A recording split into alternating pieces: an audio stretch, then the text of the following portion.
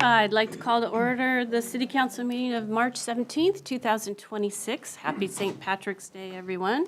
City Clerk, will you please call the roll? Yes, Councilmember Tim Chizen. Here.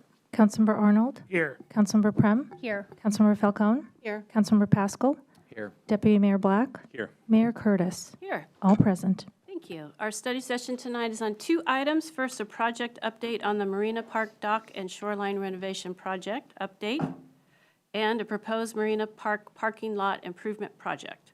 Second, we will have a first briefing on the 2027 Comprehensive Water System Plan update. There's going to be an acronym for that eventually, isn't there?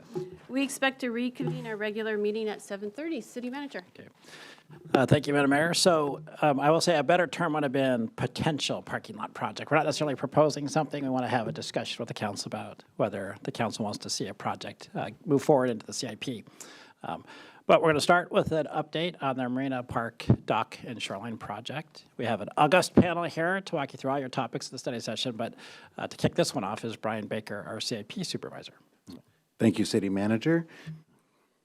Thank you, City Council. Let's see. There we go. So tonight we have about 26 slides we're going to walk you through. I'll be discussing the park improvement project. I'll also be talking you through the construction work zones and staging area. Marika will be talking about the public impacts and outreach, and then Rob will be discussing the introduction to the parking lot project. There we go, talking about the Marina Park Dock and Shoreline project. So funding and timeline, the project has $6.3 million. It includes $825,000 in contingency to address possible contaminated soils and construction impacts that will be occurring on the site. The timeline of the project is we're expecting to start shortly after the July 4th, 2027 celebration. And the reason for that is the in-water work that has to be happening for the shoreline and some of the pile driving is only allowed to occur between July 16th and March 15th of any given year. And we're expecting to be complete by spring of 2028. So let's talk a little bit about kind of the improvements we'll be getting on the south of the project. It's essentially in two different areas. There's an upland portion and also a pier portion. So for the upland portion, there is two ADA compliant parking stalls we're going to be renovating, as well as ADA compliant pathways to the pier and the beach. We'll be doing some new picnic table seating and some stabilized sheet pile shoreline with a concrete cap in some areas that are being undermined currently, and also some mitigation planting. This picture that I have right here is kind of showing a little bit of the challenges with the ADA access due to differential settlement of the concrete paving that we're looking to improve. Jumping over to the pier, we have 12 replacement piles. We'll also be doing some additional structural joists to support the decking and also some steel cross bracing. We'll also be improving the fascia boards and replacing an aged electrical system. So in this left picture here, this is what the pier looks like currently a few days ago. And on the right, you'll see that the composite decking is over on Waverly. So it'll look very similar to that product. The fascia board, if you're not familiar with that term, is really just the kind of the rub rail around the outside here. So we'll be replacing a lot of that throughout the pier as well. Moving over to the north, we're going to be replacing about 120 lineal foot of concrete beach stairs, and that's kind of shown over here and over here. We'll be stabilizing this with a sheet pile wall, and then the concrete stairs will be placed over the top of that afterwards. We'll also be installing some exclusion fish screens and new 1,800 square foot of concrete paving near the pavilion, which will work for events and things like that. You can kind of see that in this picture here, there's some temporary measures where we've stabilized this just to keep it going, essentially. Okay, so let's talk about construction impacts and construction staging and kind of give you an idea of where the contractor is going to be working. And there's two options that we'd appreciate council feedback on to let us know if there's a preference between the different options for staging. The main difference truly is going to be the beach access, and it's going to be kind of in this area here. Do we keep that open or not? So think in your mind as I'm talking about that, if you want to have that open or not. Regardless of those options, the boat ramp will still be open up here. We also have this north pier will be open. You'll be able to access the pavilion from over here and use that. We also have many walking paths around the park, as well as the restroom will be open during construction. Some of the things that will be closed is some parking near the pier, and that is in this location. Obviously, the south pier will also be closed as well, because that's where we're doing the renovations. So jumping over to option B, and once again, keep in mind that this is really the area that we're showing. This is what the construction impacts could look like if we decided to keep the beach open. Now, obviously, there's some pros and cons to this. There is improved beach access. There's also better water views. But the cons are going to be the safety associated with it and kind of an attractive public nuisance. So we're not actually able to fence off all the way into the water. It would have to be, essentially the outskirts would be fenced and then maybe a fence panel right here. So it'd be very easy for someone to walk down, jump over the stairs, go through the water, and then enter the construction access area on both this location and then down on the south pier. So that creates unique challenges where there's going to be sheet pile wall, which is essentially a steel piling in there where people could get injured on. The wave action could knock over fencing, and that could cause some challenges as well. And just keeping people away from construction items and keeping mischievous folks from throwing construction debris into the lake. So those are kind of some things to consider when you're making some evaluations on this. Okay. So this is a time that I appreciate some council feedback. And I can go back to those slides if you'd like to see them. Does council have any preference towards a full closure or remaining the beach access open, or any other questions? Thank you, Brian. Council? Councilmember Tim. So with regard to option B, there's some risk there that somebody basically intentionally would violate this city attorney question. That somebody would intentionally, that would be intentional, right? Yes. Do we have much exposure if somebody intentionally violates the rules and goes into a construction area? No, I mean, if someone's trespassing, we wouldn't have tort liability for that. It's an unusual circumstances, but I mean, I would say it's also possible, given that you can't fence out the water, that someone could accidentally end up in that area too. But that isn't to say we can't have them take precautions. Okay, I mean, I'm comfortable with the risk. So you're in option B? Option B. Thank you. Councilmember Prim? I just have, I guess, two questions, unrelated. One is the timeline. A lot of us wait a long, long time to get good weather, and July is very much a peak season. So shutting off the entire park between July and the following March is a pretty big deal. So wanted to ask, is there any way to shorten that period of time? Like how long it would actually take to construct and fix all these things? Is there a way to condense that timeline so that we're starting in September, after people are back in school, and I guess that's the first question. And then the second question is, I'd like to kind of understand typically when we do shut off these areas, how common is it for people to ignore the signs and go into those types of locations based off of our prior experience? Yeah, that's excellent questions. So it is entirely possible if we wanted to start later in the season for this, realizing that this is a beloved park. The challenge is we will be bidding later in the summer, which usually results in poorer bids and more expensive costs. Additionally, there's some risk associated with that where If the work is not able to be completed within one season, you will then have to either wait until July of the next year. So like, let's say we start in September, construction goes into February, March, and we're not able to stop. We have to basically close down the operations exactly how it is and wait until the next fish window if we're not able to get a variance. So that would then push it into the next season, which would be a challenge there.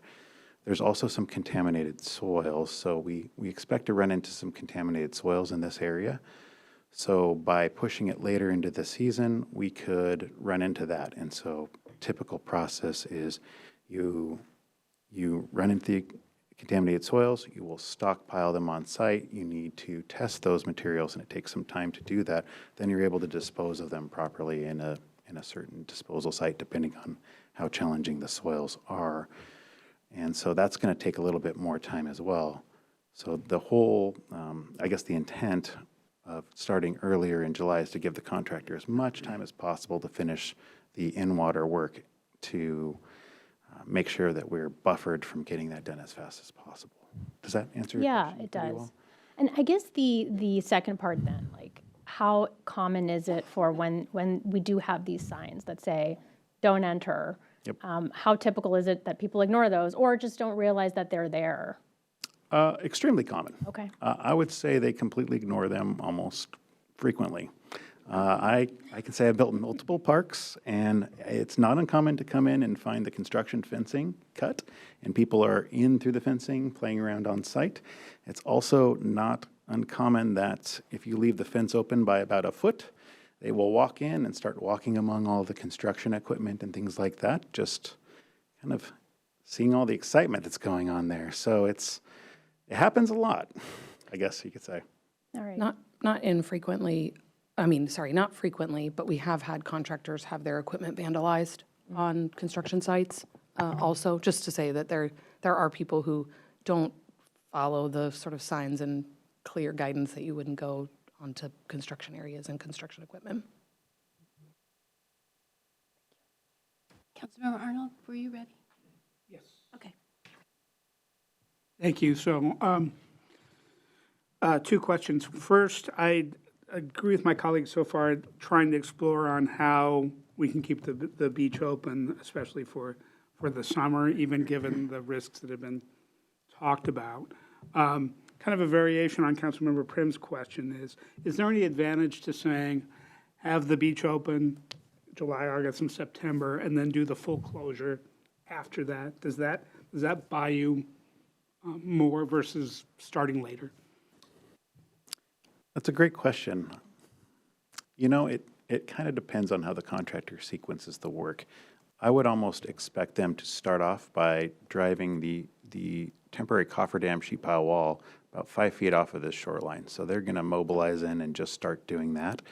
And then that will allow them to work in a dry environment to remove this concrete stairs and all the other things that are in there and replace those with kind of a concrete stair, because we're not allowed to pour wet concrete in the lake. That's kind of the main purpose of the fish window and amongst the cofferdams. We'll also see that over here on this side. So I'd expect them kind of to drive the sheet piles first, then kind of mobilize some people over to the pier and start doing the pier pile drivings. And then the general contractor will probably let that subcontractor go and continue to kind of work in both areas, either the pier or the upland improvements. I would expect them to start on all of the in-water work first because they know they have a window that is non-negotiable they have to do. So does that answer your question? Yes, and that it sounds like all the in-water work you'd want to do as much as possible.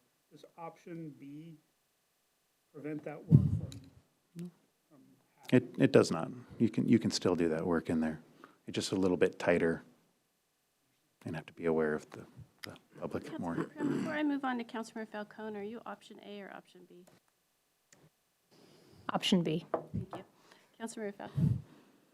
Thank you, Madam Mayor. I don't have a lot more to add. A lot of my questions and comments have already been covered by my colleagues.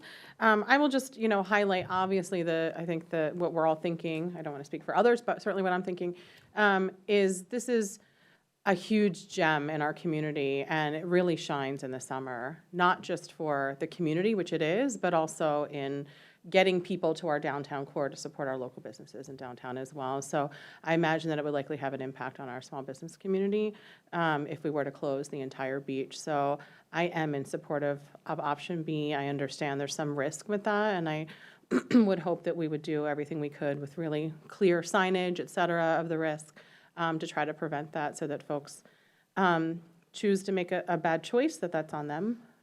But I think that here the benefit to keeping it open, in my mind, outweighs that risk. Thank you. Councilmember Pascal? Thank you. Yeah, just to kind of expand on some of what's already been said, the downtown community has been impacted for the last many years. It's like kind of one thing after the other. First it was COVID, and then it was the scramble, and so now it's going to be this. Realizing that there's benefits here with the investments that we're making, but there's construction impacts that are real and tangible, and that really affect the business owners in these locations. And this is a draw, like Councilmember Falcone said, to the area. And so even having it open for, even partly, is still enables people to access the beach, which is why they're there. Having a chain link fence up for months, and so this is the thing that I hear from folks, is like you can argue that logically this makes sense. You close it down, there's going to be less risk, the contractor's going to be able to move faster, get it done. But what unavoidably happens, and we've seen this in probably many different capital projects, is the contractors work for a few days, then nothing happens, everything's closed. People are peering in through the chain link fence going, why isn't any construction happening? And then maybe a week later it starts going, and then something else happens. Everything shuts down, it's closed, people want to enjoy. It takes another couple of weeks, contractor gets going. Because construction is unpredictable. You never know what's going to happen. So I really favor option B because it provides, maybe it has more risk, but I think it has less risk in terms of having a beach that could be closed for a much longer period, because they're going to uncover things that we weren't expecting. So that's one of the reasons why I would choose option B. The other thing is can't we craft contract documents that incentivize getting done earlier, so they get maybe additional monetary value if they're done by that, so that we can be more kind of head off the potential of going into the beyond March or whatever that deadline is. And then could we bid out earlier and then just say the start date is after August? So it seems like there's some kind of contracting mechanisms that we could really kind of think about, and actually talk with contractors and get their feedback before we actually put this out and see what they think. Excellent feedback. Thank you. Deputy Mayor? Oh, well, thank you. I don't need to repeat what's already been said by my colleagues. A lot of good ideas and thoughts and questions, and I agree with most of what's been said. And so I'm in support of option B, just given the balance of the benefits and the risks. I do have a question, though. It's kind of been hinted at, but I want to make sure I ask it. As between option A and option B, is there any time saving that we're expecting between option A and option B? We understand the risks. Is there time risk associated with option B? I would think they're pretty similar. Okay. That's what I suspected. Yeah, so with that, option B, I thought I heard from Councilmember Arnold kind of the kernel of an idea, which is like maybe when it gets to late October, early November, and there's much fewer people wanting to get in the water, whether we could consider putting up the fence for option A to, if we honestly thought, maybe based on some of the experience we had over the summer, if we honestly thought that there was a meaningful reduction in risk to the city and frankly to community members who might make bad decisions, by installing a version of option A, really, really late in the season. And I think that's what Councilmember Arnold was kind of exploring. Yep. Okay, that's it. Thank you. Thank you. Councilmember Prim? Yeah, I just want to add, I do really like Councilmember Pascal's ideas of putting in some contractual provisions to help speed up this whole construction project. I think, and really encouraging you to evaluate the possibility of us at least keeping July open. Because again, I think a lot of people do wait a very long time to be able to enjoy this gem that we have in our city. Thank you. I'm in option B. All right, thank you. I will pass it on to Marika. Great, thank you very much, everyone. Nice to be here to discuss the PCS impacts with the Marina Park construction. So I want to just mention that with our programs and services that we have, it does affect our primary rental areas as well as our permitted events, and that impacts our special events and the need to relocate and or have a temporary suspension of some of our permitted events as well as our rentals, and then mortgage and our vendor concessions, because that will be a need to pause there. And then, of course, as we all just listened and discussed, how people use the park will change during this time. And then there'll be some revenue effects as well. And I will go through all of those areas that I just brought up and discuss them more at length. I will first and foremost talk about, we have about 15 recurring events that will need to be either relocated or scaled back during this window of July through spring. But I will say that the option still exists for people to be able to, for permitted event users, to be able to use Marina Park. They can use this area east of the fence line here, as well as the parking lot. So there will probably be folks that want to use that space still. We don't anticipate people needing to put vendors on the beach, for example. But so there's still that option for folks to use. And again, it's perhaps a discussion on a reduced map site or footprint for their event. It does involve some potential revenue change because some people may choose not to, or they may choose to go to a different site.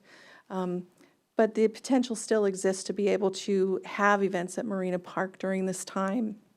Some of the strategies that we have include looking out, scoping alternative sites that have amenities available, such as restrooms, electrical access, and we will be discussing early, right away, with these permitted event organizers that we anticipate will be coming back and submitting permits within this 13-month prior timeline that we have ahead of this, to discuss what their options could be. Do you want to go to an alternative site, and very specific to what their needs are, what the uniqueness of their event is? From a customer service standpoint, we can discuss that with them. I will say that permit submission timelines can still remain the same like they always have, but we will be working with those organizations to have those discussions, and that way they can make informed decisions on what they'd like to do. Rental, mortgage, and vendor concessions, that is mostly the area where we will need to pause because that's the major part of the construction. As far as Owlock Pavilion, you saw the fencing was kind of surrounding the pavilion, so rentals will be paused. Mortgage at this time will need to be paused, as well as Many of the vendor and concessionaires will be unable to operate during this time because they're at the dock. And then our touch and go activity as well.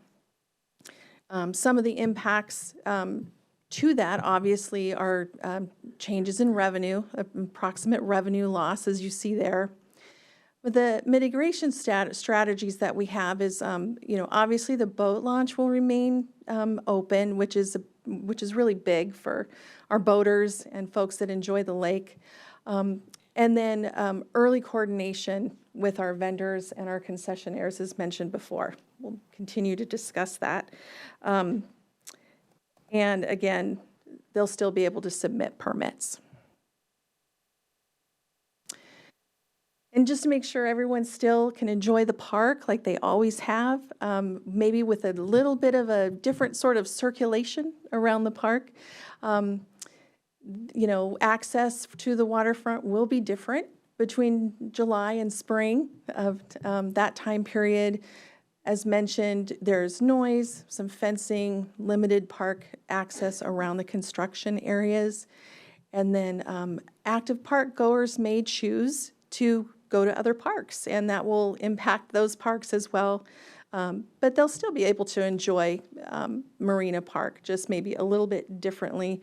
And then we expect community questions around the park. And I will say this more than once, we will plan on clear public messaging, what is available at Marina Park, what is not available at Marina Park during this time, and we'll be working with the CIP group and the CMO office to make sure that that information is kept up and timely during this time frame.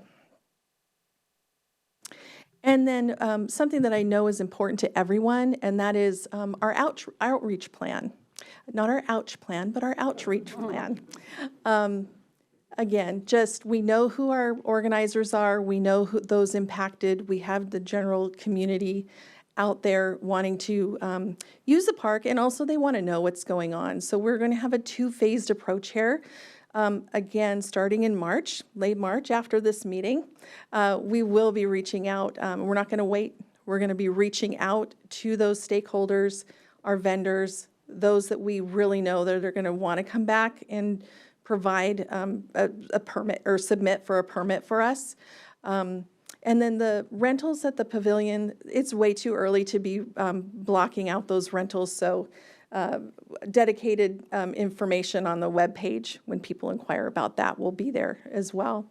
And then as far as more of a broader approach, again, working with CIP and CMO to have those additional timelines, targeted, discussed, planned ways of communicating to folks out there. And I will say too, back to the general park use as well, we'll have signage there as well. Thank you very much for the opportunity to talk about this. Thank you. Thank you. Thank you, Madam Mayor. Real quick question on this. When we talk about the broader public outreach and coordinated messaging with CIP, I'm guessing maybe Parks, there's a division of labor here. Parks is communicating to park users and park key stakeholders, and maybe CIP is communicating to the business community that might be affected. They're going to have questions and wonder what's going on down there too. I'm seeing a lot of head nods, so that's happening. I would say our outreach in particular are very active during construction. You'll often see them addressing a lot of complaints and concerns during construction. But I definitely think for the broader community, we're going to rely on Parks and CMO. But downtown business owners, we're going to rely on public CIP works. outreach. Okay, thanks. Councilmember Falcone? Thank you, Madam Mayor. Well, thank you for this really thoughtful presentation. I'm just putting on my TDC chair hat for a moment and thinking about those events and those event organizers. I really appreciate that you mentioned on one of the slides that you added Peter Kirk Park to that too, because that's something that I know that, we talked about earlier about the impact on our local businesses, and I know there's kind of mixed feelings about some of the big events and the impact, positive and or negative, they have on our local businesses. But I think having the ability to still have whether it be at Juanita Beach Park or Peter Kirk Park, having some of those larger events close by to some of our business core is really a good thing to try to encourage, so I'm happy to see that. And as far as the outreach plan goes, I think, you've shared that it'll include some of those event organizers as well, and my question is, for those who are not yet event organizers, but we're, going to be collecting grant applications for TDC-funded events, if it's something that we're including in that communication as far as when we're asking, when we're publicizing that grant application. I just want to make sure that the message is out there, that folks who may be new and may not be on our list of folks to contact are also getting this message. So thank you. Thank you. Anyone else? One of the things I thought about when I was reading the packet is Heritage Park doesn't have a public restroom. And if somebody's using the Heritage Hall, then they don't have a restroom. So I would be interested in exploring what the cost would be to supply a restroom so that that park can be activated more for these events, just because there's the advantage that it's close to downtown. It's adjacent to downtown. So I think there might be, if we're moving people out of Marina Park, there's probably going to be a lot of interest in both using Heritage Park and Peter Kirk Park. So I'd like to explore that. And Brian, going back to you, I just want to clarify, we know the fish window is July to March, but that's not the construction schedule, right? I don't want to set expectations that we're going to be done in March. When will we actually anticipate being finished with the complete project? We're planning to be done in March as well, so. That's the best news ever. All right. But I will say, it sounds like there's a All lot of us of, are going to hold you to a that. lot of interest in getting done early, so we will Okay. explore those options. Okay, too. good. I'm happy to hear that. The other question I had was, and Julie made me think of it because we're talking about the parking lot, is construction staging. So where are we anticipating that that's going to happen? Excellent question. So it's going to be a pretty tight site because in order to keep the boat ramp open, we're going to have to be able to stage near the pavilion, kind of on that upper west portion of the city, the Marina Park, and as well as a lot of staging will likely happen kind of by down where the parking stalls are on the south side of the pier. Yeah, so they'll probably put stuff in both spots there, but it's a very small area for what we're trying to accomplish. So that's going to be one of the challenges. Okay, thank you.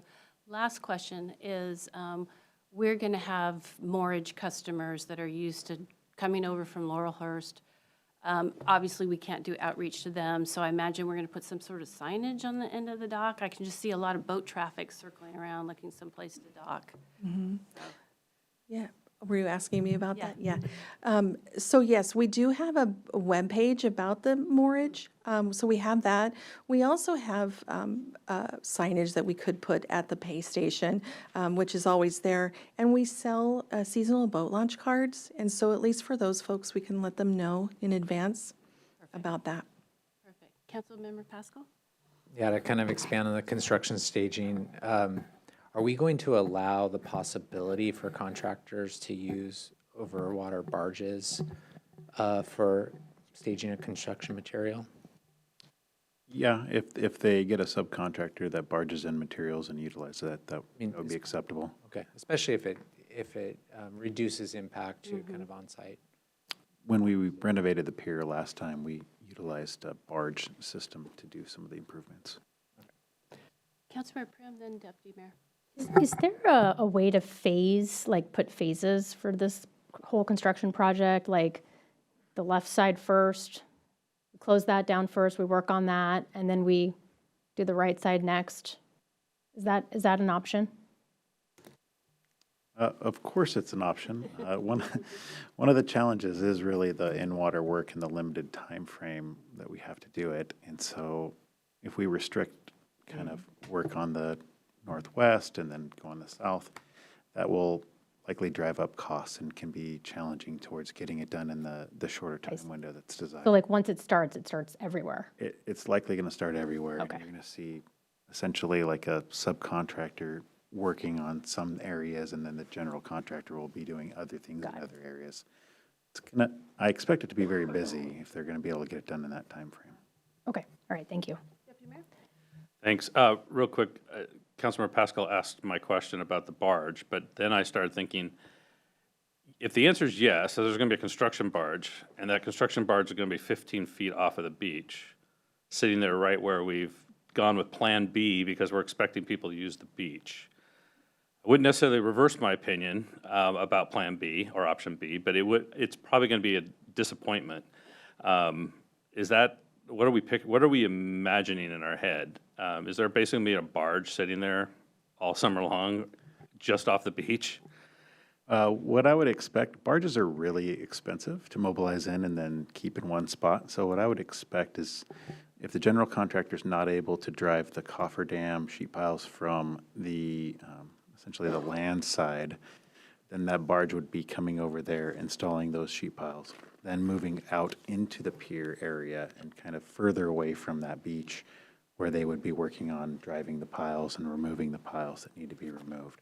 And then they're going to go away, likely for a long time, and then maybe come back at the end to pull the temporary sheet piles. So it sounds like, to be realistic, there's a chance we're going to all unanimously go for Option B, but for some period of time in July and August while they're doing the sheet, what you call them, the cofferdams, there always going to be a barge sitting there a few feet off of the beach.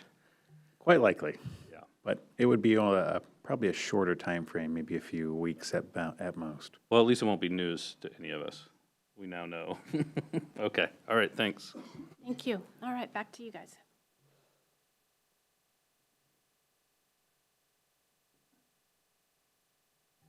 Okay, Rob English, Capital Division Manager, and the second part of our presentation tonight is on the Marina Park parking lot and the potential for a project at the site. And this is just an introduction to the item. We're looking for council feedback. Within the council memo, we've identified 3 potential options for levels of improvement at the site. And this was based on preliminary discussions when we started having related to doing a pavement grind and overlay of the lot and restriping it. We also, when we started having those discussions, started to ask questions about what's the existing infrastructure, the buried infrastructure like. Is it time to do a bigger project, potentially at the site in the future to correct some of the damaged sidewalk and pavement that exists? So again, this is just an introduction item tonight and first review, so we're looking for council's input on it. So the first few slides I have are basically just some background information. The existing parking lot has 116 parking stalls. There are parking sensors within each stall that detect vehicle for the paid parking program. There are sidewalk that exist along the perimeter and within the islands that separate the parking stalls. Existing street lighting is out there. There's approximately 30 existing trees, mature trees. We'll get into some of what they're damaging here in a minute. And then the Plaza of Champions is located center westerly of the parking lot, and that was a plaza that was built in 1988 that exists today. As far as buried infrastructure, we do have stormwater utilities within the site. About 900 feet of pipe. It ranges in size from 4 to 48-inch diameter. There are 16 catch basins that collect runoff from the parking lot that take it out to the lake. One of the challenges of the site is that due to the proximity to the lake and the buried pipe, there is a backwater condition that exists where standing water does exist in some of the pipelines. So assessing it and addressing that, it will be a challenge if we go forward with construction and addressing some of that infrastructure. As far as water and sewer utilities, the green is the sewer pipeline and the water is the blue. And so the first item at the lower bottom of the screen at the southern location of the parking lot is the lift station. And then we have a 12-inch water main that runs along the east side of the parking lot, serves 2 fire hydrants. And then the sewer main itself ranges in size between 8 and 21 inches in diameter. And there is a 8-inch force main that runs from the sewer lift station out to the north. So again, existing conditions. The pavement actually within the parking lot is in fair condition. There are locations around the catch basins where, because of the water, ponding water at times, that pavement is failing locally, but overall the parking lot itself is in fair condition. The tree root intrusion is a problem. As you can see from the picture on the screen, you can see the roots from a particular tree actually going into the paved area and causing problems with the pavement and ponding. It's also causing some of the sidewalk area within the islands to buckle. So there are issues with root intrusion at select locations. Stormwater infrastructure, as I mentioned, is within the site, and that particular pipe infrastructure needs further assessment. And again, one of the challenges is since there is a backwater condition, we haven't had an opportunity to go in and do video inspection on that pipe, but that's something that we'll be looking at doing in the future. The water and sewer utilities within the site are in good condition. There is sewer laterals within the site that serve the adjacent properties. Primarily, the sewer laterals on the east side of the parking lot have had some issues in the past regarding maintenance. And so, this could be an opportunity if the project goes forward in the future to coordinate that work with the work we're doing at the parking lot itself. Puget Sound Energy has existing electric vaults that may need replacement. They've as well have had issues with maintenance, and it could be an opportunity to replace one or more of those vaults with the project. Soil conditions.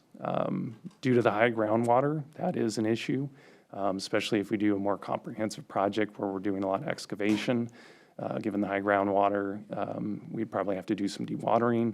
That adds cost and duration to the project. And there's also potential, as Brian mentioned in the park renovation project, that there could be some contamination within the site. So that would be something we'd have to do if the project goes forward during the design phase to figure out what kind of contamination may exist within the site. So the three options, and these again are, all three are outlined in your memo. So the first one is kind of where we started, which was a pavement overlay and striping. It's the most simple project we could do at the site. We could also do some targeted replacements. There's 6 trees that we know that are diseased and damning infrastructure out there today.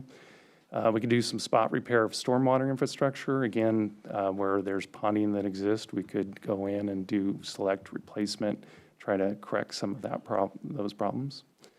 But the rest of the remaining infrastructure would stay in place. The streetlights, the remaining trees, the vehicle circulation, all that would remain in place, and that would not be improved with option 1.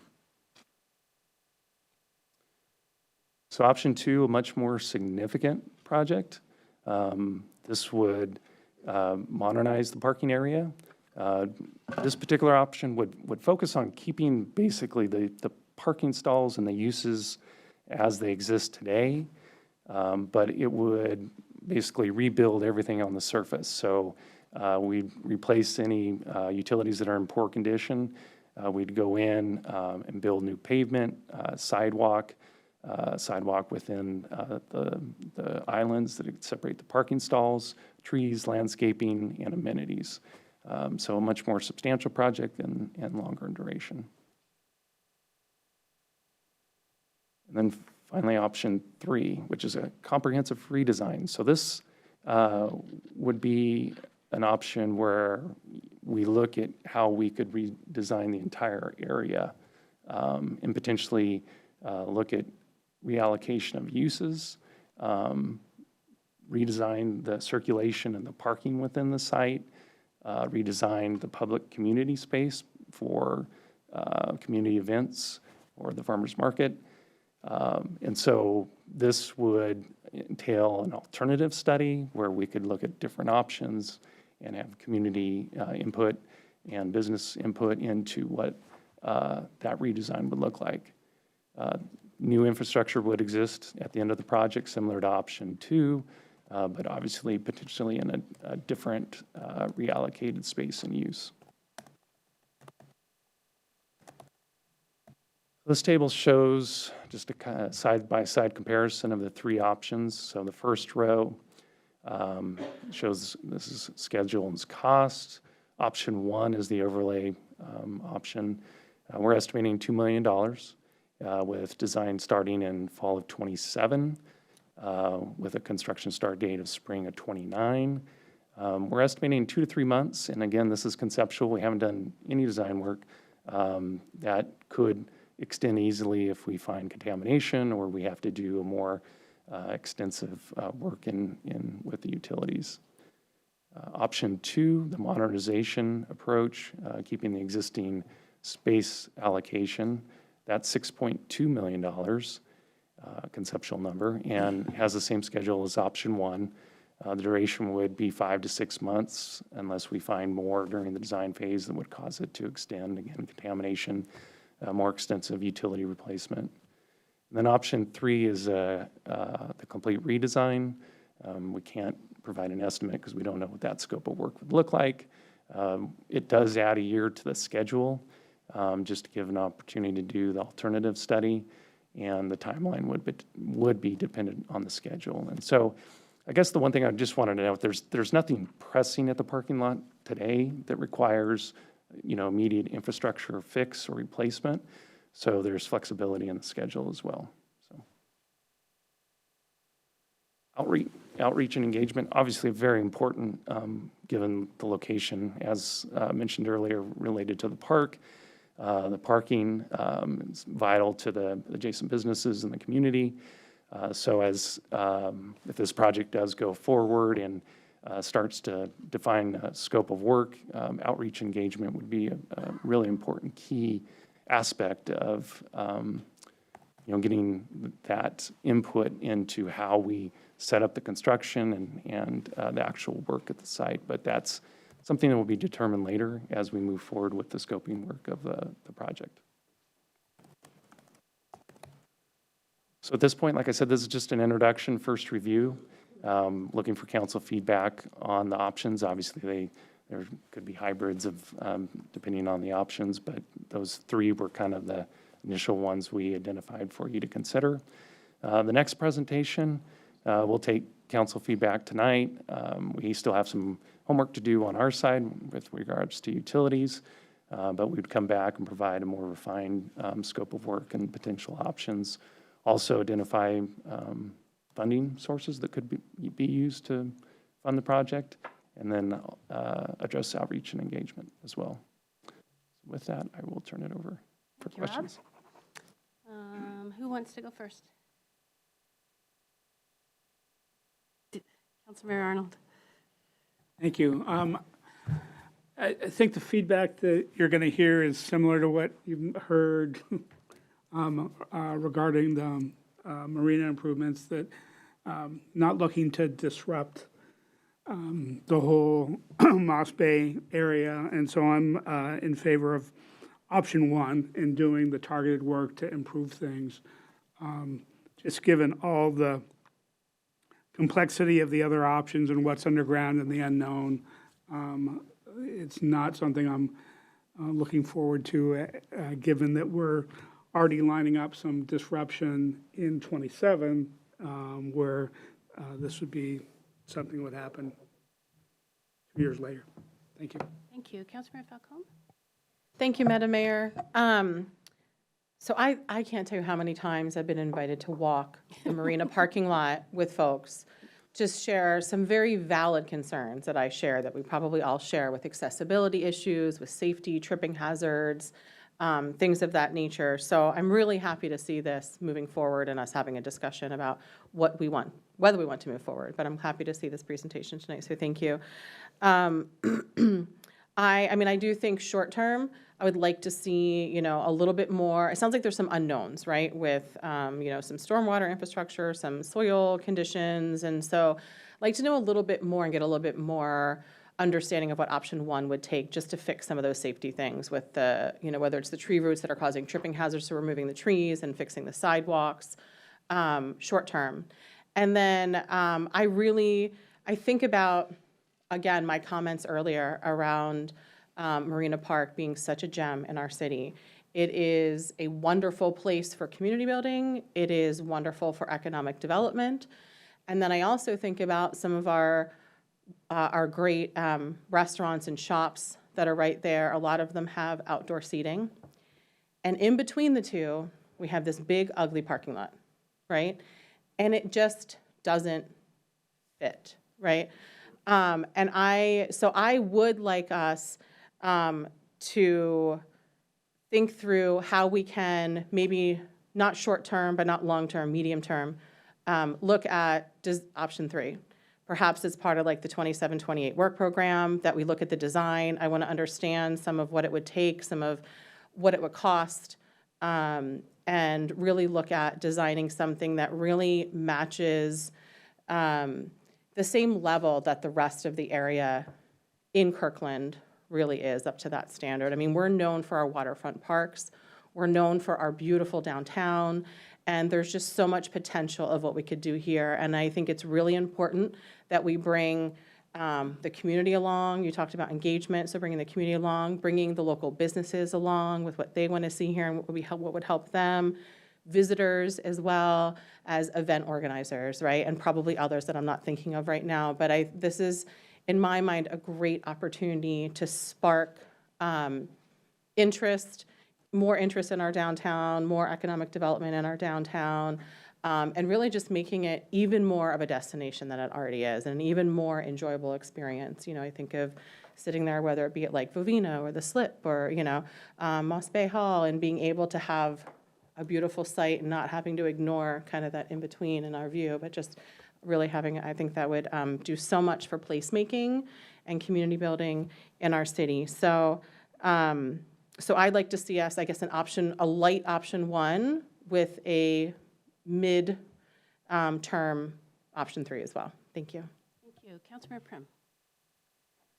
I am for option 1. And the reason, and I would say that the option 1 should be based off of public feedback that we're getting, right? So I think there should be a direct correlation with what we're hearing from businesses, what we're hearing from the public, and then making those fixes accordingly. So like if that's trees, if that's sidewalks, great.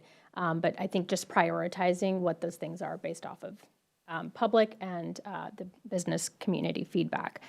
I think option 3, I mean, I think right at this point, it's kind of an open canvas. I think getting some more information on what we could potentially do there is not a bad idea. So I do agree with Councilmember Falcone that, there is a lot of potential in that area. So I think getting some more information on what potential options could be, I think that would be great. I don't know what format that would come in though, and maybe Kurt, I don't know if there's any thoughts there, but definitely open to that. Thank you. I just said we need to ponder that, but I took notes, so thank you. Councilmember Pascal. Thank you.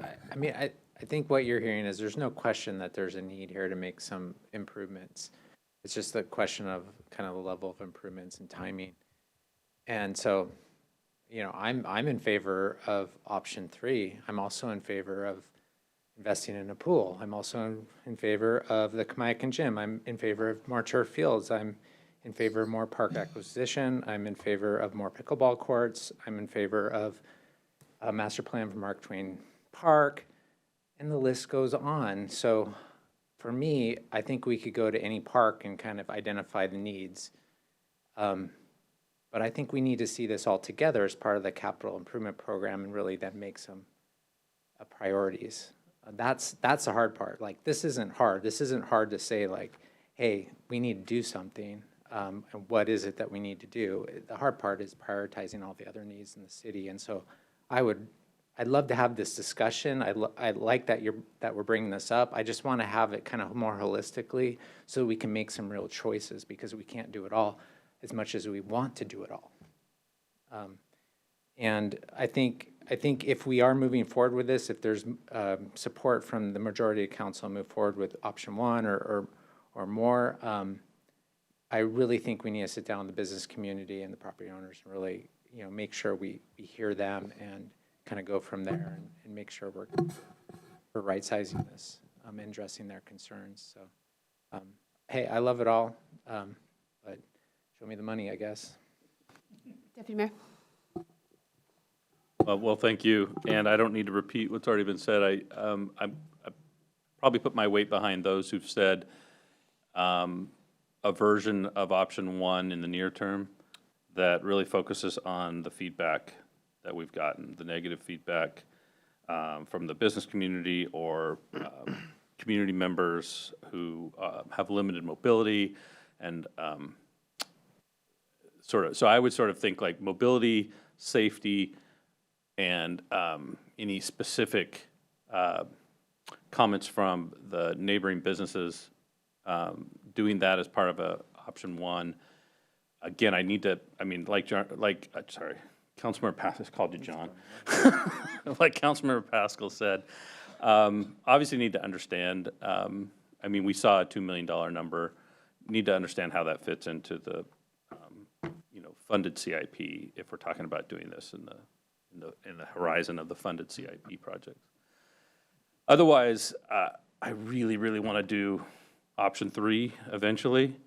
I think about we've sort of developed a little bit of look and feel, a little bit of quality of finish with the work that we did several years ago with Park Lane, the work we just recently completed with Scramble. This feels to me like an extension of that to create that kind of place in downtown Kirkland. I think it's time to invest in that here. But again, I guess I'll just echo what Councilmember Pascal said. We need to, I'd like to see it on the CIP. It's probably going to be on the unfunded CIP. And then we can talk about whether it actually belongs there and then where we can prioritize it.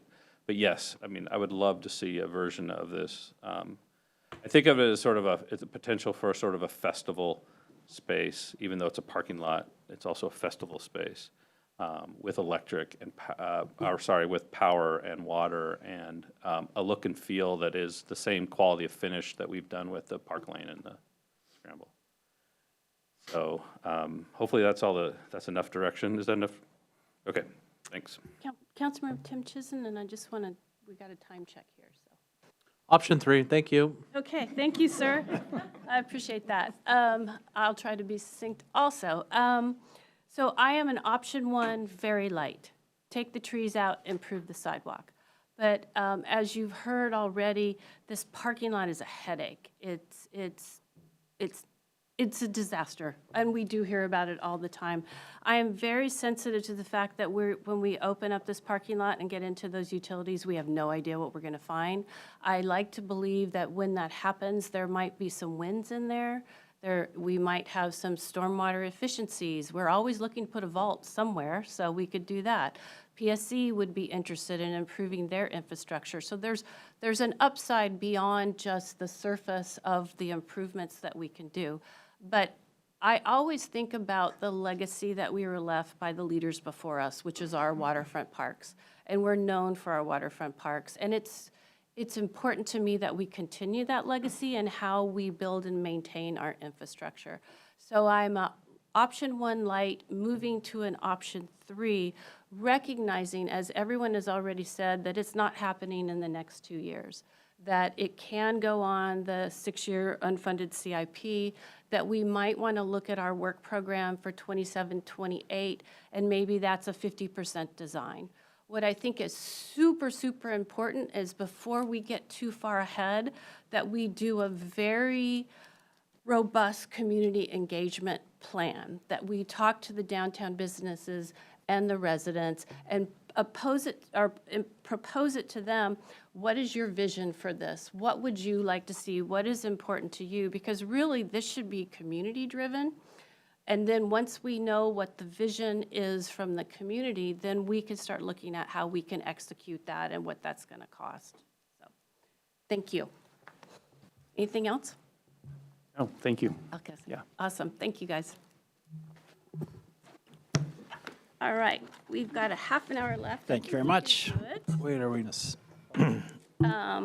So we're gonna We're going to do the 2027 Comprehensive Water System Plan update. City Manager. Okay, thank you, Madam Mayor. Yeah, and the purpose tonight is really just to give you an overview of what's going to be in the comprehensive plan and get council feedback. This is the first of several base touches that we're going to do over the course of the year with the goal of adopting the plan in the first quarter of 2027. So initial information and initial council feedback is the hope for today. And Tom, are you going to be doing the presentation? Oh, there we go. It's like, where's the computer?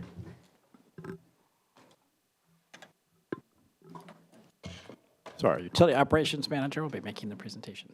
Tom Christ. Thank you, Mr. City Manager. Madam Mayor, members of the council. I am Tom Chris, I'm the Utility Operations Manager, and I am here tonight to talk about the Water System Plan 2026 update. The primary purpose of the City of Kirkland's Water System Plan is to identify and schedule water system improvements to correct existing system deficiencies, provide adequate fire flow, and ensure a safe and reliable supply of water to current and future customers. The map identifies areas served by the City of Kirkland Water System. Our North End residents are served by North Shore Utility District and the Woodinville Water District. Here are some statistics about the water system. As you read these, you can see the 650 zone pump station at the South Reservoir.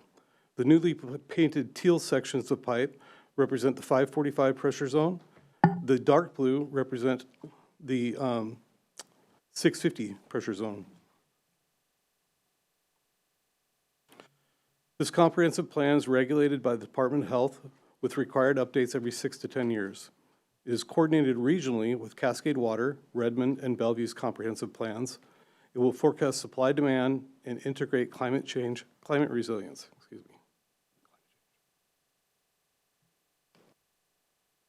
This water system plan, last adopted in 2015, serves as a comprehensive roadmap for the utility.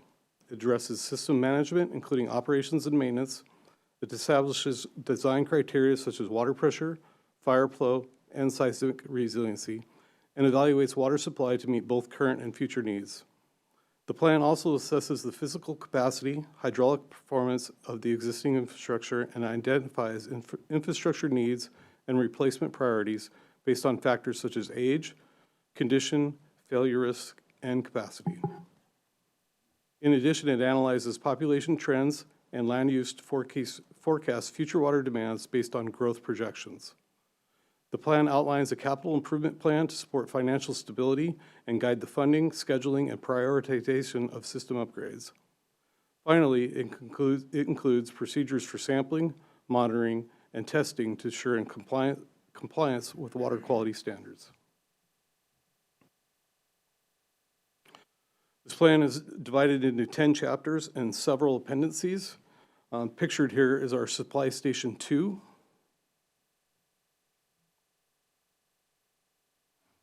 So what's changed? The Northeast 85th Street project replacement of the bar-wrapped concrete pipe along Northeast 85th Street, coordinated with the I-405 Northeast 85th Street project, is now substantially complete. The final remaining segment will be 114th Avenue Northeast crossing, and it is scheduled to begin soon. All these new segments are being constructed out of earthquake-resistant ductile iron pipe. 510 zone conversion. An upcoming council meeting will include a discussion and direction on the final alternate selection for permanent 510 zone conversion. No additional zone conversion recommendations are currently planned. The South Reservoir Replacement Project. The design of the new 15 million gallon pre-stressed concrete reservoir is progressing and is approaching 30% design completion. The Cascade Water Supply Change. An agreement between the Cascade Water Alliance, of which Kirkland is a member, and Tacoma Water, a division of Tacoma Public Utilities, to supplement supply to Cascade customers was approved by the Tacoma City Council. An updated capital improvement plan. This chapter presents proposed improvements to the City of Kirkland's water system necessary to resolve existing system deficiencies. The water system plan highlights some major policy areas, including level of service, zoning and growth, system improvements, and financial planning. These areas will be further explored in future council briefings highlighted in the next slide.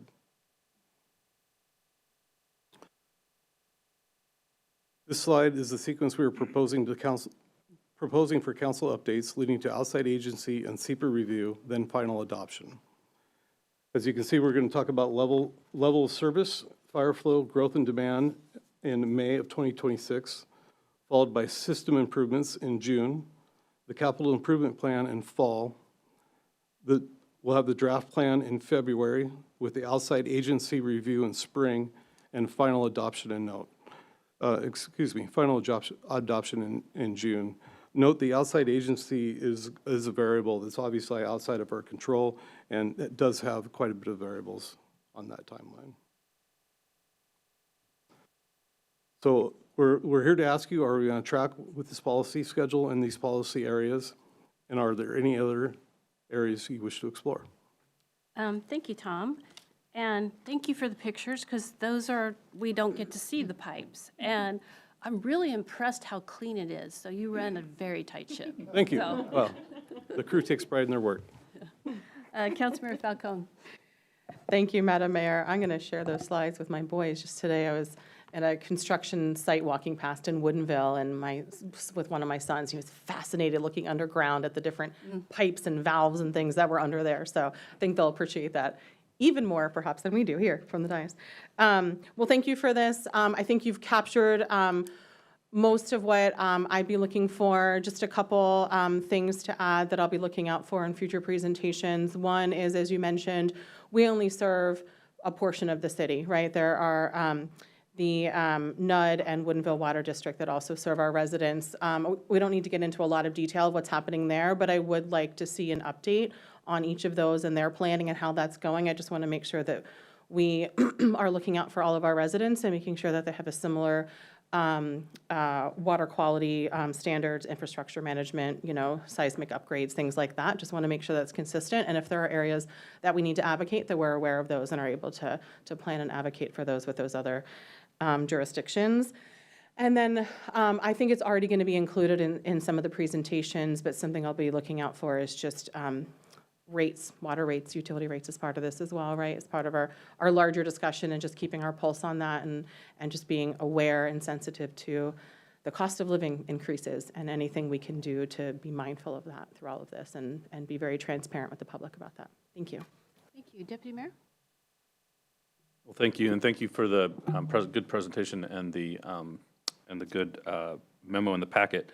I don't need to repeat anything that's already been said by Councilmember Falcone. One of the things that I wanted to look for is, since the adoption of the 2015 plan, we have adopted the sustainability strategic plan, and I have not gone back and looked at the sustainability plan recently, but I'm guessing there are some goals and objectives there related to perhaps things like water conservation.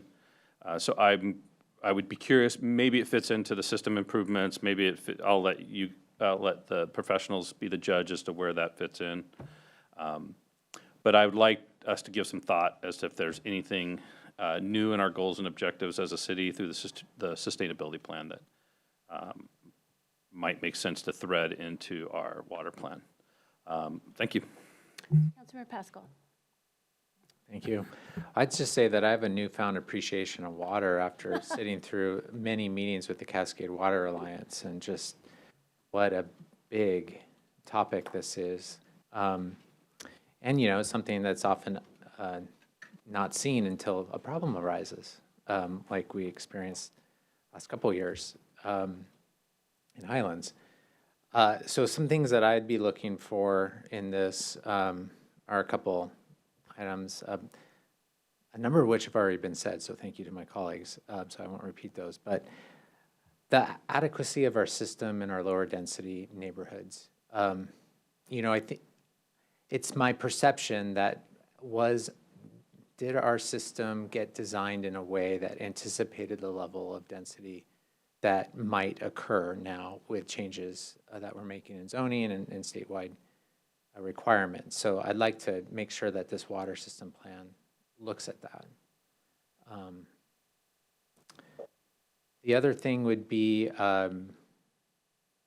also, hearing and have heard, and I still don't completely understand it all, but there are areas of our city that have low water flow, and that impacts the cost of development and housing. And so I'm just trying to understand kind of the magnitude of that and how the water system plan could address that over time. The other item would be that as we grow as a city and as Cascade Water undertakes the largest capital program that they've ever done, and probably one of the largest in the state, for that matter, the Kirkland's going to have to play a role in that, because Kelly and I can't do it all, Mayor. And so, and some of our staff support, I do feel like there's more resources that we might need to be considering to support that, but also to support the implementation of our water system plan. So I see it as kind of interrelated. And then everything else was spoken for, so thank you. Yep. Thank you. Councilmember Prim? I agree with a lot of what has already been said, so I won't repeat those things. But I think the only thing I would add is as we grow and we decide to make changes to the water system plan, just making sure that we have a individual consultant, whoever it may be, to really vet any downstream impacts of changes. Someone that is really dedicated to looking around corners, just to make sure that, things like what happened in Highlands doesn't happen again. Just someone that's really dedicated, either that be someone in-house or as part of our consultancy agreements, very distinctly and specify that we want someone allocated to that function. Thank you. Councilmember Arnold. Thank you. Thank you for being here, Tom. You mentioned in your presentation climate resiliency was one piece. Another piece that I'd be interested in is resiliency from an emergency management standpoint. You mentioned the earthquake-resistant piping that we did as part of the 85th project. I remember that being a council decision where we allocated additional funding for that. I'd be interested as we go through the process is what are the opportunities for additional investments and upgrades to improve the resiliency of the overall system. Even if we don't choose to do things, it'd be interesting to understand everything from an unfunded CIP standpoint so we can make some progress over time. Secondly, Councilmember Falcone has mentioned the North Shore Utility District and Woodinville Water District. From our resident standpoints, they don't care about the jurisdiction line, so I am interested in any differences in approaches that are happening between the three plans, both in that are there opportunities for us as a city to provide some public comment to those other agencies to synchronize, or for us to change on our end, or if there are reasons for legitimate differences, as a city council, I'd want to understand those to be able to explain those to our residents, because they shouldn't have to understand all the idiosyncrasies of the junior taxing districts. Thank you. Thank you. I have no input. Everything notes I made have been covered. So anything else? Shortest study session ever, Tom. Nicely done. That's right. Well, I'll be back, though. So. No promises, right? All right. That concludes our study session. We'll be back at 7:30 for our regular meeting. Thanks, everybody. Thank you, everybody.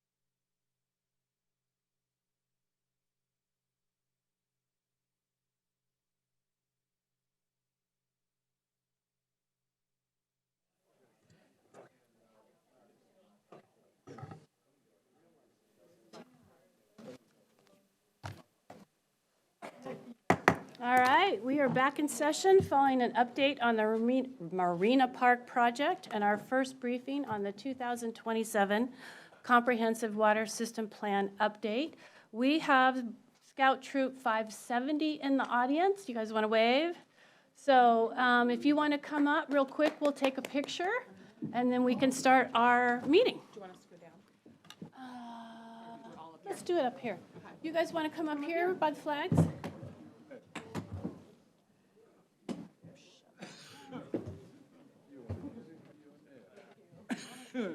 All right, we can squeeze in here. All right, on my honor, I will do my best All right, you guys keep coming, come this way. There you go. to do my duty. There you go. Where's Start, come on. I forget the rest. I forget the rest. Yeah. Okay. Thanks. You want you to switch? Do you want to stand? Oh, you're good. Yeah, okay, you're good. Here. Okay. Come forward this way? Okay. Okay.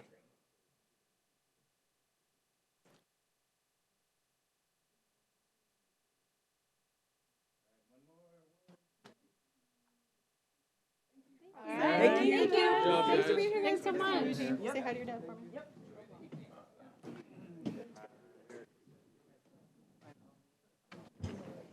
Okay, now we will start the meeting with honors and proclamations.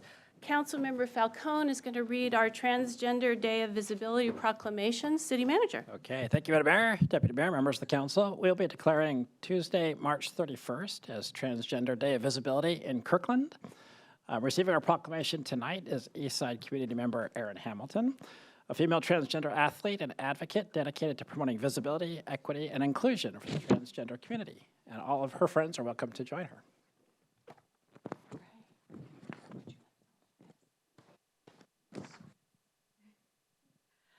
All right, thank you very much. I'll be reading the Transgender Day of Visibility in the city of Kirkland. Whereas in 2009, Rachel Crander Crocker, she, her, a psychotherapist and executive director of the nonprofit advocacy group Transgender Michigan, created International Transgender Day of Visibility to celebrate the lives of transgender people throughout the world. And whereas Crocker recognized that while Transgender Day of Remembrance honors the memory of the transgender people whose lives were lost to senseless violence, transphobia, self-harm, and structural inequities, celebrating a Transgender Day of Visibility would uplift the joy of transgender, non-binary, and gender-expansive people who are still alive. And whereas Transgender Day of Visibility is an opportunity for transgender, non-binary, and gender-expansive people to feel seen through positive and realistic representation, and for allies to learn more about how they can stand in solidarity. And whereas transgender, non-binary, and gender-expansive community members are our neighbors, business owners, artists, advocates, activists, family members, and friends who deserve to live free from discrimination and harassment in any form. And whereas the city honors the transgender, non-binary, and gender-expansive people of Kirkland for their resilience and activism within our community, and the city acknowledges that work still needs to be done to address transphobic violence, particularly at this time when transgender rights and existence are being challenged throughout our country and world. And whereas allies can show solidarity through silencing further harm with continued support beyond Pride Month, through sustained year-round efforts, normalizing pronoun usage, and promoting the significant contributions to the world made by 2S LGBTQIA+ individuals. And whereas the city welcomes and celebrates queer and transgender individuals, affirming their right to dignity, to live authentically, safely, and without fear of discrimination or harm.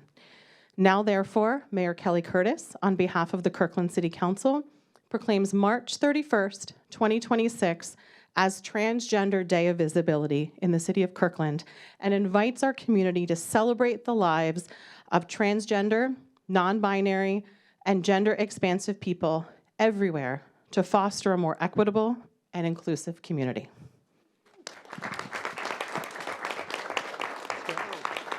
Aaron, would you like to say a few words? Totally did not come prepared.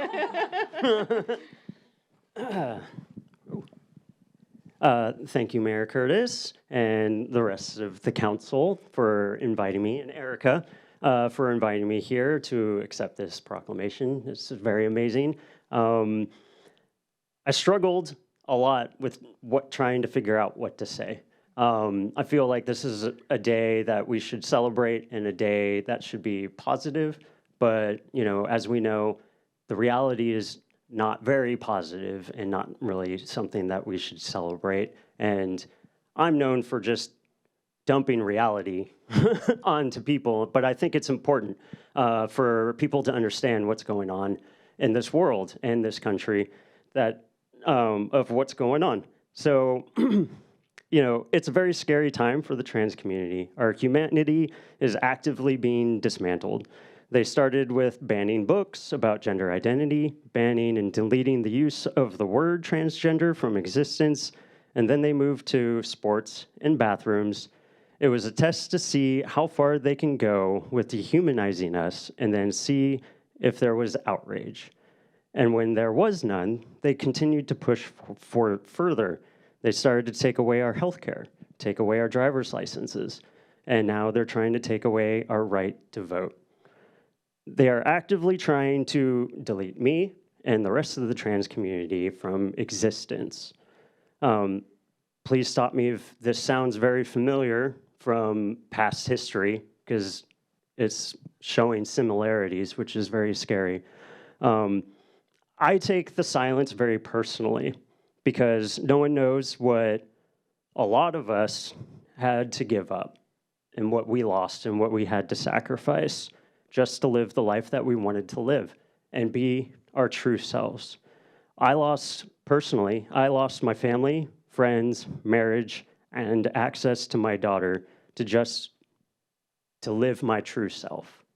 And I had to rebuild from ground zero.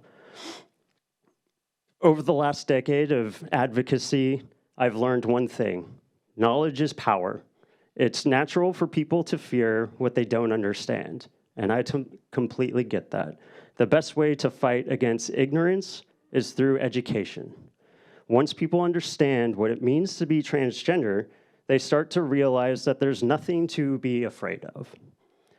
This is why visibility is so important, because without it, people are not going to know the atrocities that are happening, and people aren't going to go seek out that knowledge to better understand who we are. So I would like to challenge everybody in this room: if you don't understand, ask questions. I'm here. I'm a person who does not get offended easily. If you have that question that you're like, I don't know if I should ask this, if it might not be appropriate, ask me. I can be that resource for you, and I will tell you the answer. And I'll also tell you, no, that's probably very offensive. Don't actually ask other people that question. But I am always here to help educate, because knowledge is power. And if you do understand who we are and what we're going through, don't ignore what's going on. Don't look away, and don't stay silent. Stand with us, fight with us, and be loud with us. Thank you.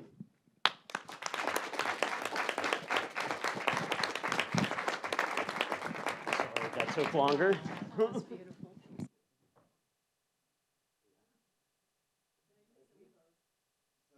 Sorry, that was... I apologize. That was down there, but...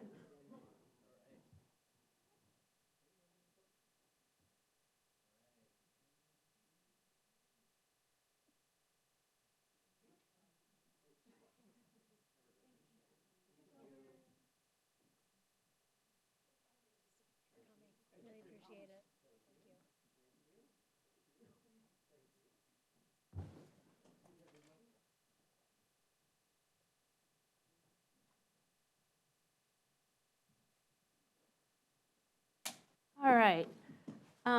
Next on our council's agenda is a proclamation for the Cesar Chavez Day on March 31.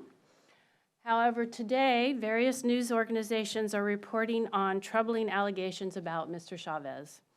The United Farm Workers has indicated it will not participate in Cesar Chavez Day's activities this year, and that it is working with the Cesar Chavez Foundation to invest the allegations and to support those who may have been harmed by Mr. Chavez.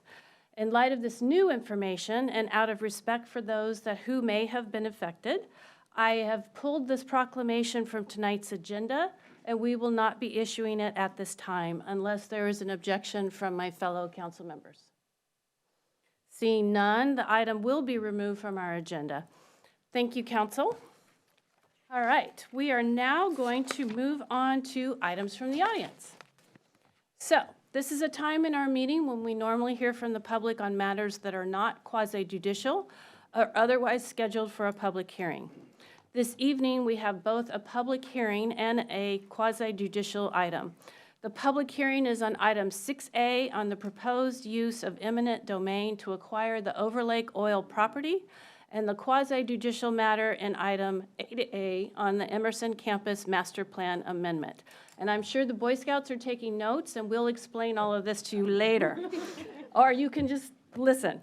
Comments on the public hearing items related to the proposed Overlake Oil condemnation, I always mispronounce that word, must wait until the public hearing. So I want to be really clear. If you want to talk about the Overlake Oil condemnation, wait till the public hearing, not during items for the audience. We cannot accept any public comments on the Emerson Campus Master Plan Amendment. On all other matters, please limit your remarks to 3 minutes. We will provide up to a total of 45 minutes for our items for the audience, with no more than 6 speakers on a subject, regardless of their position on the subject.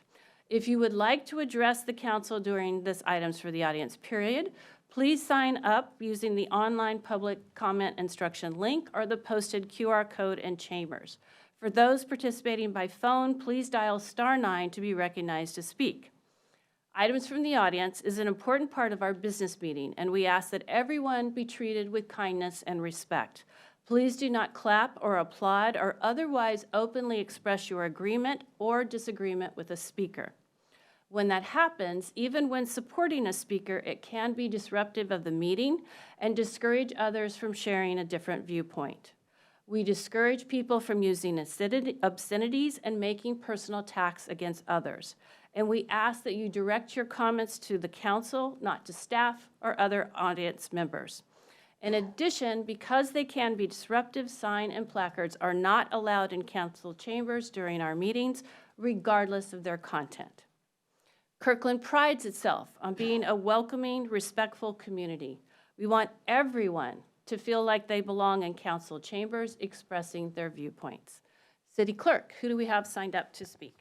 Thank you, Madam Mayor. At this point, we have 6 guests wishing to speak. We'll take the first 3 in this order, all of them on site. Ingrid Salmon, Wolf Adriatico, and Alex Zimmerman. Ingrid. Hello, City Council. Thank you for entertaining my ideas again. I'm Ingrid Salmon, and I live in the Juanita Finn Hill neighborhood, and I wanted to speak to walking across the road.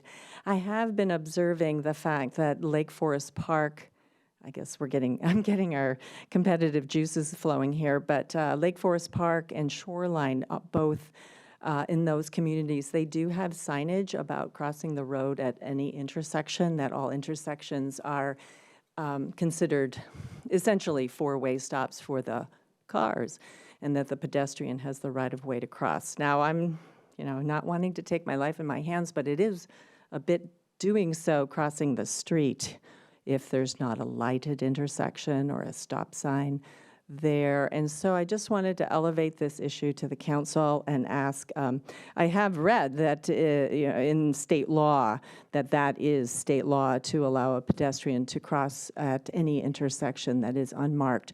So my hope and recommendation and suggestion is maybe ask the 13 neighborhood associations if they could identify maybe one intersection they really wanted someone to have a sign there to be aware of, that they can cross that at that location and the cars are expected to stop.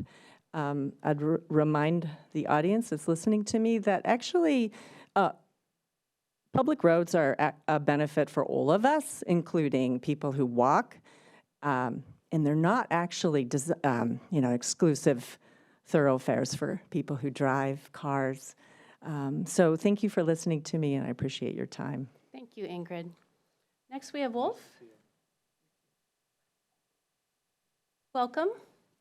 Hello. As a non-Kirkland resident, it's very refreshing to see government functioning not badly.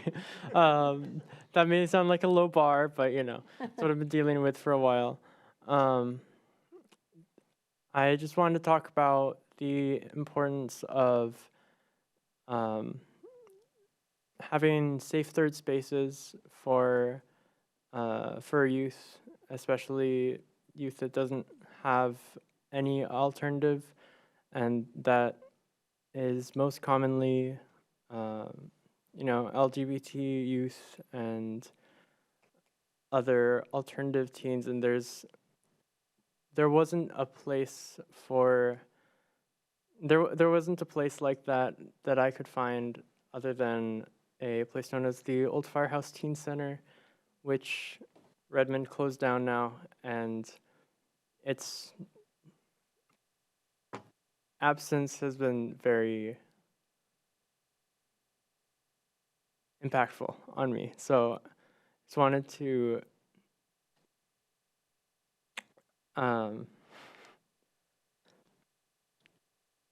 yeah. I have to run down there and give you a hug. That's okay. It's okay. Just wanted to mention how important having third spaces are, a place for kids to go after school that's not home. It's very important. Thank you. Thank you, Wolf. Alex? Alex Zimmerman, followed by Murray McKinney, Aaron Hamilton, and Liz Hunt. Hi, my name is Alex Zimmerman. I'm president of Stand Up America for a long time. And I candidate for 15 times for government who totally acting like a crook, bandita, and criminal. Yep. And pure fascist too. Yeah. I'm so sorry for my opinion. I always talking here for last few months only about problem what is fundamental. It's about housing, government housing, what is supposed to be provide housing for low income, disabled, senior citizen. These kinds of people what is totally discriminate, when you can use this word, yeah. And I can talk in this because we have this representative from King Country Housing Authority, black commissioner. And I talked to him before, and I have 3 questions to him. Yeah, I don't see answer for more than months, but it's okay. I will repeat this here. Question number 1, when you restore my Section 8 voucher, what is you take from me 20 years ago, and I'm fighting for 20 years? Number 1. Number 2, to me you look like a criminal, like bandita, and like a killer. Because, and I investigate this, I told you before many times, I have evidence. We have thousands and thousands people who don't have right support from King Country Housing Authority. It's people who don't have document, and people who have document, what is not enough. And exactly after Trump talking about this, executive order, so government supposed to be first give apartment to low American citizen, low income, senior citizen, disabled. I am almost 80-year-old. The third question, what is I have to you? I give you this complaint from U.S. Supreme Court decision, yeah, months and more months ago. What is you, because you and your 4 brother, commissioner, give me 6 months trespass because I come few times, 3 times only. He talking about same what is I talking now. So to me, you look like a pure bandita. Sorry. Yes. So right now, I will ask you, answer me these 3 questions. And I'm so sorry, I'm not psychologist, you know what this mean. But when you don't answer this for 1 month, yeah, I will speak again. Because psychology talk for idiot, need 21-time repetition. It's not my opinion. It's psychology opinion. I'm so sorry, Consul Black, Commissioner. Viva Trump, viva New American Revolution, stand up, slave and happy cow. We need stop and we need bring America back to citizen. Thank you very much. All right, Murray.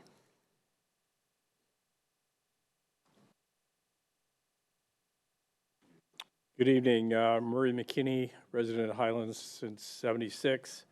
Here tonight just to get an update on what's going on with the water pressure. We're still experiencing low water pressure up there.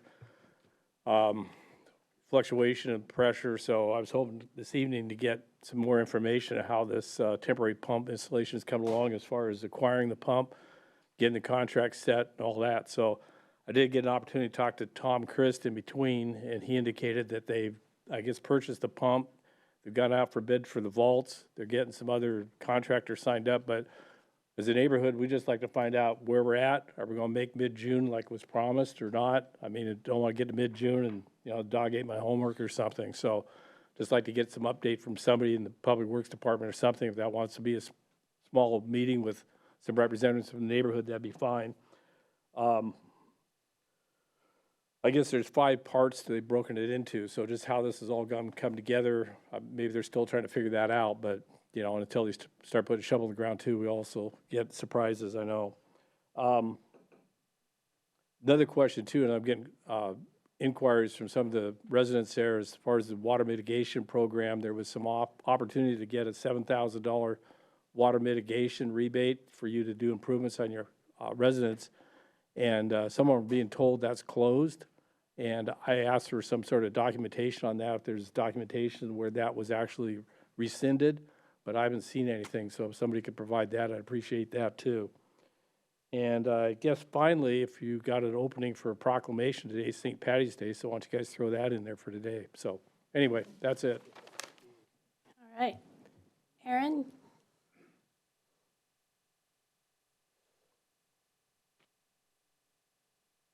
Hello again, more positive, but I also wanted to emphasize Wolf's comments. As someone who works a lot with trans kids, the loss of that firehouse was devastating for the community.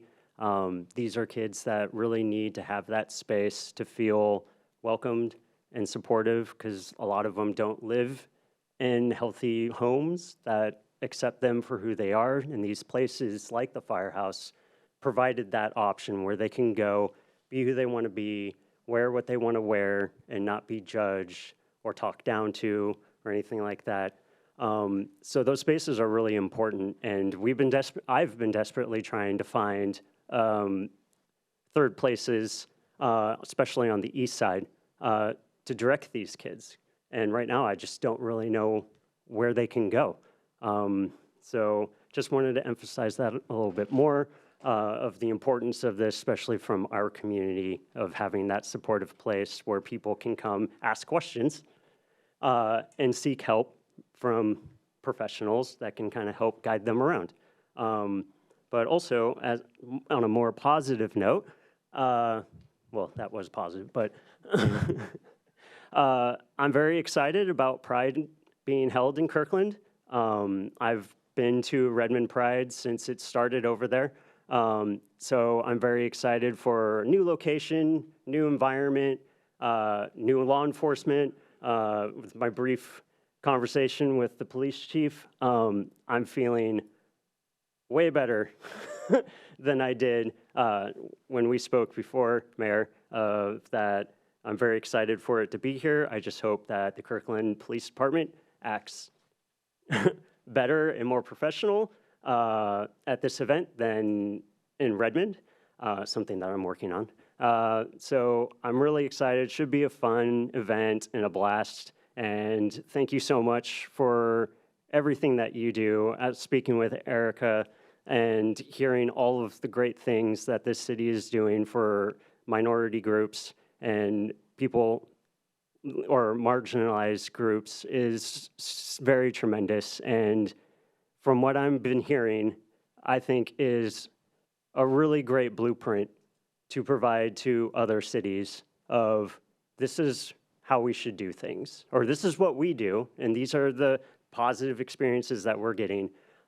because I think there's a lot of cities in the area, especially Redmond, that could use that kind of like blueprint so they can then take it and apply their own stuff on there. So I'm very excited to work with the city of Kirkland a little bit more and can't wait for Pride. Thank you. Thank you, Aaron. I think our last speaker is Liz Hunt.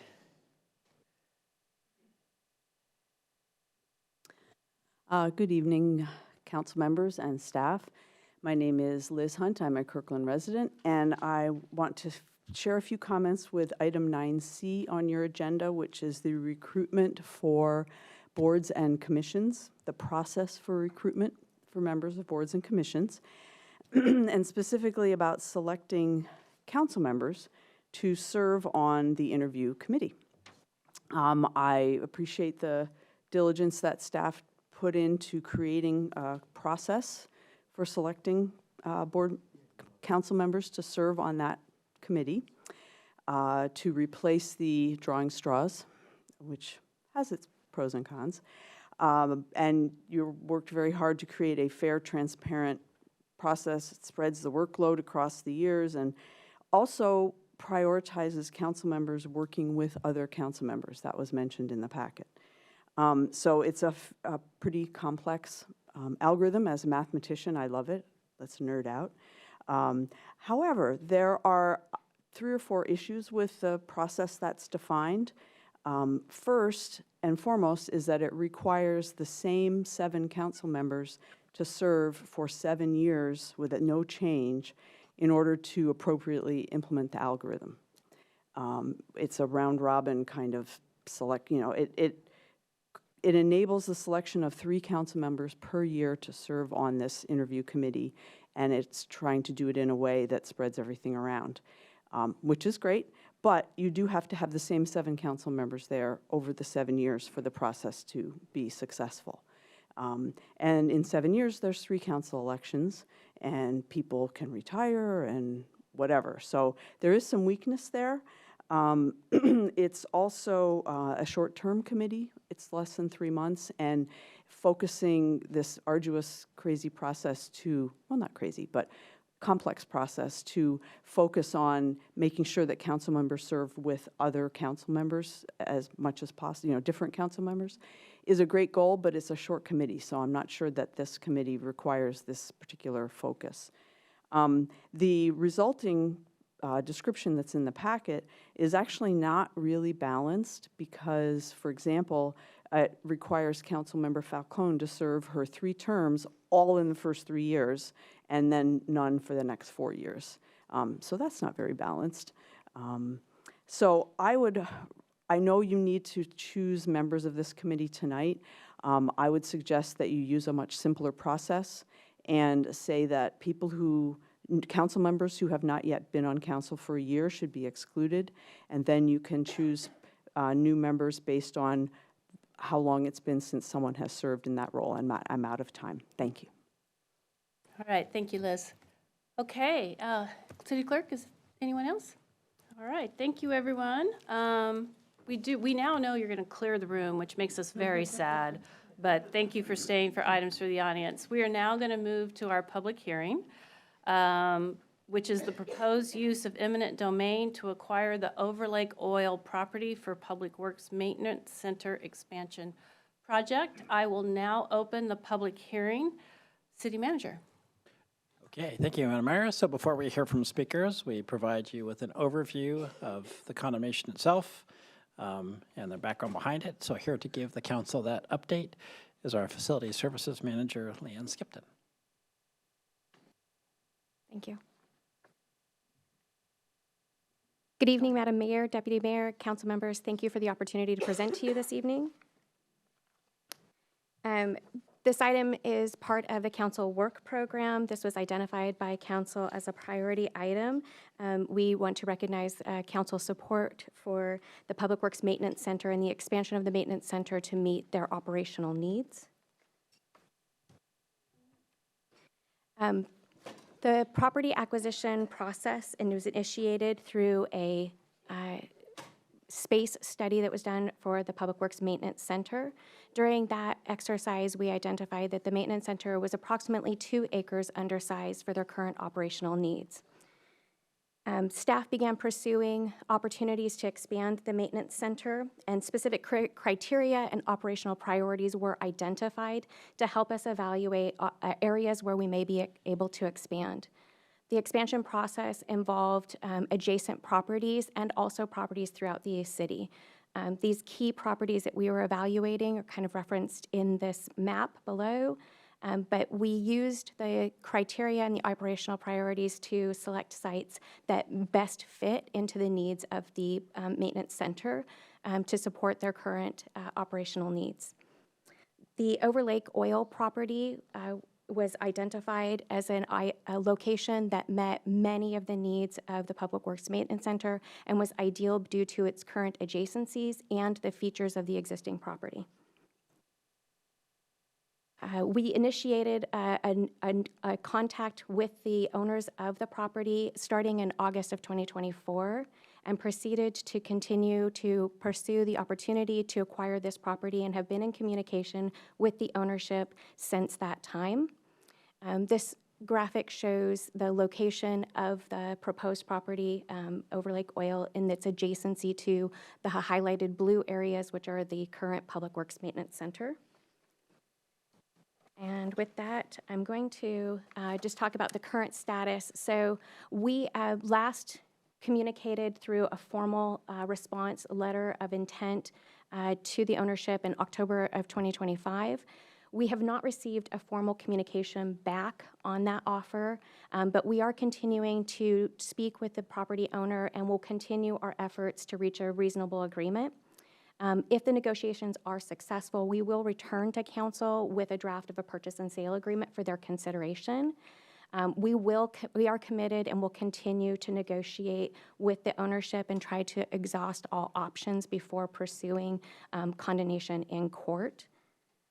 And with that, I'm going to pass it to the city attorney to speak more to the condemnation. Thank you. Good evening. Thank you. I'm just going to do a very brief overview for public hearings to just sort of level set, to provide some foundation for the public. Condemnation's the taking of private property for public use authorized by state law and requires the payment of just compensation based on fair market value, which is done based on an appraisal. And then as you sort of proceed through condemnation process, it can be established in court if that's where you end up. Just to note that there are some benefits to eminent domain proceedings, another phrase for condemnation. An example that we put on the slide here was about REIT exemptions for property transfers under threat of condemnation. So that there are some other benefits as well in terms of the transfer. I wanted to note here, holding a public hearing is not required under state law for condemnation. We recommended and provide an opportunity to do so in this circumstance, given unique nature and cost of this acquisition. Public Works Maintenance Center, as Leanne noted, there's a study, we're looking at several properties. It's not just this one, because it is undersized by 2 acres or more, and this property is only 1 acre. So just wanted to give an opportunity, given the scope of the project and also proximity to the CKC, proximity to residences nearby. So just to explain why we decided to offer an opportunity for public hearing in this case. That isn't always what we do. We have come before council and asked for you to authorize condemnation before, and don't often end up filing condemnation actions, just as a note. So that's hopefully what occurs in this circumstance too, but it does help us sort of move the process forward to the next, sort of give some space for the next steps. And then just a note here, also on the slide, there's statutory notice required for taking final action, which we're asking council to do on the business agenda tonight, item 9D. And that notice was given in this case at least 15 days prior and published. So just to note that we did meet those statutory requirements for notice for council to take final action later. And then I have a very busy slide. I'm not intended necessarily to take this all in right now, but I wanted to give a sort of space for, at the top is what Leanna already talked about that has been done, right? Council identified Public Works Maintenance Center as a necessary facility, and they've done a lot, staff's done a lot to reach out to the property owner and negotiate. We've moved down into this lower half where we are asking council to authorize condemnation. And then we'll continue negotiating. At the same time, we have the opportunity, if needed, to file petition in Superior Court. And then work through the condemnation process, which is a special process in court, where the court determines public use and necessity, and then there's a trial and compensation, and then that payment is made and the city gets the property. And then questions for Leanne or I, and then the opportunity for you to hear from the public. Thank you. Council, any questions for staff? Deputy Mayor? Thank you, Madam Mayor. One quick question, mainly for our listeners and folks in the audience, public. Maybe this is probably a question for Leanne. Can you quickly describe for the public who might be hearing about this property acquisition for the first time, how the city's use of this property is going to differ from the current usage of the property by the current owner? Some may be thinking we're about to raise the buildings on the facility, and my understanding is that's not the case. So I think maybe really quickly. Yes, you are correct. Our intentions of utilization of the property, and one of the reasons why we feel this property is a very strategic acquisition, is because the current form and function of the property really meets our needs in its current state. We have no intentions of any significant development or redevelopment of the property in the near term. We believe that in its current form and function, we are able to meet the needs of the Public Works Maintenance Center, and its adjacency to our current operation will make it very efficient for us.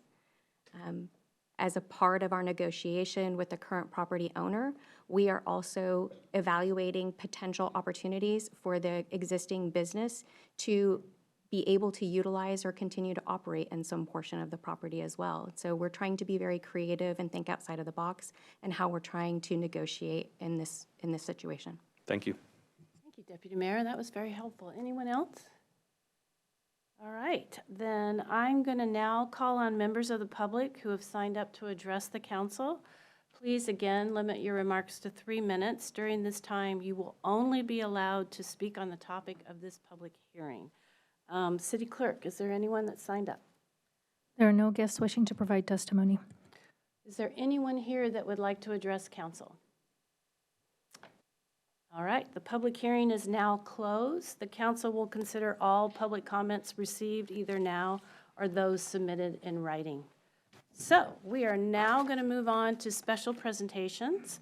Next on our agenda, we have a presentation from the Washington State Department of Transportation with an update on the I-405 Northeast 85th Street Improvement Project and a Kirkland update on the Sound Transit 3 project delivery. City Manager.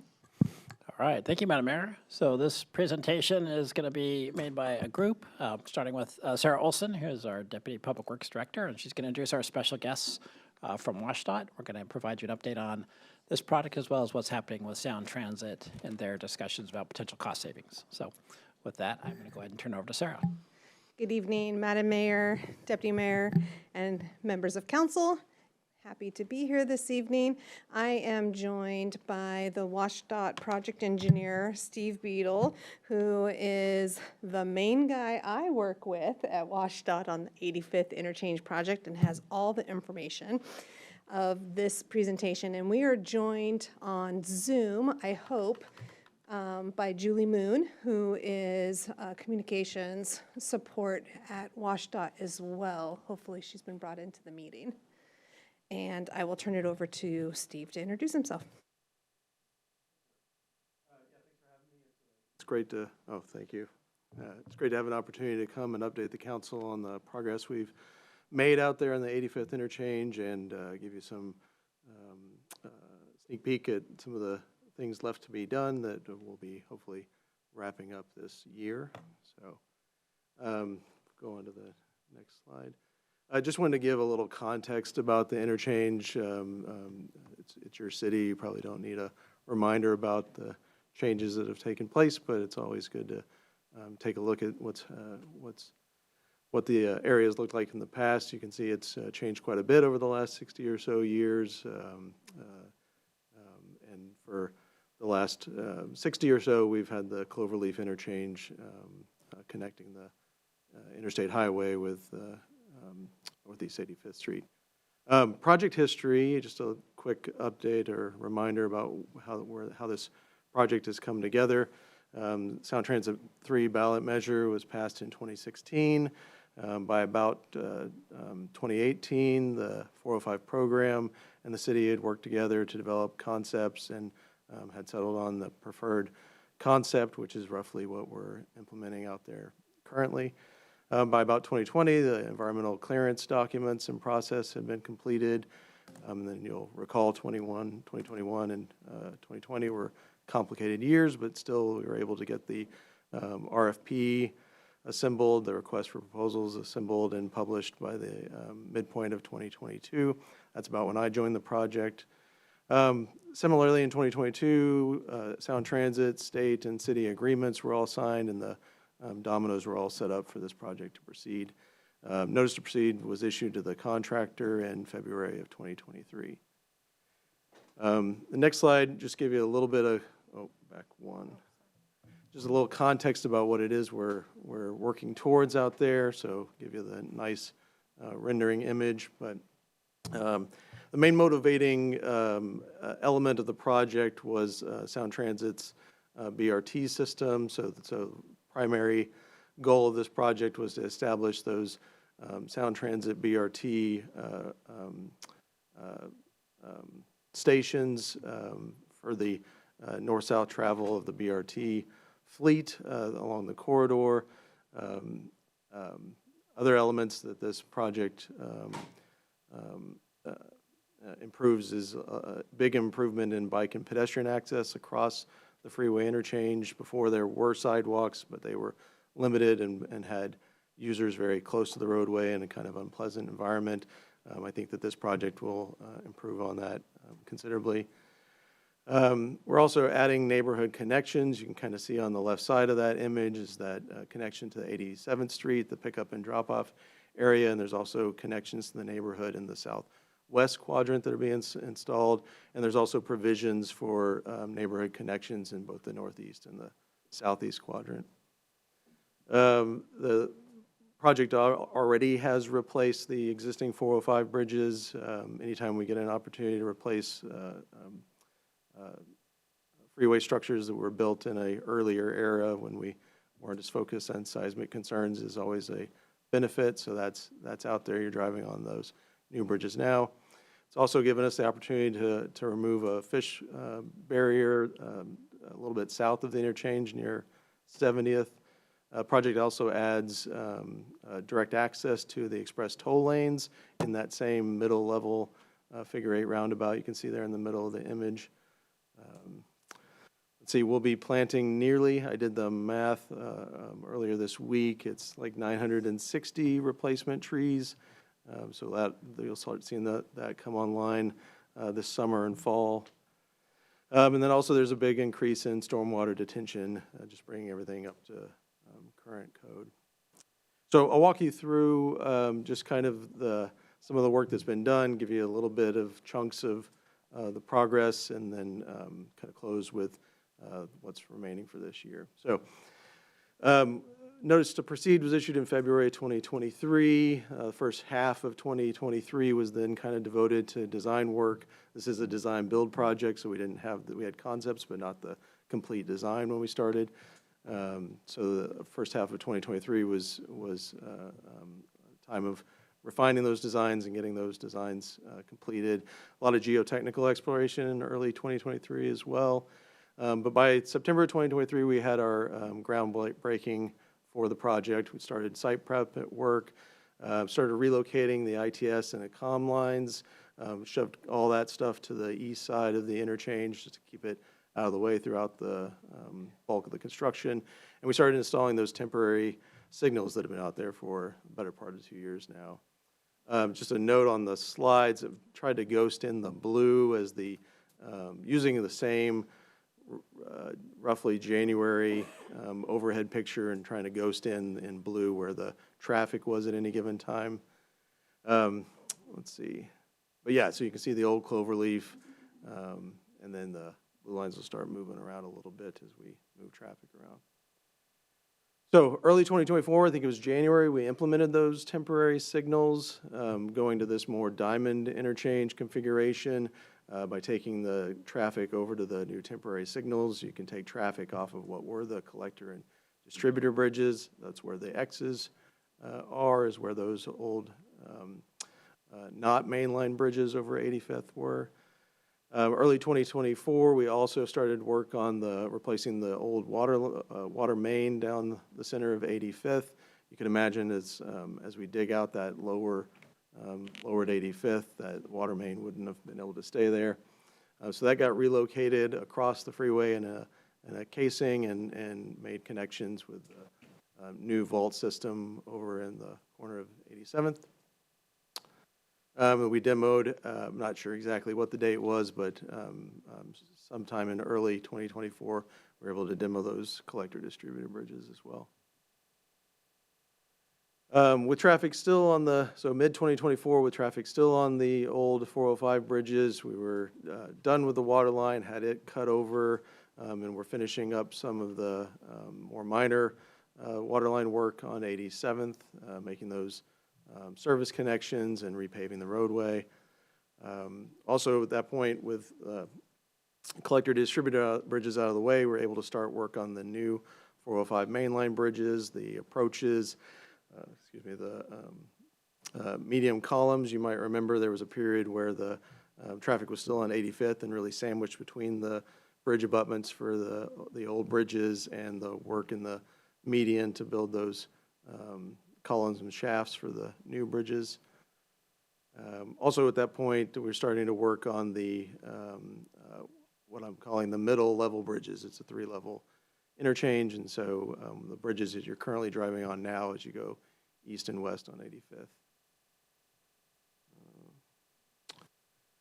Okay, early 2025, I'm skipping over a lot of details here, but we've by this point set the mainline girders. That was quite a production in and of itself, bringing those things in at night and then setting them over weekend closures of 85th.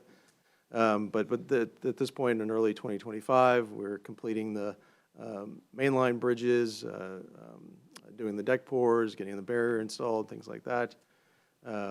And work was going on those middle-level bridges. So not a whole lot change in this. I put in the notes about a lot of the other things that are going on throughout all of this. You've got drainage and ITS work. Soil removal, I'm using pretty generically, but we've got, a significant amount of earth's been moved on this project, so that was kind of ongoing throughout all the phases of the project. But it's interesting, at this point, we're working on 6 different bridges in this small area, so that was quite a moment of focus. You get to mid-2025, and we finally had traffic, or were able to switch traffic over to those mainline bridges. It's a little hard for me to believe that was only a little over a year ago, but yeah, once we got traffic switched over to those mainline bridges, then we could demo out the old 405 bridges. That's the X's in the middle there. And by getting rid of those old 405 bridges, we were able to complete that middle level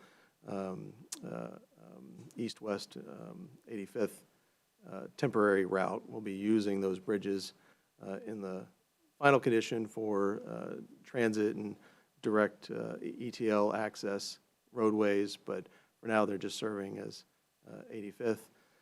Let's see. Yeah, and then at this point you're able to really start excavating out the lowered 85th area.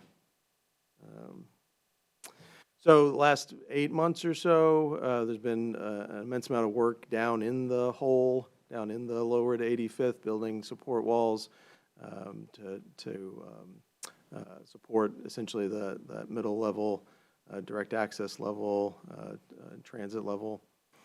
We've also set girders for the middle level bridges just a few months ago. We've had a couple of revisions to on and off ramps in that time.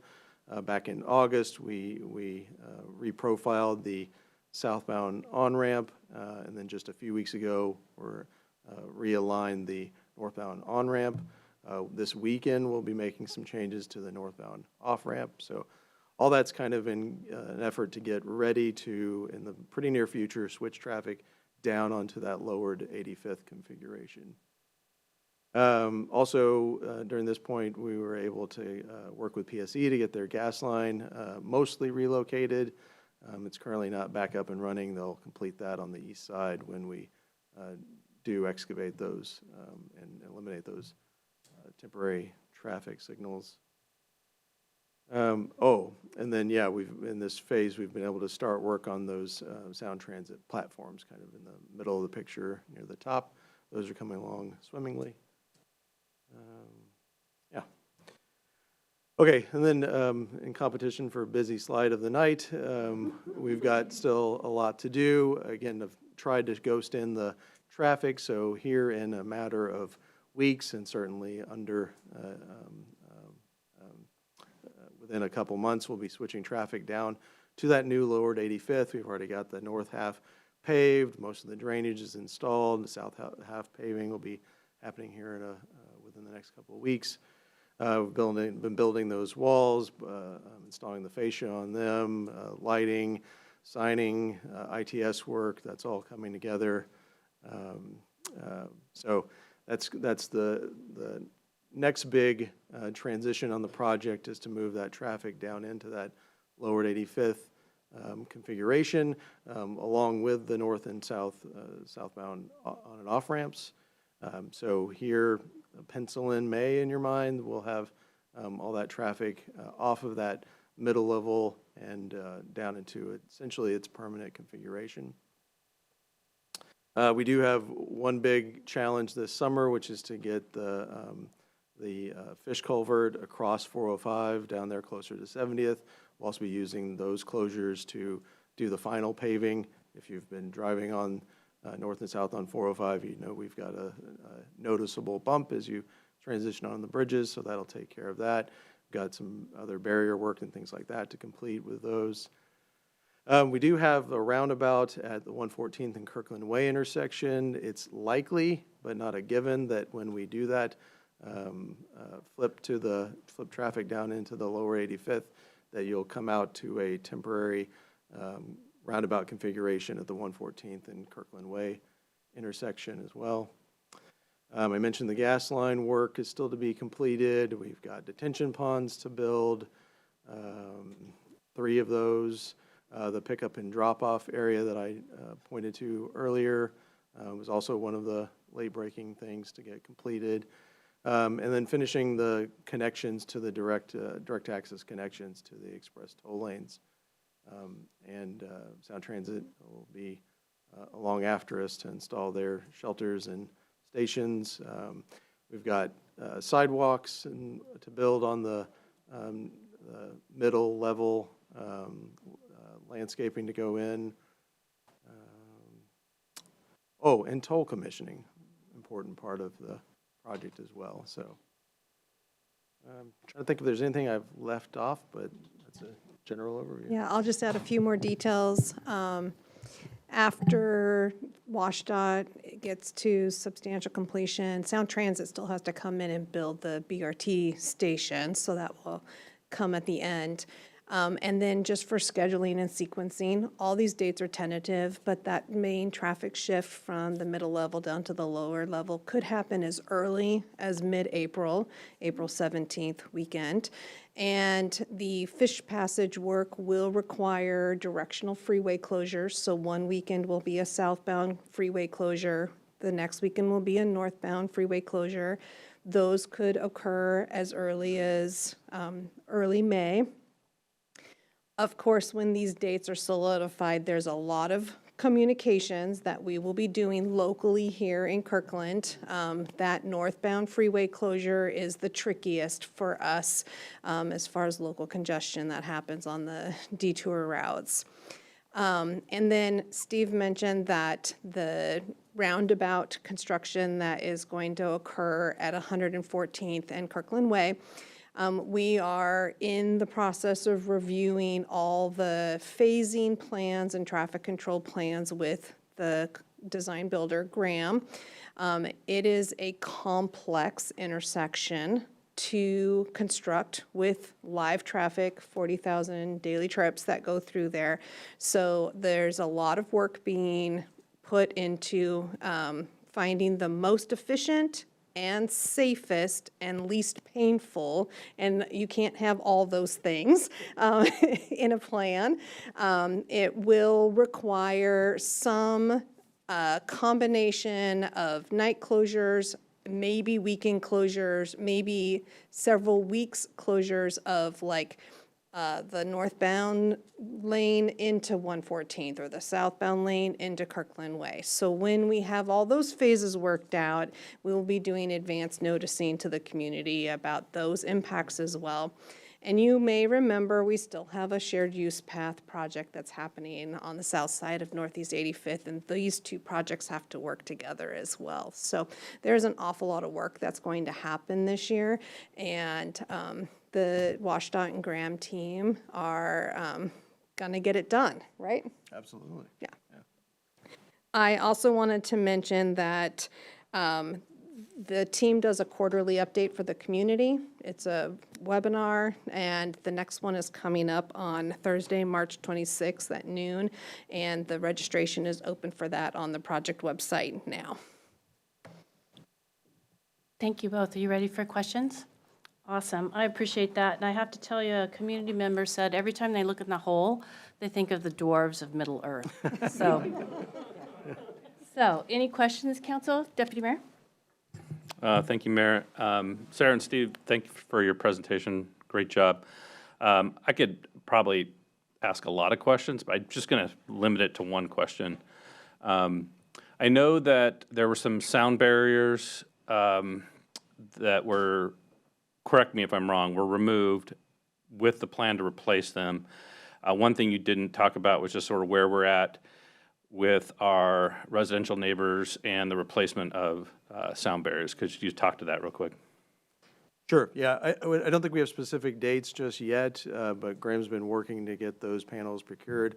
I know that they are mobilizing to get some of that surveyed and get the area prepped for installing the shafts that those noise walls will sit on, so it is imminent. I don't have a specific date to point out, though. What I will add is that we've been working with the contractor to work on issuing a right-of-way permit so that they can do some of the work for that noise wall installation on Kirkland right-of-way. And if we issue them that permit, that will allow them to do daytime work for drilling those shafts. And we're trying to minimize the night work that they will need for that. Okay, thank you. Councilmember Arnold? Thank you, Mayor, and thank you, Steve, for being here. Appreciate the history. As we're talking about sound transit, I went into my files to look at the 2016 ballot measure and came up with this study that was the design charrette that first came up with the three-level design. It's great to see that finally coming together, and it's very impressive given all the complexity that you walk through that we're able to keep an interstate running almost all the time with some occasional closures, and the same for a major arterial through our city. As you're looking at the closure schedule, I was briefed on some World Cup things where some I-5 work, WashDOT is suspending during the World Cup. Are you considering the World Cup as you're looking at scheduling those projects as well? Yeah, we're optimistic that we'll have most of these major efforts done before June. We might have occasional nighttime lane closures and things like that that we're allowed to do, continue at night during that period. But it is hopefully mostly a first half of the year story, and then we're largely out of people's hair, still working for many months, getting everything buttoned up. But yeah, we're really optimistic that most of this is done by June. Thank you. Thank you. Anyone else? Thank you for joining us this evening. It's super helpful to see this. Yeah, thank you. Okay, we have a part two. Oh, we have a part two, but it's pretty quick. A continuation of a theme. We're going to give you a sound transit update.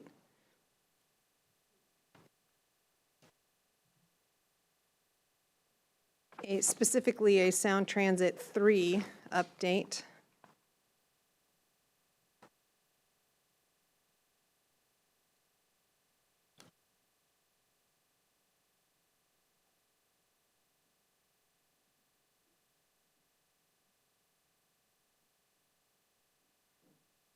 Thank you. Okay, well, the big news is Line 2 is finally opening across the lake. The grand opening is going to be on Saturday, March 28th at Judkins Park, 9 a.m. ribbon cutting. First train will depart at 10. If you'd like to attend that event, we highly recommend you do the shuttle at the South Bellevue Park and Ride. And then, or join the celebration at one of many stops. Bellevue Downtown, Spring District, Redmond Technology, and Marymoor Village are just some of the celebration stations that weekend. So this is a major component of the Sound Transit 3 package in our nearby neighboring location. Specific to Kirkland, if it clicks, it's not clicking. Oh, sorry. We've been talking about the interchange project, which is making way for bus rapid transit, known as STRIDE. The Sound Transit 3 package includes the S2 line from Linwood to downtown Bellevue, which will make stops at Northeast 85th and Northeast 128th Street. And the service for that is estimated to open in 2029. You may recall that there's a whole other WashDOT project happening, the Brickyard to 527 project, that has to deliver ETL lanes and stations as well. Sound Transit does know that there's an interest in utilizing the station at 85th once it's available, so they are exploring how they might be able to adjust their express service with a stop at Northeast 85th in advance of the replacing express service with BRT service. So right now they're working on their fall service changes. This will be evaluated as part of their spring or fall service changes for 2027. Light Rail Line 4 is a second component of the ST3 package that involves Kirkland, which is a South Kirkland to Issaquah line, or the purple, Line 4. It has an estimated cost of $9.8 billion, which is has been escalating since they did their last cost estimating, and it has currently a planned opening of 2044. And then the third element related to Kirkland in the ST3 package was inclusion of performing a high-capacity transit study from Bellevue to Bothell using the Cross-Kirkland corridor as thinking about what are the service options that could be accommodated on the CKC for high-capacity transit. So why are we talking about this right now when we've got BRT coming in 2029 and Line 4 still a ways off? Well, it's because Sound Transit overall in their Sound Transit 3 package has a $35 billion funding gap today that they need to close in order to deliver the ST3 package. So they have, the Sound Transit Board has started a process called the Enterprise Initiative that is going to look at various ways that they can close that funding gap through either project delivery delay, phasing, scope changes, and working with all their regional partners to do that. So right now they're in the phase of this initiative where they're looking at the ways they can do that. They are not currently looking at any specific lines or projects or how they're going to phase projects. They're just looking at how they might evaluate closing this funding gap. So there's a Sound Transit Board retreat tomorrow. There's no public comment available at this meeting, but we will be represented in the audience by Councilmember Arnold and by one of our transportation planning staff.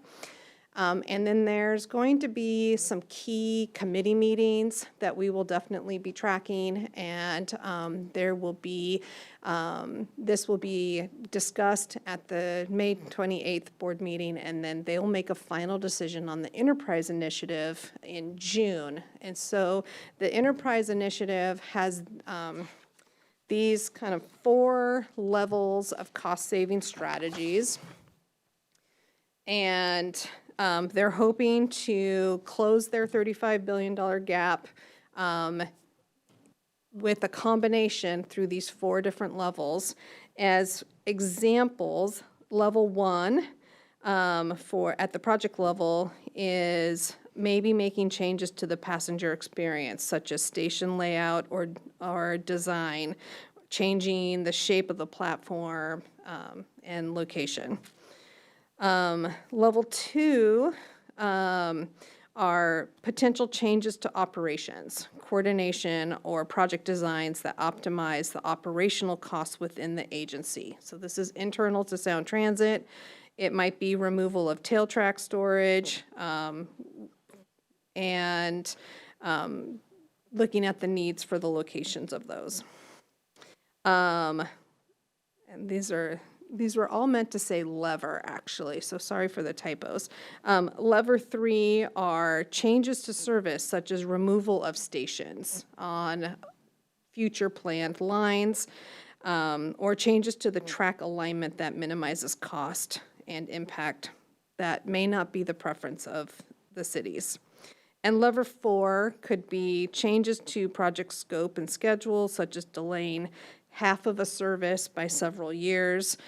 That's one of the ideas that might be being considered for Linwood to Everett, is get the Linwood to the Everett Industrial Center by 2037, and then the Everett to Downtown Station by 2041, as an example of how they might phase and delay. There currently is no conversation on the table about the 3 components of the ST3 package that involve Kirkland, but certainly there will be in the future phases of this conversation. So, last slide. What do we know right now as the city of Kirkland? There's nothing been proposed. There's no proposal to respond to. So our messaging through letters that you've previously approved and through public comments are that Kirkland understands there's a budget deficit that needs to be addressed.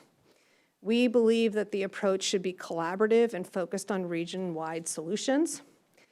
We're open and ready to be part of the discussion, and we're letting all our partners know that Kirkland City Council and staff are actively watching and engaged in this conversation. So as staff track these conversations and meetings and come back to you at some point when there may be something to discuss, we'd like to know if there's anything in particular you want us to be paying attention to or look into to come back and brief you on. Thank you, Sarah. This has heated up very fast, and staff has been super responsive and advocating for Kirkland's interests. Last Friday, I participated in a meeting that was hosted by Mayor Burney, Councilmember Balducci, and Council President Ed Prince were in attendance. They are on the Sound Transit Board. 10 Eastside mayors drove in the snow to be there. So that shows clearly that the Eastside mayors are interested in having a conversation and collaborating regionally. So I'm optimistic that we can find a way forward. So, Council, what would you like to share with Sarah? Councilmember Arnold.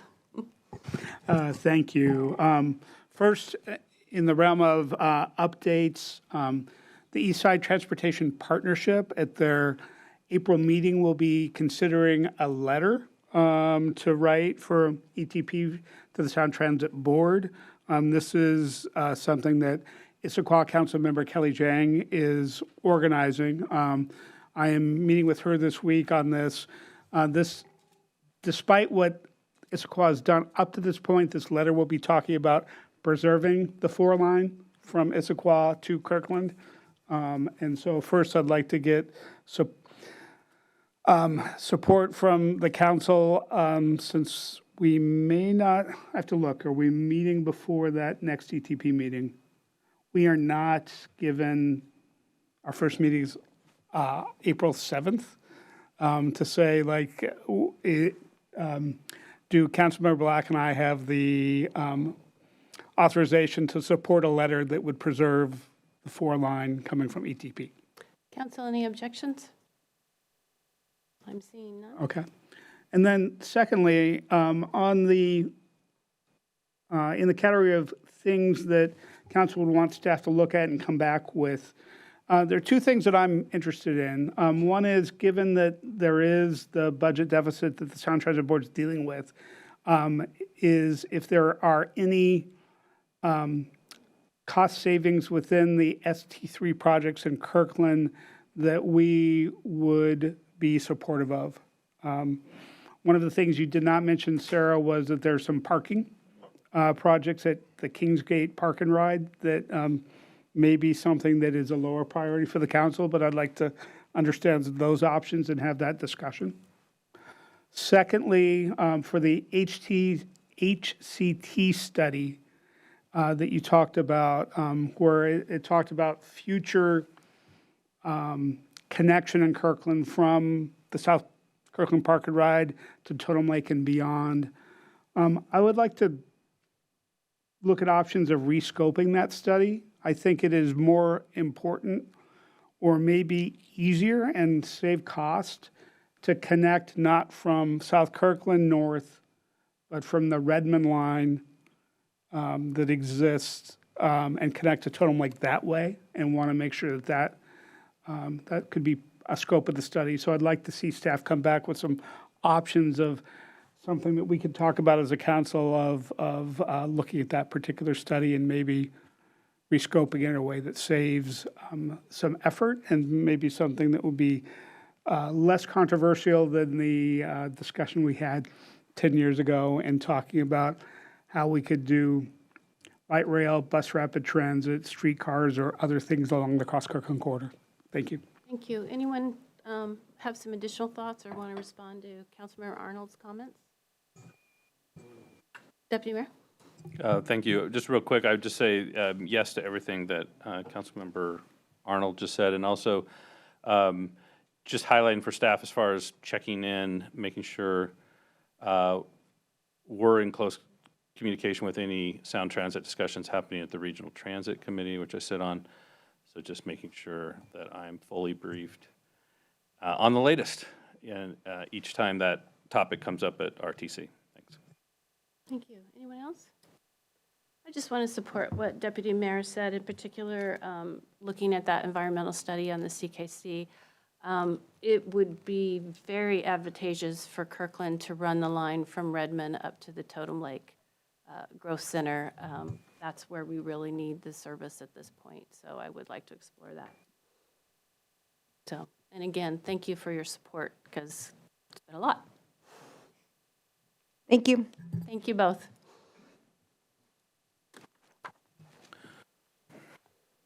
All right, we are going to move on to the consent calendar. Before I have a motion, I'd like to ask Deputy Mayor Black to present the audit of accounts. Thank you, Mayor. We had payroll in the amount of $7,281,941.09. You guys are leaving, and this is the most exciting part. And we had bills in the amount of $6,516,376.03. Thank you, Deputy Mayor. Is there a motion to approve the consent calendar? Second? Second. Nope, it's been moved by Councilmember Coker, second by Deputy Mayor Black. Is there any discussion? Any questions, comments, discussion? Councilmember Tim Chisholm? Thank you. On the consent calendar is the police dashboard. There's a lot of good information there. Crime across Kirkland is down. We have had a lot of community members and our residents, especially in the Houghton neighborhood, inquire about the Yarrow Bay Business District and the Sheila Stanton Place. And I would ask that the city manager or staff bring forward options to give us an update on how Sheila Stanton Place check-in And I don't know whether that is,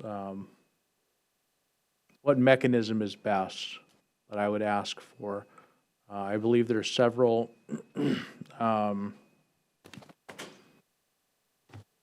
in several places we have a requirement to check in there, so I'm just asking for options on how to do that. City Manager, do you want to respond? So yes, we can do that. I'll have more to say to the city manager report, but I Okay. think that's a good suggestion, and we'll find some ways to make sure. Yeah, and I know that when we originally passed the resolution on, we were expecting council reports, so. Right. Thank you. Yeah, so Anyone more else to have? say later. Anyone else have comments? All right. Oh, the question's on the motion to approve the consent calendar. All those in favor, please say aye. Aye. Any opposed? Motion carries 7-0. How are we doing? We're doing good. All right, we are on to our business agenda. The first item will be the Emerson Campus Master Plan Amendment Development. City Manager. All right, so thank you, Madam Mayor. Because this is quasi-judicial, I'm actually going to turn this over to our city attorney, Darcy Eilers, who's going to give you an opening statement before you get a presentation from Tony Levitt, our senior planner. Thank you, City Manager. Thank you, Mayor Curtis. This item for council consideration of the Emerson Campus Master Plan Amendment is a closed record, quasi-judicial matter based on the recommendation of the hearing examiner and the factual record developed before the hearing examiner, which was all in the packet this evening. This means the council will not be receiving any new testimony or evidence this evening. Here's the format the council has established for this type of matter. Senior Planner Tony Levitt will make a staff presentation and is available to answer questions from the council. Thereafter, council may take this matter under advisement before taking action and voting on the process 2B permit application for the amended master plan amendment, either tonight or at a subsequent council meeting. If the council wishes to vote on the resolution this evening, council will need to suspend its rules to allow for that.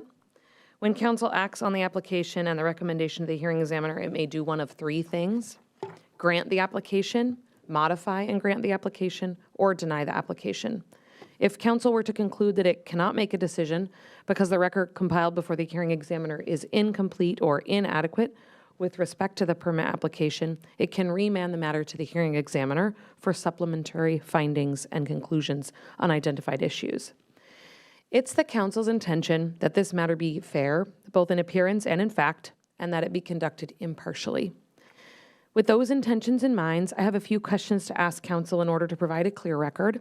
Before I ask those questions this evening, I want to note for the record, on behalf of all council members, that on March 10th, they received an email general invitation from the proponent of this project, Lake Washington School District, to a groundbreaking event for the Emerson Campus project. The invitation was not personalized to anyone or any council member and did not include any advocacy related to the council's decision on this matter or direct communication with any council member. A copy of the email will be included in the record. So, moving to my questions. First, I would like to ask the council whether any council member has had any third-party or ex parte communication with proponents or opponents of this application. Seeing none, I'll move to my next question. Next, I would like to ask whether any council member received or exchanged any written correspondence with community members who are not the proponents or opponents of the application. Seeing none, we'll move to the last question. I'd like to ask whether any council member believes they have prejudged this matter, cannot remain impartial, or has an interest whereby they stand to gain or lose by a decision either way. All right. Thank you, Mayor Curtis. Those are all my remarks. Thank you, City Attorney. We are now ready to proceed. City Manager?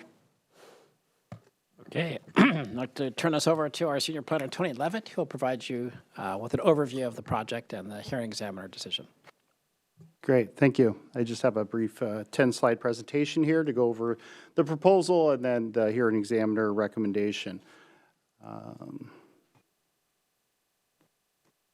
So just a little bit of history on the site. So actually, the Lake Washington School District has occupied the site since the early 80s.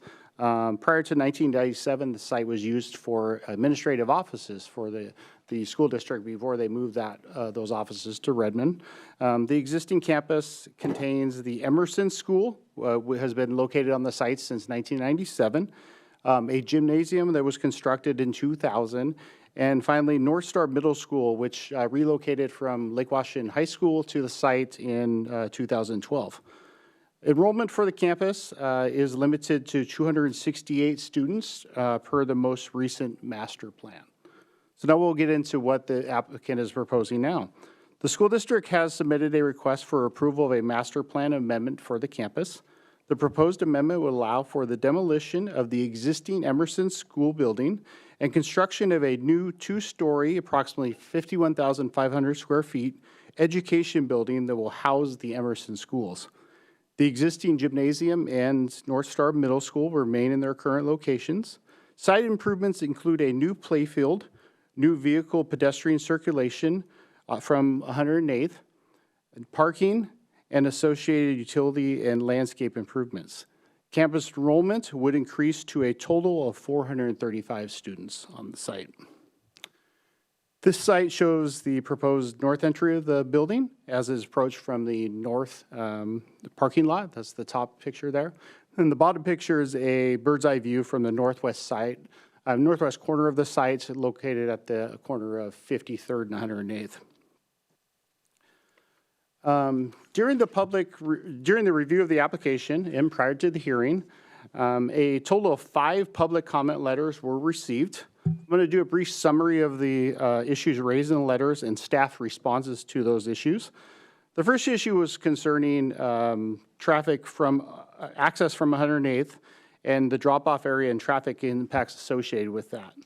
To address that, staff has the following comments. The drop-off area has been designed to comply with city requirements, including providing vehicle queuing and driveway locations. Additionally, the city is requiring that the parking and circulation management plan be implemented to address a vehicle obstructing traffic flow on 108th and Northeast 53rd. So that will be something that will be required prior to us issuing a building permit for the project.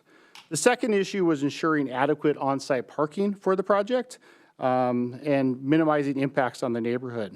During the project review, parking demand was determined to be 101 parking stalls for the campus. The applicant is proposing 115 stalls, so they are providing adequate parking on site. Another comment was regarding existing vegetation blocking site distance at the 108th and 48th intersection to the south of the site. This is an existing condition, so staff did forward this onto the Public Works Department to look into and address if needed.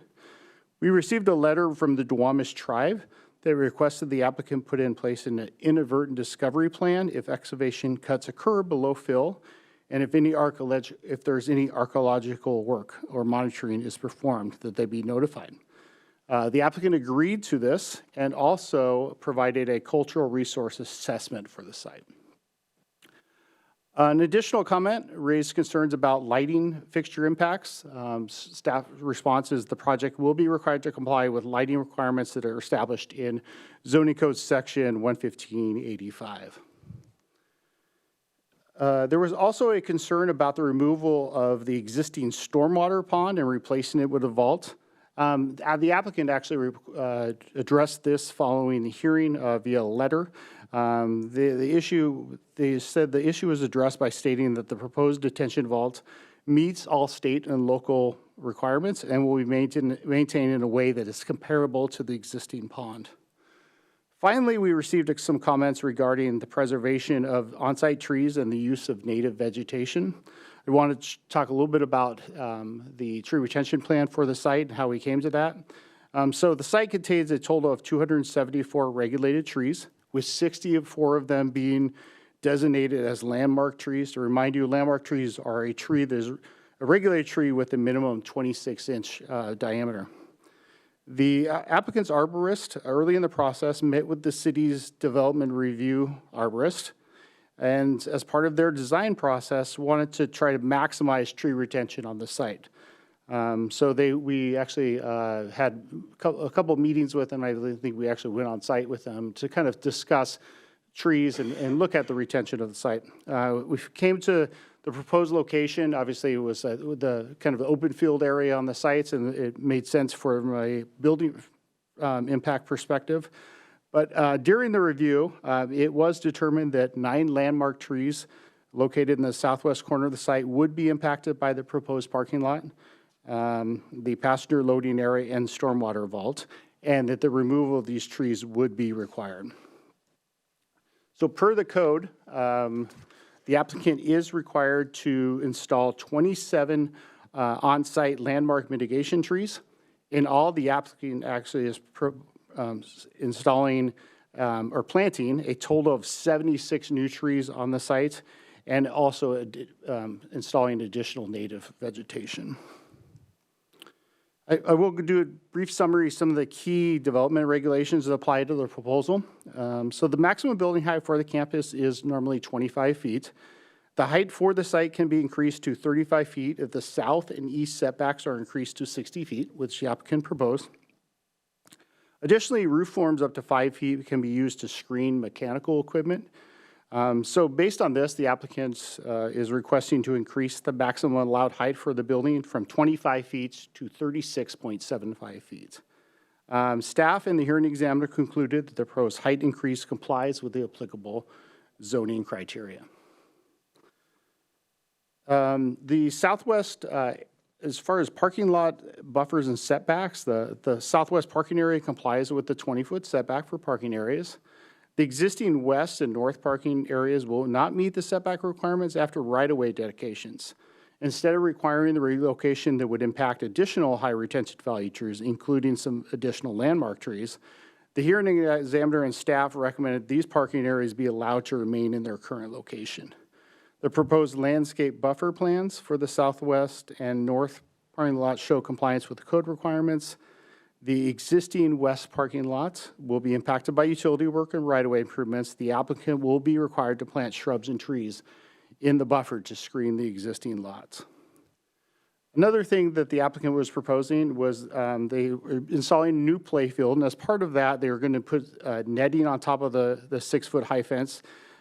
This is required to have what we call a fence modification. So staff and the hearing examiner recommended that be approved to basically, the netting will keep balls from leaving the play field and entering onto 108th. And this is an example of what they're proposing with that.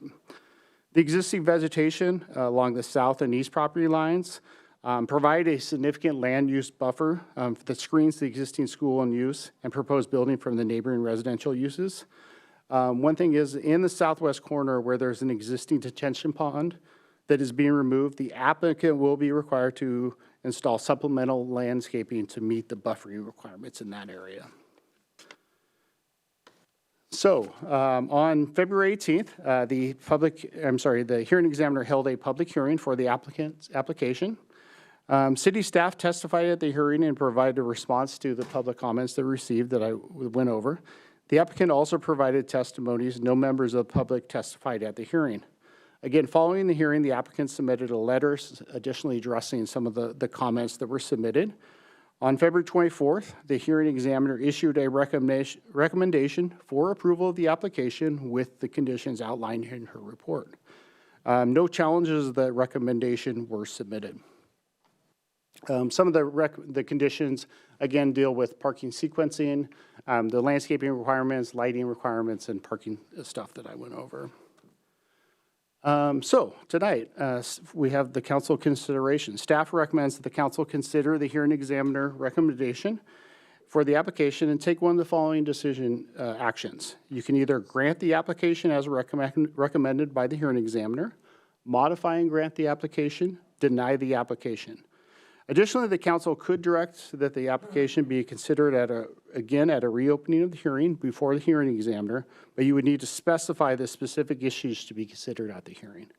In lieu of the above options, the council can suspend the rule to vote on the matter at the next meeting and instead of vote on the application during tonight's meeting. Staff is recommending that the council grant the application as recommended by the hearing examiner by adopting the proposed resolution during tonight's meeting. Again, a resolution reflecting the recommendation of the hearing examiner has been included as part of your packet. Thank you, Tony. Thank you. City Attorney, can Tony take questions?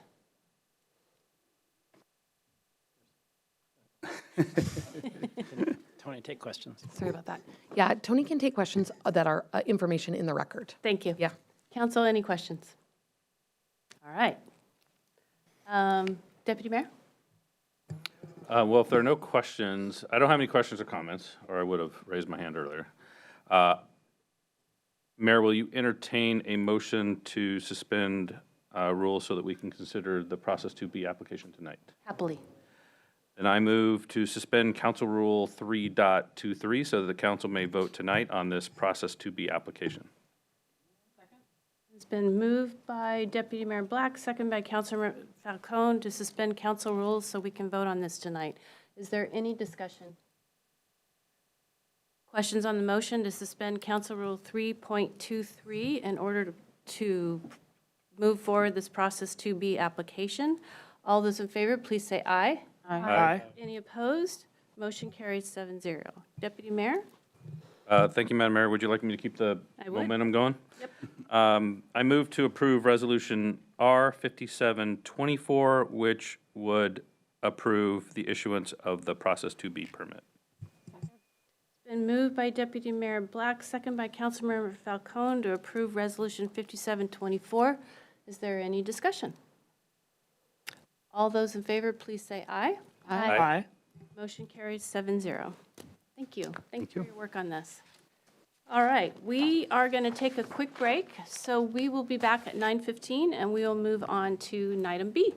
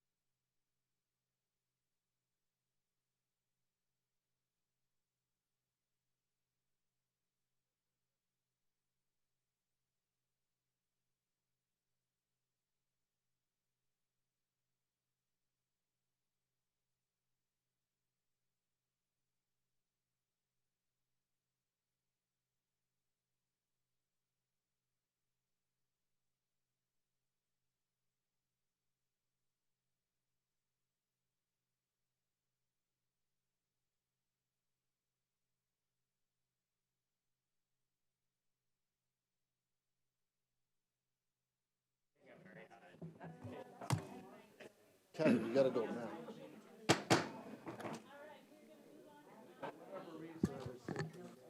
Thank you. All right, everyone, thank you. We're moving on to our next item of business, which is the Kraken Iceplex and Community Center 2026 Professional Services Expenses and Approval of Related Fiscal Note. City Manager. Okay. Thank you, Madam Mayor. So our hope tonight is to get approval of this. This is to help us continue to have oversight of the Kraken facilities that's developed so that it meets the specifications we've requested, both for the community center itself as well as the restaurant and everything else that the Kraken have committed to. Our Deputy City Manager of External Affairs, Jim Lopez, is going to walk you through it, and we're here to answer questions, and we're looking for action tonight. Thank you. Thank you, City Manager, and good evening, Madam Mayor, Deputy Mayor, and Council. It's my pleasure to be in front of you tonight talking about the Seattle Kraken Iceplex and Community Center. This is a request for expenses and a fiscal note. I'll move through expeditiously. This is the timeline we've been using throughout, and I'm pleased to say we are on track if you focus in on late spring 2026 for the anticipated construction to begin, and with a target date of fall of 2027 to open. I know that's an aggressive timeline. Part of why we're here tonight is to make sure we stay on that timeline. So the anticipated services in this request are outlined here. Forgive me with the line cutting through the numbers. I'll have slides coming up that goes in a little bit more detail. Essentially, this is construction phase advisory services. It represents the city's interest in monitoring the construction process. We put that internally. We're doing that in-house, and it's been very helpful to do it that way. We meet periodically with an internal group. We have an advisor on design, material quality, performance, commissioning, and durability, and it is limited in scope. The facility meets, and we go over all the legal requirements and the vision and the benefits of the community as a team, and I think you'll see one of the bigger expenses is that position, and it's been very, very helpful and meaningful to us. So this is kind of the map of the full territory of professional services. We've created an expense type next to them. Let me break it down in terms of expenditures, external and internal. So this is the external expenditures by contract. We have some administrative support, relatively small money for advanced building commissioning. Outside legal counsel, we've had legal counsel outside periodically throughout this entire process, and some graphics and wayfinding. So this is kind of the universe of outside expenditures. Moving to in-house or internal expenditures, you'll see two larger items. The project management item does relate to that in-house staff person that facilitates or is working as our eyes and ears on the project engineering. We do expect that number to come down. I think as a general rule, all of the figures that we put up here are, the most robust scenario. I want to say worst case scenario, but we're fully funding them so that we can make sure we hit the timelines, but we do expect that these are very conservative and we'll do better. Actually, you see the CIP inspector and outreach, not super significant, but the north parking lot repairs and repaving, the estimated cost of that design work is reasonably significant. We do expect to bring that number down, but we want to make sure we fully budgeted so that just in case we wouldn't miss the timelines needed to meet the construction deadlines. And then there's some public relations, miscellaneous fees, and we do have a healthy contingency. So that's the total funding request, highlighting those two items. The total funding request is $733,389, and we're ready for questions. Thank you. Yep. Council, Under 10 slides. Council, any questions for Deputy City Manager? None. All right, Deputy Mayor? Thank you, Mayor. I don't have perfect recall when it comes to some of the we've had a lot of conversations about the Kraken, and I don't have perfect recall about every expense, but there was conversation about some expenses related to land surface modifications prior to construction. Can you tell us where that fits into any of this, or if it fits into it at all? Yeah, so that. Sorry, sorry, Deputy. That's okay. Manager. Go ahead if you want to. No, go ahead. It's not currently in this. We're still in the process of negotiating with the Kraken what that project will be, and we hope to have that in the next few months. Okay, so when we look at, for example, we should not confuse the 306, what was it, 65,000 as being the same as that. That's correct. Separate items. Okay, I appreciate that. Thank you. Yep. Anyone else? Would anybody would like to make a motion to approve the fiscal note? Second. It's been moved by Councilmember Falcone, second by Councilmember Arnold to move forward, I gotta put on my glasses, to approve the 2026 project implementation expenses for the Kraken Iceplex and Community Center fiscal note. Is there any discussion? All those in favor of moving forward with the fiscal note, please say aye. Aye. Any opposed? Motion carries 7-0. Thank you, Mayor.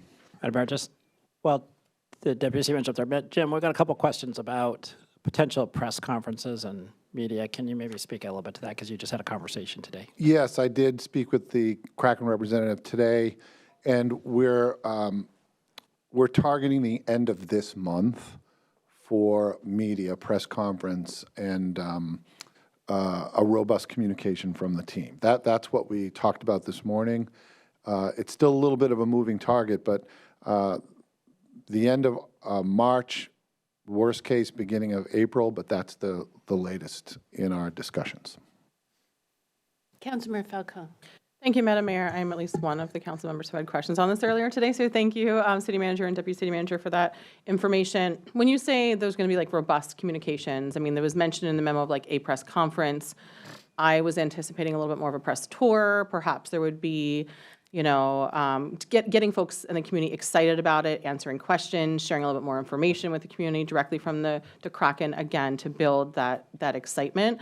You know, things like I can imagine them going to some of our local schools and doing a little, you know, hockey demo or whatever that may be. Has there been discussion around those types of activities, or any more information on how they envision that to play out more than just a press conference? Yeah, I think most of the discussions have been around the actual energy around the conference, bringing members from the team, getting a lot of energy, inviting folks to the press conference as well, and then working closely with them. I think the next round of conversations about doing those outreach endeavors that you just talked about, I think they're very positive about that.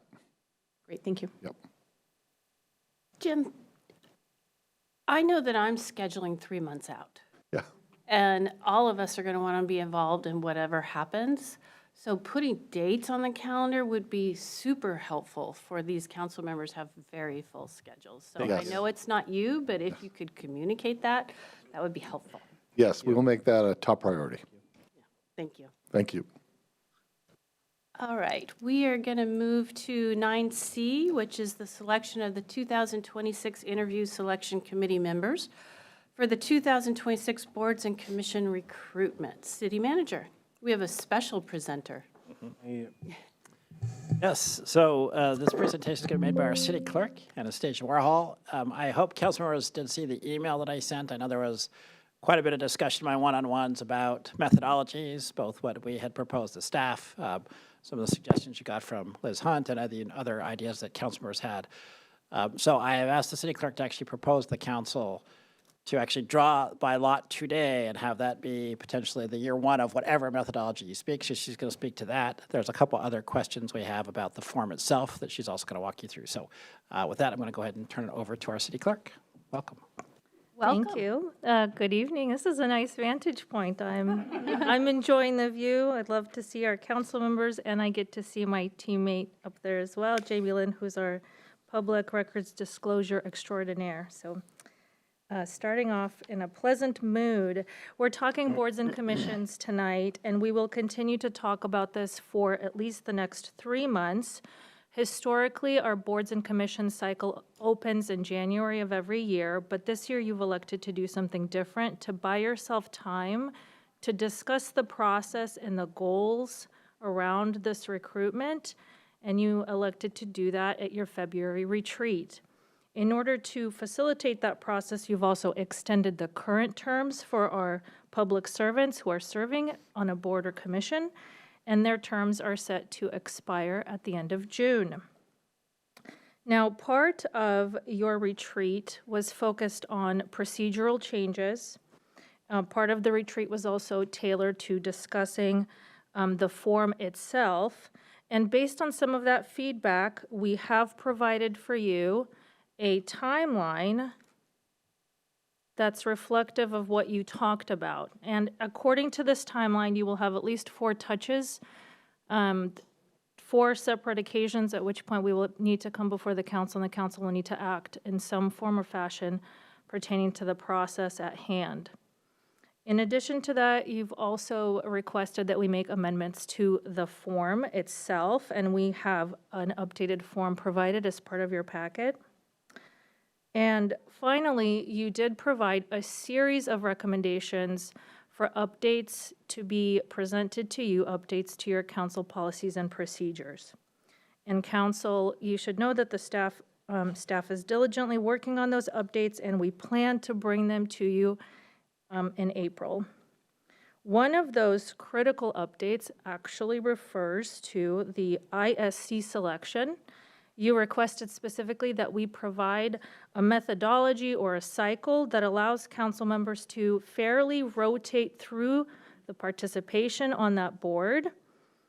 And I thought I submitted something that I still believe is a strong contender. Let's say this together. There's more than one way to skin a cat. So in light of that, we are not proposing that you discuss the process at all this evening, but in fact, buy yourself even more time to look at my option and potential alternatives to that rotation cycle. May the best mathematical structure win. So this evening, we are still looking for some action. In the future, you'll see the myriad of recommendations and updates to the council rules and procedures. But today, we are suggesting that you select your ISC members by lot. And we need to do this to stay within the strict timeline to allow that team to mobilize and begin the evaluation of the incumbents and their applications so that that can be done in advance of the official recruitment opening on April 8th.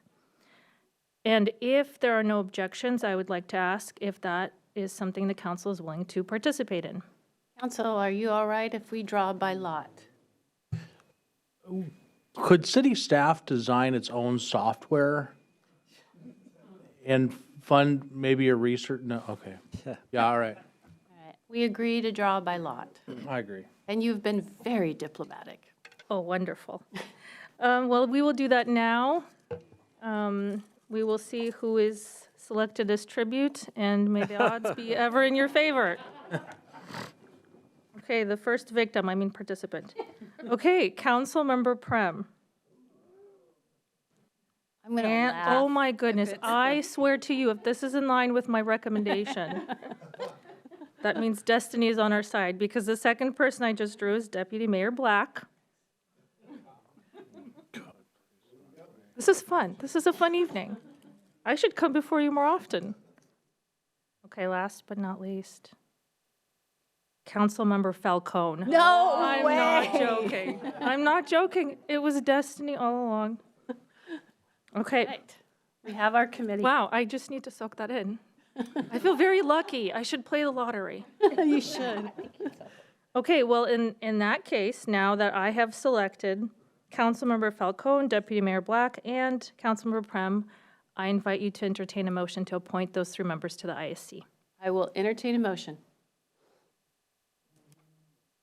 Somebody. So moved. Thank you. It's been moved by Councilmember Arnold, second by Councilmember Falcone, to approve the interview selection committee as drawn. Any discussion? All those in favor, please say aye. Aye. Motion, any opposed? Motion carries 7-0. Marvelous. Okay, we will move on. The other piece of action we're hoping to see tonight is to have the council consider the updates made to our boards and commissions application. And if you are in favor, we'd like to see that form be updated. I mean, accepted and approved so that we can begin the process of having our incumbents fill out the new application form. Thank you. Any comments on the application form? I have one. We asked for preferred pronouns. We can strike the word preferred. It is just pronouns. Anyone else? All right, I'll take a motion to move forward the application as changed. Please don't make me amend it. Okay. Deputy Mayor. Thank you, Mayor. So I'm simply moving for acceptance of the form as proposed by the city clerk. That's my motion. As amended by Mayor Curtis. As amended by, that's what I was looking to the city attorney for. As amended by Mayor Curtis. Thank you. Second. Thank you. It's been moved to approve the application by Deputy Mayor, second by Councilmember Prim. Any discussion? All those in favor, please say aye. Aye. Motion carries 7-0.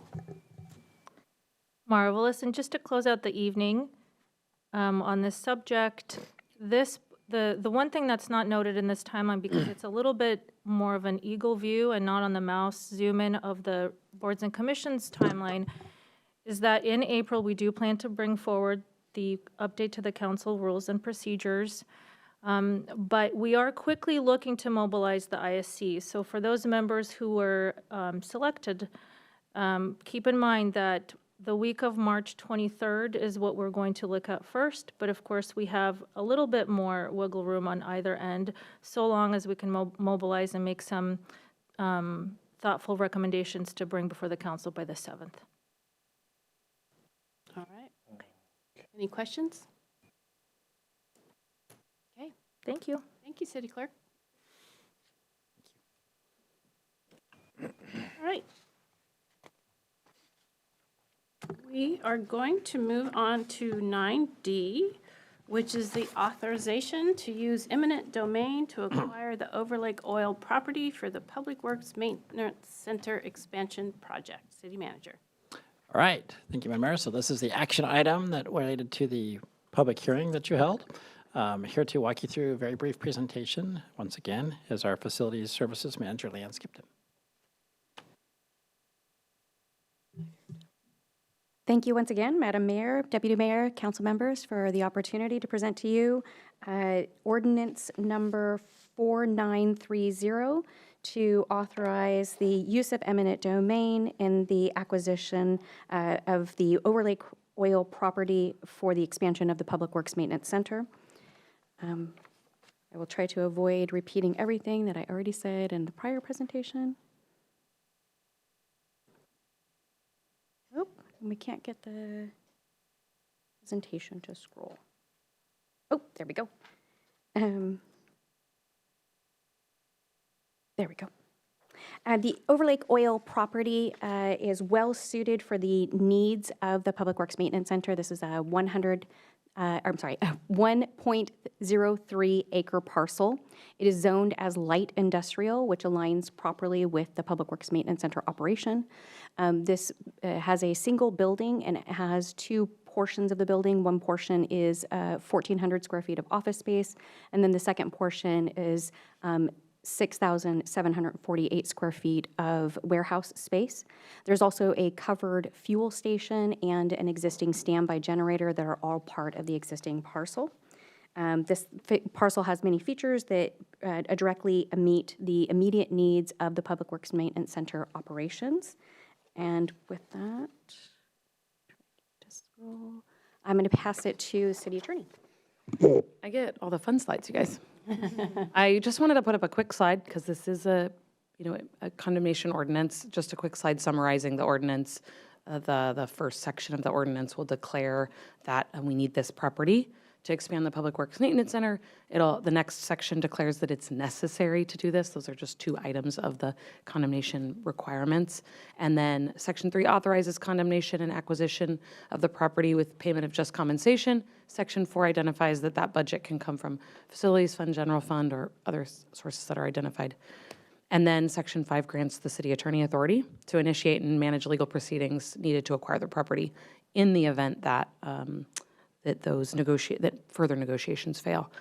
And so Leanne already gave staff recommendation to approve the ordinance. Here I put up our reminder note that we've tried to emphasize all this evening, and in the memo that approving this ordinance does not require judicial condemnation proceedings. It doesn't require that my office go start those.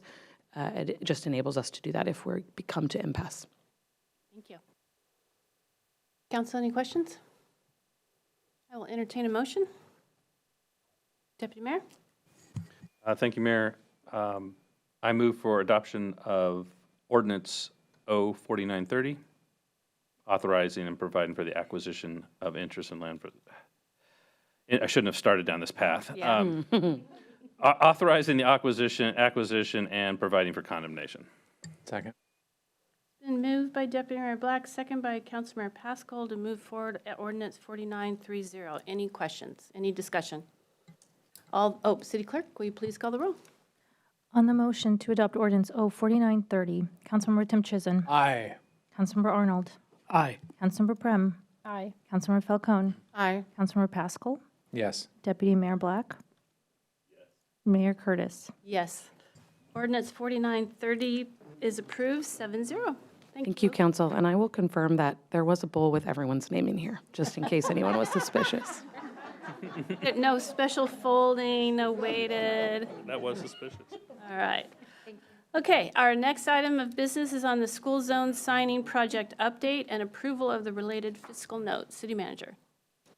Okay, thank you, Madam Mayor. So we're looking for action tonight, particularly on approval of a fiscal note, but we also have some decisions we need from the council on how to finish off this project. Here to give you this presentation is our Transportation Engineering Supervisor, Jennifer Palmer, and our Transportation Engineer, Edward Wang.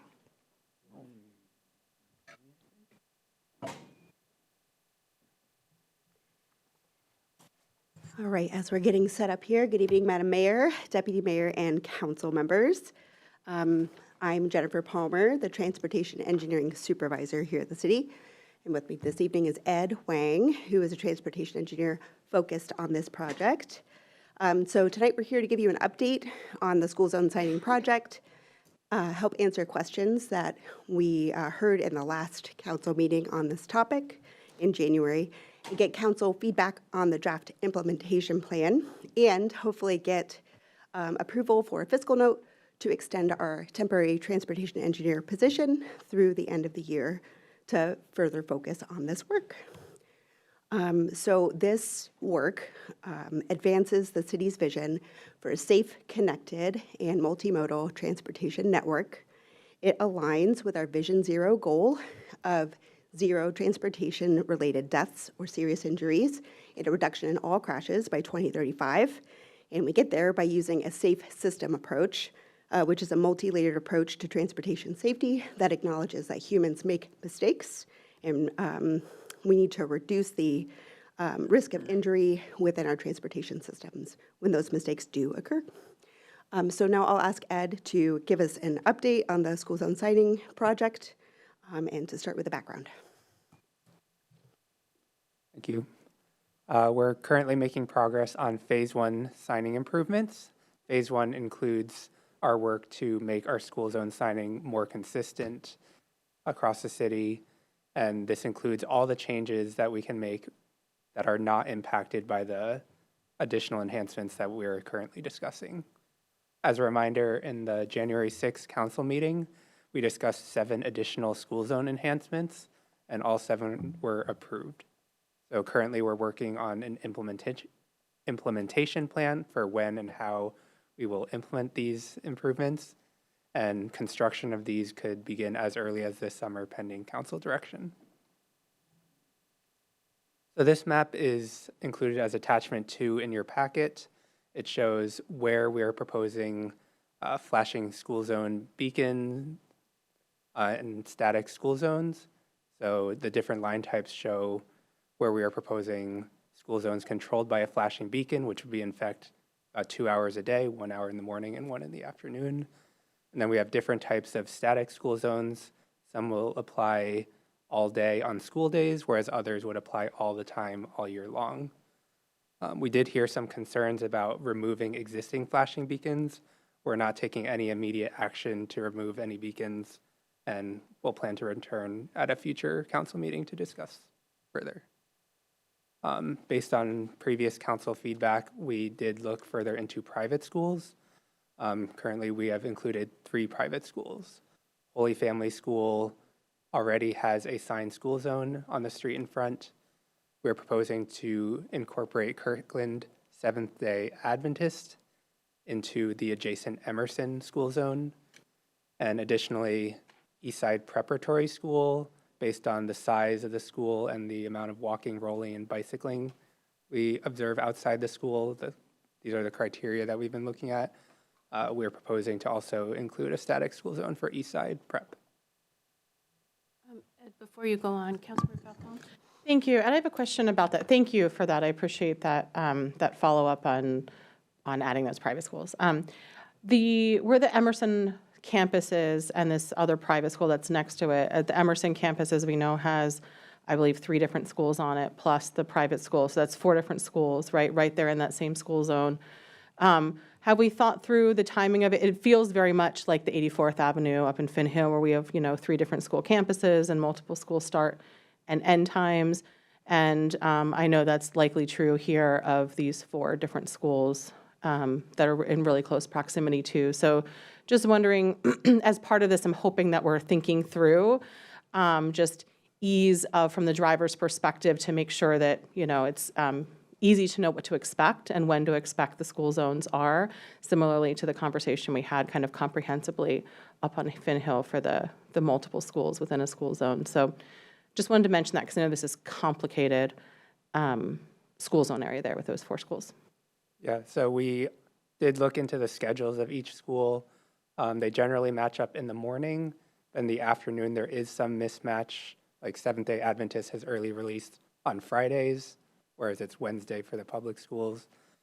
So overall, I think we'd be looking at about 50 minutes additional flashing time per day on average, varies by day. Yeah, and it's worth mentioning as well that the physical school zone already encompasses the area that we would want to target for that anyway. So really, we would work with city attorney and to see what would need to happen for the flash times along that school zone. Great, thank you. Anyone else? I have a follow-up question. I want to thank Councilmember Falcone for suggesting this. It was the right thing to do. So my understanding is we're not required to sign private schools. Can they request signage? Can they reach out to the city and say, hey, we'd love to have school zone signage? I don't know that there's any reason that they couldn't request it, but we would just want to think carefully about where we would want to institute a school zone. Yeah. The schools that we looked at were primarily in the K-12 range, for example. We didn't look at preschools. That's not usually what's done for school zones for a multitude of reasons. But yes, we have some criteria that we look at, and we're always open to community member requests. Okay. It's an interesting gap that I hadn't really thought of before. Then my next question, and I see you, my next question will be, which we do not answer this tonight because it's a longer discussion, but what our interaction is with private schools around school-to-walk routes and how we collaborate with them. So, Councilmember Pascal? I wanted to follow up on, you were talking about earlier about the flashing beacons, and there was a suggestion here about maybe removing some in some locations based upon the criteria that was developed. In some situations, maybe if you go back a slide there, yeah, perfect. In some situations, I think we've been talking about, are we given policy guidance to change the local roadways to 20 miles an hour? And so signs that are flashing along 20-mile-per-hour roadways wouldn't make sense because they're 20 miles an hour 24/7 now. But there are certain situations where there's collector roadways that will continue to be signed at 25 miles an hour that we're recommending removing some flashing beacons. And the one that like really sticks out to me the most is the one there in the center of the map along 112 Northeast 112th Street, right next to Alexander Graham Bell, that stretch of roadway. It's shown there in blue, and it has 2 flashing beacons on there today. And under our criteria, those would be proposed to be removed. And that corridor's had a lot of issues with speeding vehicles and things like that. That's why it has a lot of speed humps and things as well. I'd ask that when you come back, if you could think about whether or not there should be other criteria attached to that, such as, is there a speeding issue? Does there continue to be a speeding issue? Rather than just a volume threshold. Right now, it's based upon a volume threshold and whether it's a collector. Perhaps we should think about whether it's a speeding issue. So just something to think about. I think that would be helpful because I think it'd be hard to explain to the school community, like in that situation, for example, why it would be necessary to remove the flashing beacons. Thanks. Councilmember Falcone? Thank you, Madam Mayor, for allowing me to speak again. To follow up on that, I would like for us to look at not only in areas where we're thinking of removing the flashing beacons, but perhaps might want to consider keeping them because folks are speeding. I would be curious to know what that investment would be compared to some infrastructure engineering investments along the roadway that might also help reduce speeds as part of this conversation. Not just signage, but if there are alternatives that would be a similar level of investment that might help slow folks down, I'd like that to be part of that conversation as well. Thank you. All right, go ahead.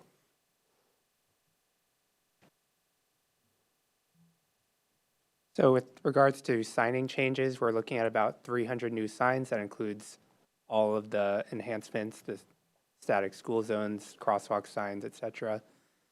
We're proposing that this work continue to be done by our sign shop around their existing workload commitments and with existing staffing.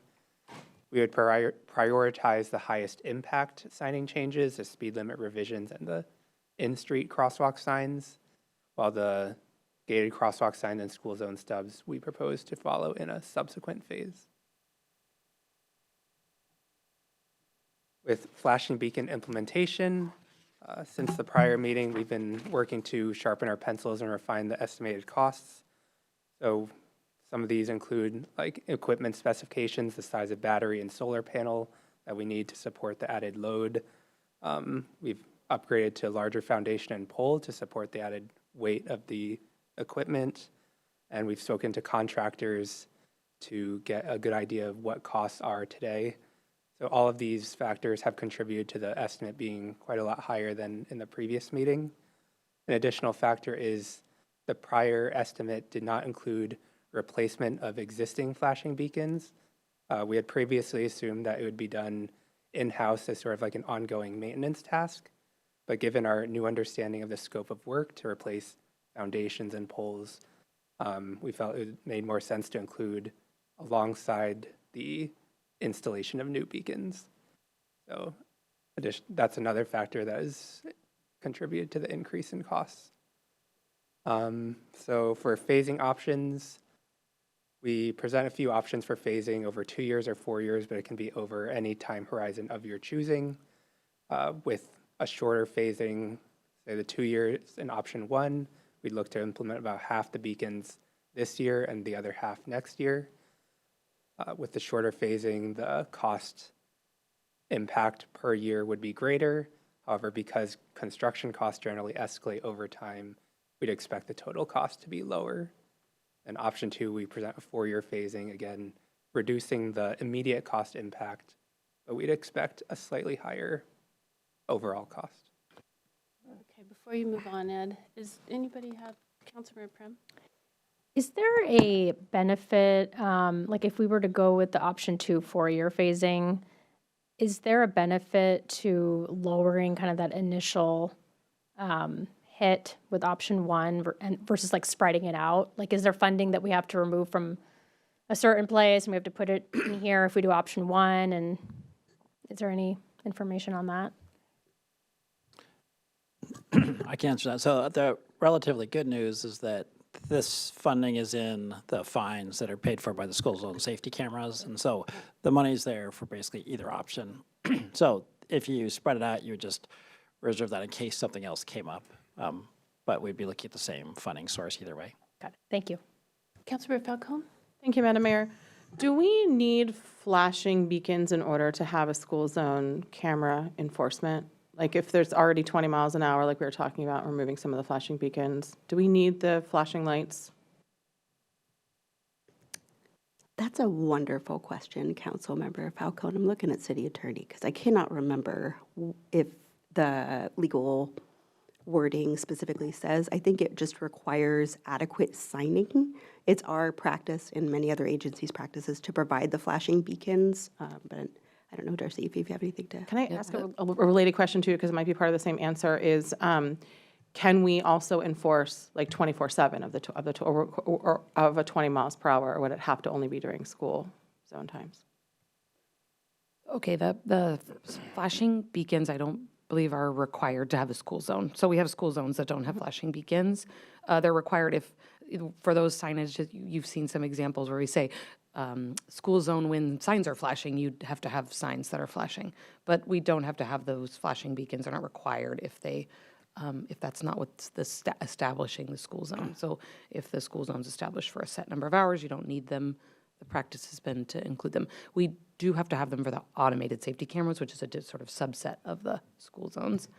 The question about whether for the period of time for the school zone that we could have, we do believe that we can have the longer, the permanent school zone area time. The statute requires that the school zone only be for an area of active student use, but it doesn't say the times only of active student use. Okay, so I want to make sure we're understanding, in order to have the automated enforcement of school zones, we have to have flashing beacons in order to do that? I do believe those would be required for the camera traffic. Okay. School zones, yes. Thank you.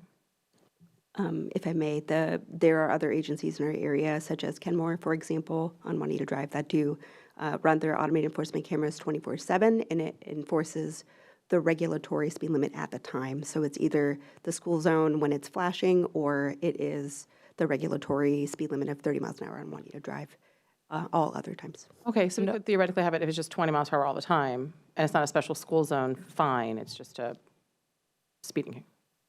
I'll make a clarification on the school zone time for the automated enforcement cameras. That there's a little different school zone requirement for that part being established. There probably are some hour restrictions on that. But I'm not sure about that. We can confirm, but I will say that the conversation started with council wanting to make sure that people knew as much as possible with multiple signs and flashing because they were coming into a camera zone. So we haven't been looking at whether you could take those away because we've been sort of doing the opposite, right? But adding things. Thank you. Yeah, I mean, I was thinking more along the lines, sometimes you see like flashing lights on a stop sign that's new or something like that, that we could do other things to alert people of like a new 20 miles per hour zone all the time and still enforce. But anyway, we can have that conversation when we, at another time, I'm sure. Thank you. Councilmember Arnold, and then Councilmember Pascal. Two questions. One is that as we're looking at the idea that Councilmember Falcone is bringing up about general neighborhood traffic enforcement versus school zone traffic enforcement, I may be confusing things with the next item, but I do remember some differences in the legislation around school zone cameras and regular traffic enforcement cameras in the revenue that comes to the city. So as we're looking at this, we should understand those implications as well. Second question, for us looking at these options, is this a decision we have to make tonight because we are punting the discussion around removal of existing beacons? And I agree with Councilmember Pascal about there may be some we want to bring back, and I want to understand how that impacts the cost as well. We do not need a definitive decision tonight. We were looking for general direction tonight, and then we'll bring back whatever it is council chooses to move forward. We do need to have the discussion around beacon removal as well, and I assume we would do that at a future meeting, Mr. City Manager. We do have the fiscal note approved, that, just to clarify that. Yes. Thank you. Councilmember Pascal? I was just going to say that the questions that Councilmember Falcone had, you should come to see my presentation in a couple of weeks at the Walk Bike Roll Conference, because I'll be talking all about the different automated enforcement cameras, what other cities are doing, all the places that you can install them. So I was waiting for you to weigh in. He knows the answer. I can share the slides, yes. Thank you. Thank you. So before we move on, I struggled with this packet because we had a robust conversation on January 6th, and then I would have benefited from a summary of this is what you decided in January 6th. So I just want to be clear, if my understanding is that the estimate we received in January 6th was 519,000, and so it's effectively doubled since we had that conversation, or am I reading this wrong? Yeah, the conversation that we had a summary table in the January 26th at the end of that.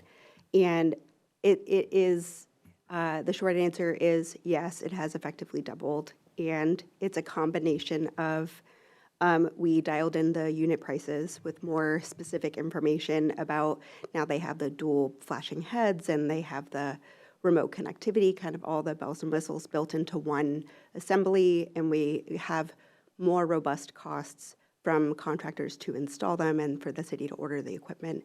So we've sharpened our pencils on what that number is.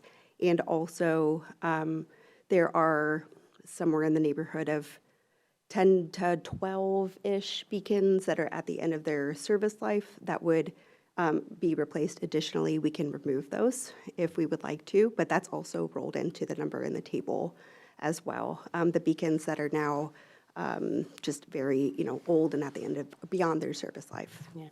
I think in this discussion on January 6th, I missed that those were very rough numbers. And I think some of the decisions that we made were based on what we thought were numbers.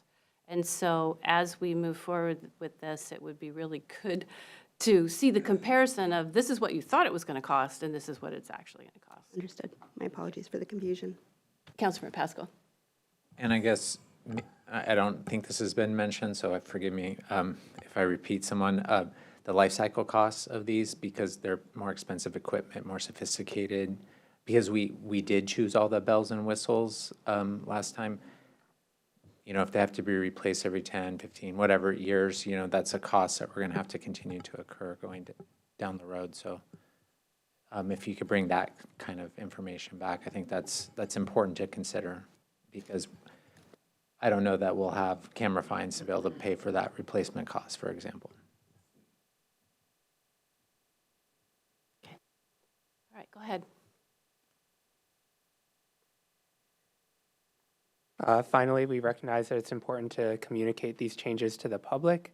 While these changes do not impact how we're doing automated enforcement, generally in school zones, speeding fines are doubled.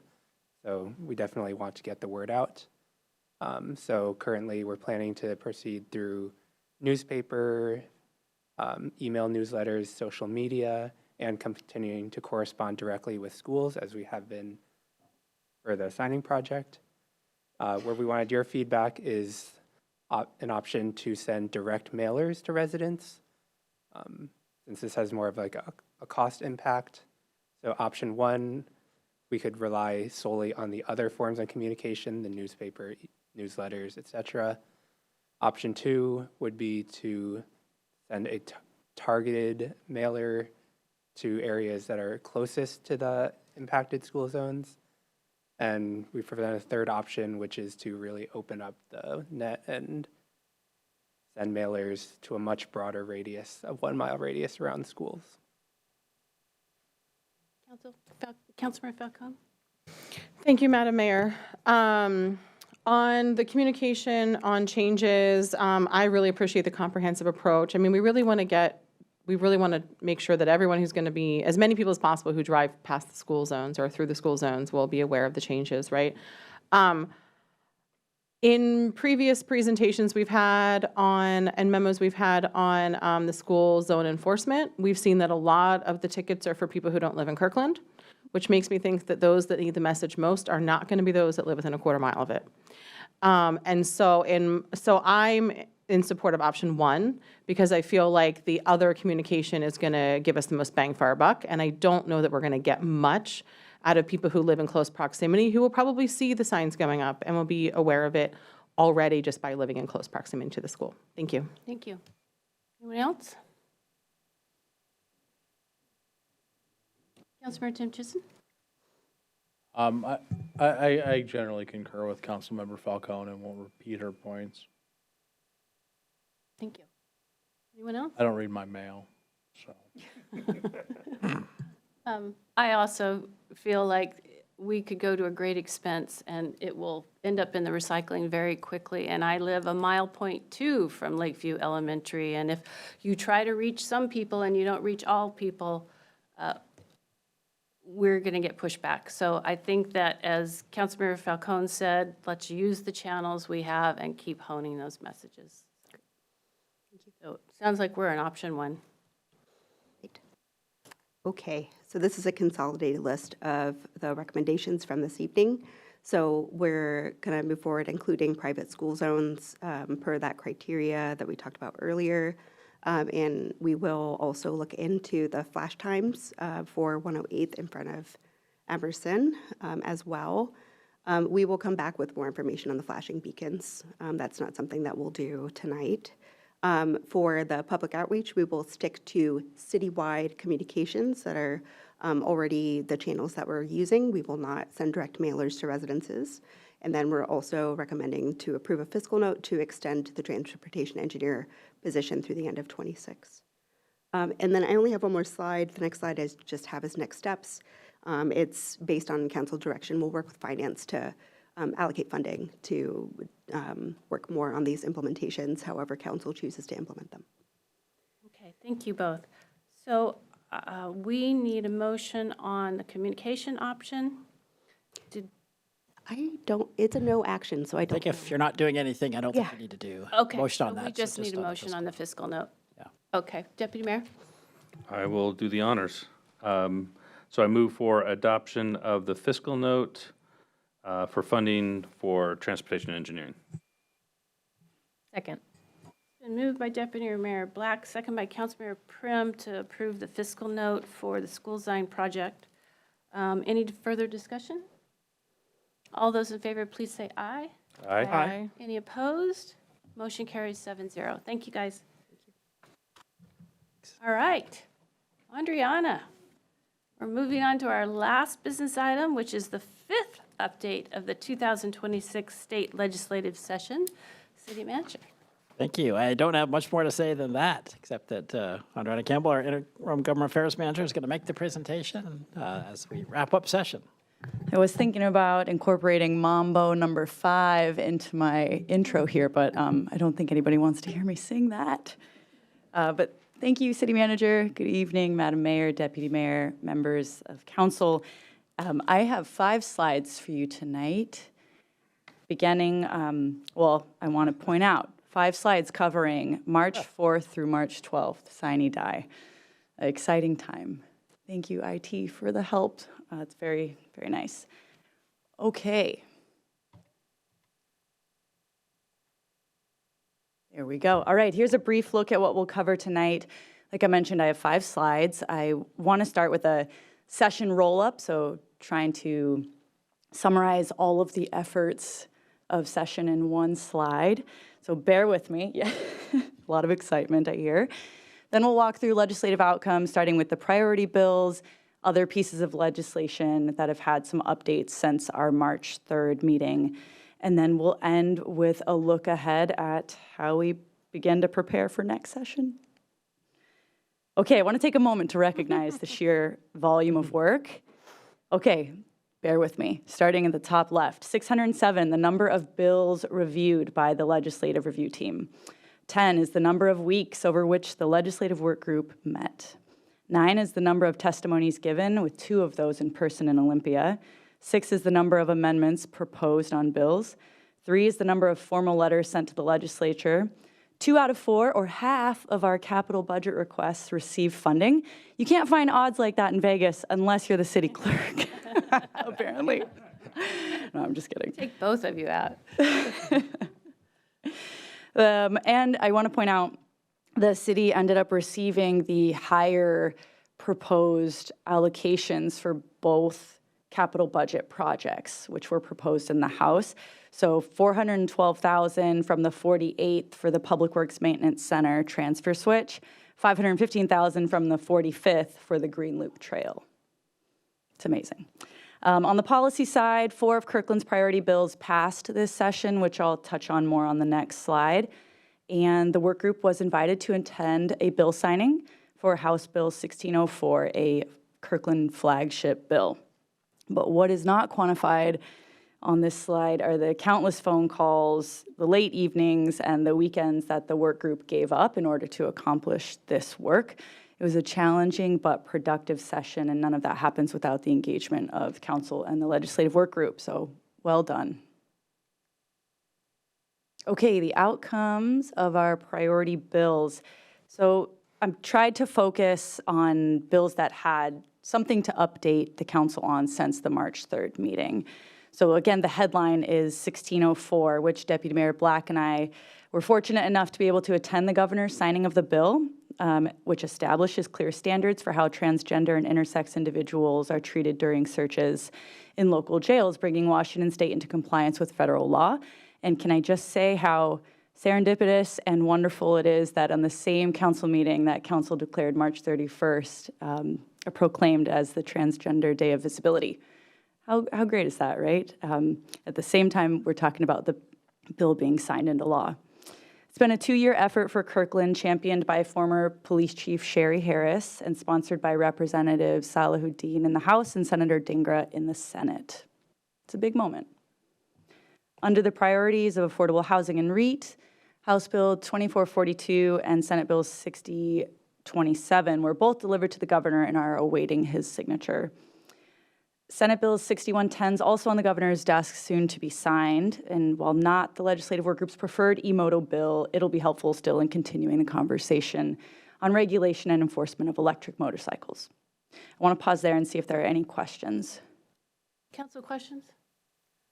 On 6110, was the civil infraction included or not? Yeah, the language was included for what the study group will study. Okay.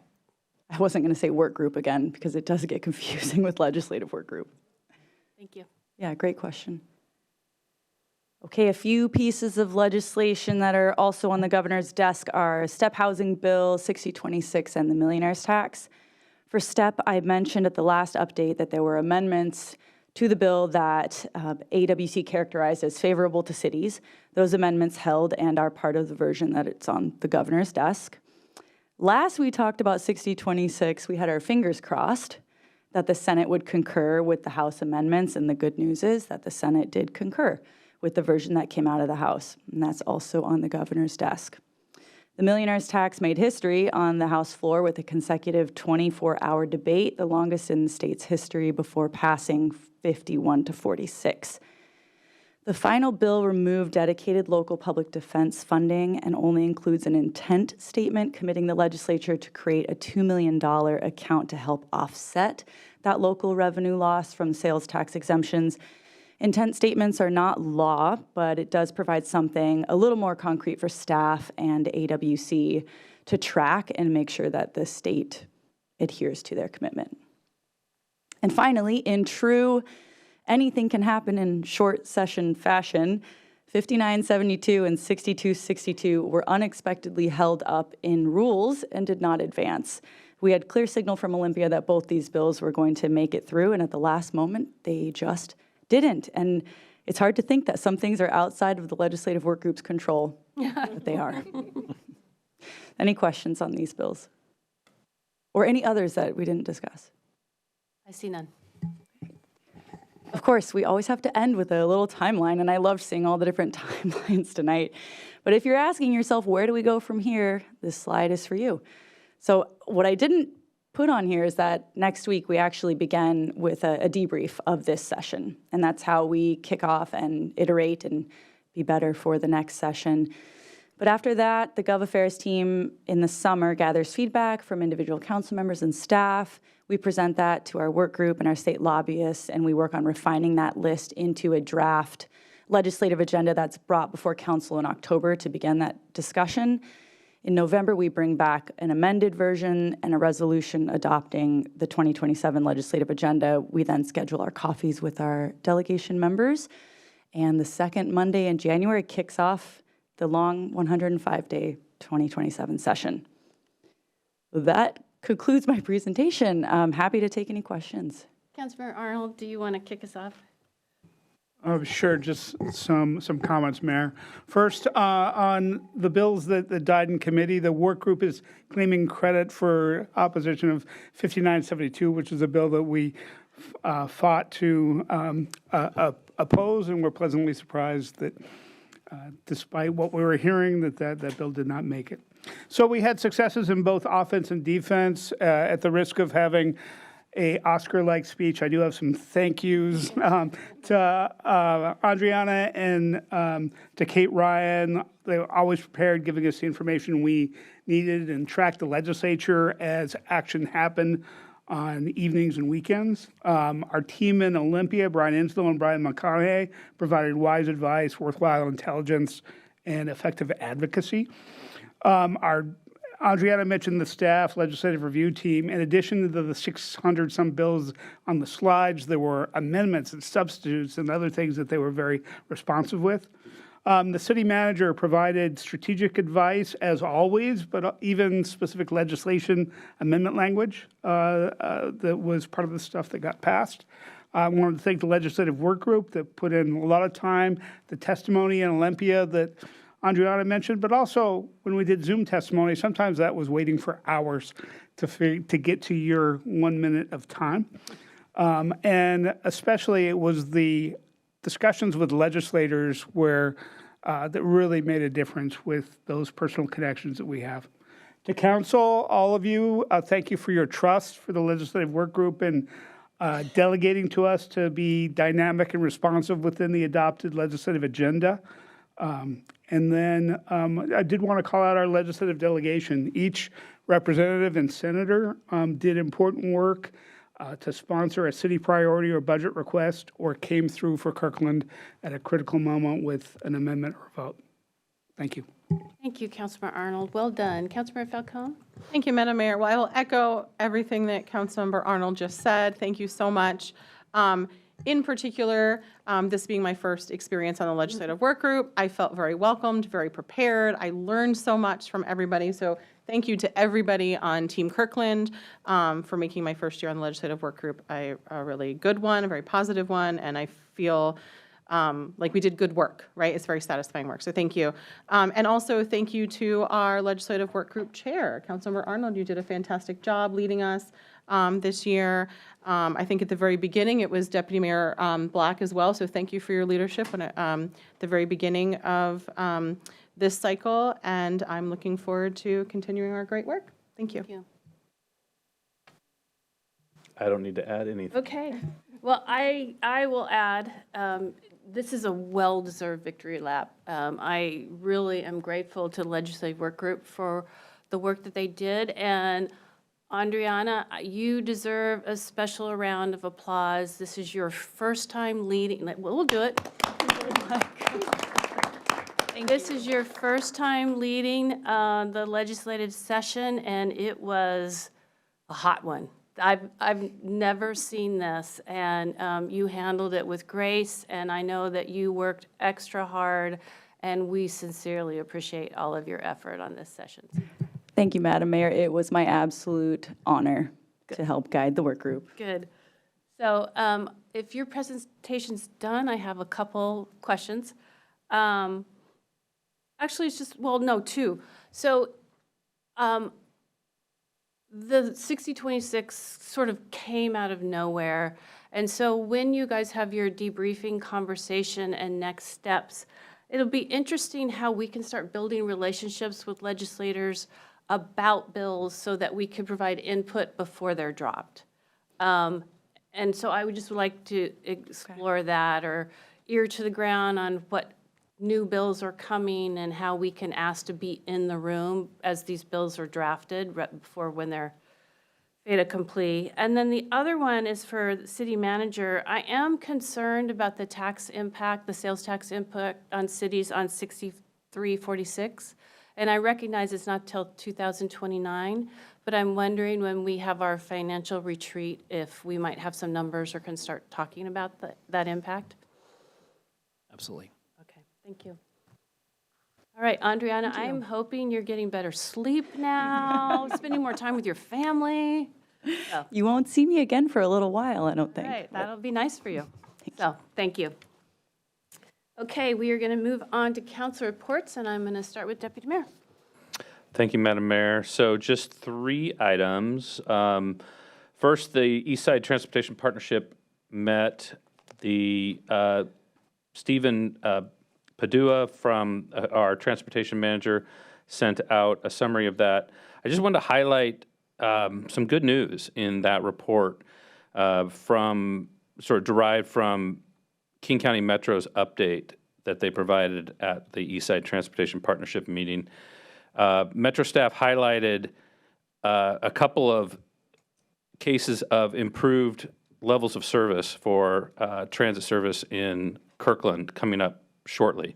So in fall of 2025, Route 256, which is Woodinville to Kirkland Totem Lake to South Lake Union, there's now new peak-only service that was launched, and Route 930, which is the dial-a-ride from Totem Lake to Redmond, added completely new evening service 7 days a week. Coming up in the spring, Route 225, Kenmore to Totem Lake to Overlake Station, doubles in frequency from 60-minute, whatever that term is, lead time between buses to just 30 minutes. And then we have really good news on Metro Flex in the Juanita service area. It has been preserved, and also the service boundaries have been changed to focus more on serving Kirkland residents well, getting them to where they actually want to go. So that's it on East Side Transportation Partnership. Although my partner on ETP, Councilmember Arnold, may have things he wants to add. I wanted to note, I don't think I previously mentioned to my colleagues that I was appointed to Association of Washington Cities Legislative Priorities Committee. So I will be involved in additional conversations about cities and legislation in Olympia. And that process begins with in-person meeting in May, another in-person meeting in July in Spokane. And so I'll be engaging with Association of Washington Cities on their legislative priorities, which will give us a great window into what other cities are talking about, and maybe even opportunity to daylight some bills and legislation that's being discussed before the bill's actually drafted. Also, I don't think I mentioned before that the Regional Transit Committee, the SEA caucus, the Sound City Association caucus of the Regional Transit Committee, did finally vote on leadership of the caucus, and I was elected to vice chair of the SEA caucus for RTC. So that sets me up, not necessarily, there's no guarantees, but that sets me up to be vice chair of the actual Regional Transit Committee next year. Last thing, we received comments during items from the audience, once again from Mr. Zimmerman. And I shared with my colleague, he spent the last couple of... I respect you, Neil. You don't have to explain. I really appreciate your leadership. With all due respect, John, I want to explain. All right. Because there's public who listen to Mr. Zimmerman's... I appreciate your leadership, and you do a lot for our city, and I'm not, I apologize for interrupting you, but you're doing so much on the legislative work group, so much for our city, on all these committees, and it hasn't gone unnoticed. thank you for everything you're doing for Kirkland. Okay. Thank you, John, or Councilmember Tinchin, I appreciate that. I just want to highlight, Mr. Zimmerman's used his comments to the council the last couple meetings to mention a letter that he sent to me at the city, and that I have not responded to it. He actually held it up during his presentation. I shared a copy of that with all of my council members. You'll see that it is neither a letter, nor is it addressed to me, nor does it ask for any response from me. In fact, the only elected official that's mentioned on there is Councilmember Lynn Robinson of Bellevue, a former mayor. So I just want to share that. That's the supposed letter from Mr. Zimmerman sent to me as a city council member, to which I have not responded. Thank you. Thank you. Councilmember Pascal. Thank you. Yeah, just a few things to report on the regional committees I sit on. First off, attended the Cascade Water Alliance workshop last, well, I guess it was a little over a week ago, talking about board oversight of the capital supply program with Mayor Curtis and staff. And it's a major undertaking. I think you've heard about it kind of in general, but it's basically putting a 6-foot diameter pipe in the ground from Covington all the way north to Bellevue or Issaquah. And they described it as basically a 12-foot by 12-foot trench that the pipe will have to go in. And it's a major undertaking at $50 million a mile is what they're estimating. And I think it's something like 10 to 20 miles. Exciting times, I think, but a lot of work ahead for Cascade and the member agencies. Tomorrow I have a meeting of my Active Transportation Safety Council. A lot of kind of timely topics. One, part of the funding for automated cameras throughout the state goes towards the Cooper Jones Active Transportation Safety Council fund, which we then figure out how to spend that money. And part of that will likely be going to developing an e-micromobility educational guide that then can be used by people across Washington State on that. And then next week, attending the State Transportation Improvement Board meeting down in Skamania Lodge. And the legislature funded additional staff resources for the agency, which is good, kind of unexpected. And then also are putting us in charge of a new loan program to dole out money for those towns and cities that were impacted by the floods in December. Thanks. Thank you. Councilmember Falcone? Thank you, Madam Mayor. Just a few brief updates. Similar to Deputy Mayor, I was recently elected to be the SEA Caucus Vice Chair, but of a different caucus, of the SEA Caucus for the Board of Health.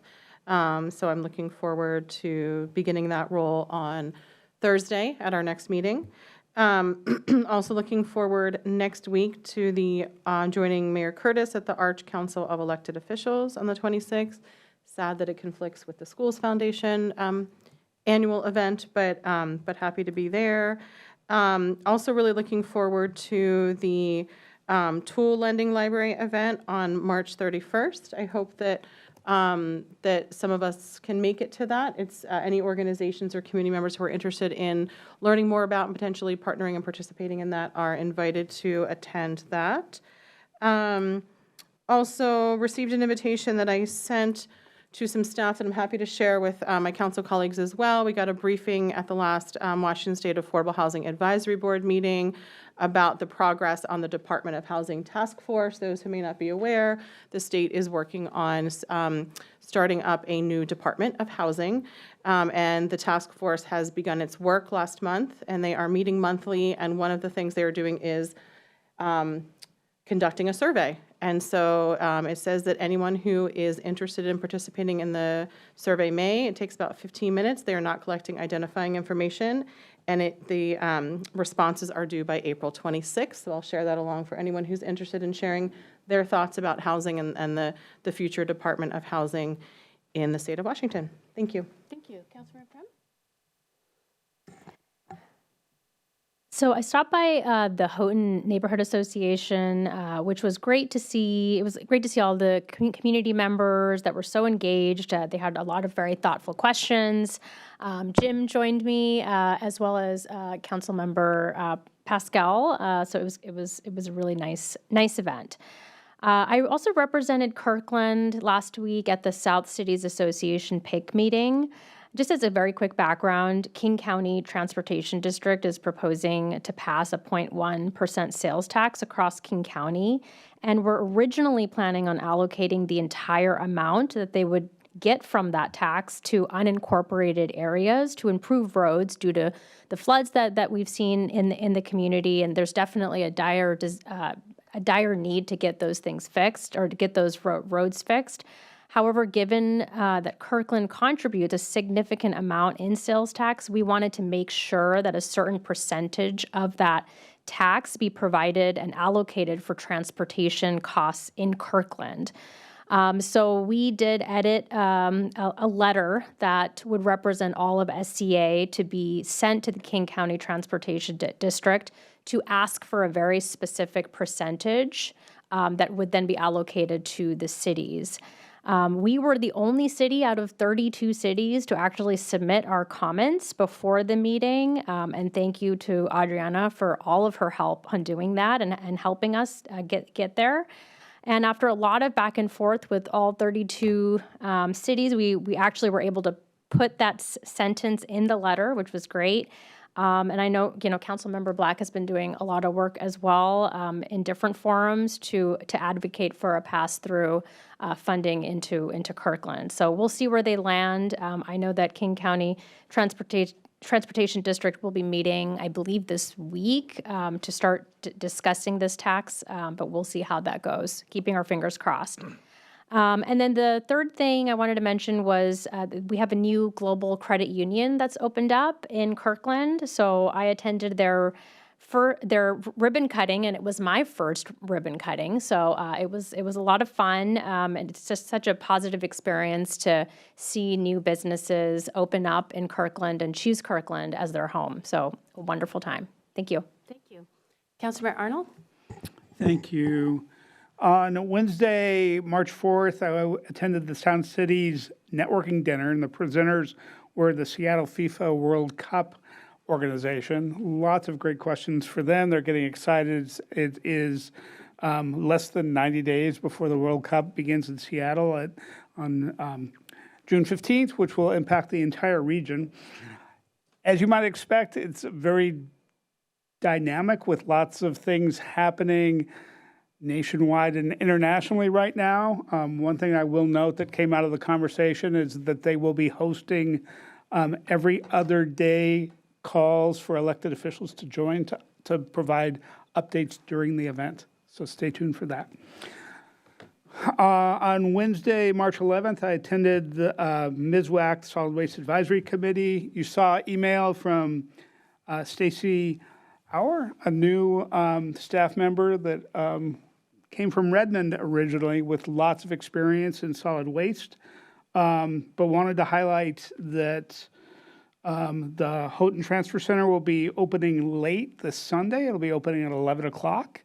And then the following week, it'll be closed for South Hall, Monday through Sunday, for some maintenance to the area where the, I'm forgetting the term, but where things are top-loaded into the dumpsters from the South Hall that will provide some scales for those trucks to be more effectively loaded, which will help make the entire operation more efficient. So Houghton will be closed for South Hall next week. Wanted to make sure people are aware with that.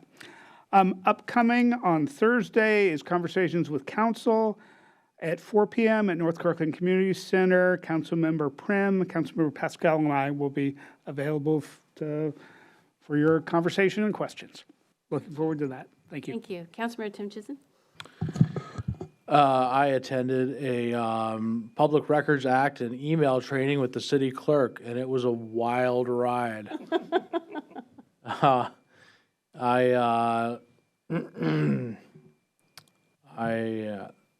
Thank you, thank you very much to the Legislative Committee for all the work you've done over the past months. I know it's been hundreds of hours of thankless work. I have not been there and put in the hours that you guys have. And I know that we have, a cynical member of our city might say that our legislators think they have better ideas than local government, but not me, of course. And thank you so much for the extra work you've put in. Thank you. Thank you. That's all I got. Following along, I just want to recognize my colleagues, because you all not only do your local city work, but the regional work that we take on, that all of you take on, is very impactful and very important. So thank you for your dedication and your extra service. I thought taking on Cascade and Mizwac as an alternate was going to be an easy lift. Turns out both committees have very weighty issues to discuss. Thank you to Councilmember Pascal, who has volunteered to be on the Supply Project Oversight Committee.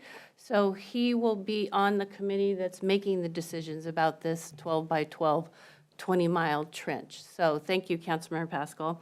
And thank you, Councilmember Prim, for being a really strong advocate for Kirkland's position at SCA PIC. And that, honestly, I was in the audience, and that was a fairly complicated and chaotic meeting, and you held your ground, and you did a great job. So thank you. I have been busy. Last week, I did the EBA roundtable with the mayors from Bellevue and Redmond, and the questions were about 6026 and the millionaire's tax. It was a great audience. Thank you for the moderator who took some of the bite out of the questions. They were a little biased when they came across my desk, but he toned them down, and it was a good conversation. And then I mentioned I went to the ST3 mayor's meeting on Thursday. Send your goodwill to me. I will be making an appearance at the Growth Management Policy Board, advocating that Kirkland is grandfathered, that our Totem Lake Regional Center is grandfathered, and we do not have to resize our regional center. Based on our, city manager shaking his head, based on our PSRC exec support that we received, I am going in pretty confident. So fingers crossed, though. I'm speaking at Teen Mental Health Forum on Saturday. A couple other things on my schedule, but one to highlight is Councilmember Prem and I will be having lunch with the India Consul General next week. So is that next week? Yeah. Yes, next Friday. So I'm looking forward to that. So that's it. City Manager. Thank you, Madam Mayor. So we do have two legislative request memo responses that we want to do, and then I have a couple updates to follow. So we did receive the legislative request memo that Councilmember Prem asked for. It was one request, but it was to look at the use of artificial intelligence in both the permitting process and ITS. So as you saw in your packet, we gave two responses just because they're slightly different. So we're going to kick off first the legislative request memo response for the permit processing, and Adam Weinstein, our Planning and Building Director, is going to give that update. And we'll be looking for council direction on options. Thanks, City Manager. Cassie, could you pull it up? Thanks. Well, good evening, Mayor Curtis and Deputy Mayor Black and council members. While this is getting pulled up, we can go to the second slide too, Cassie.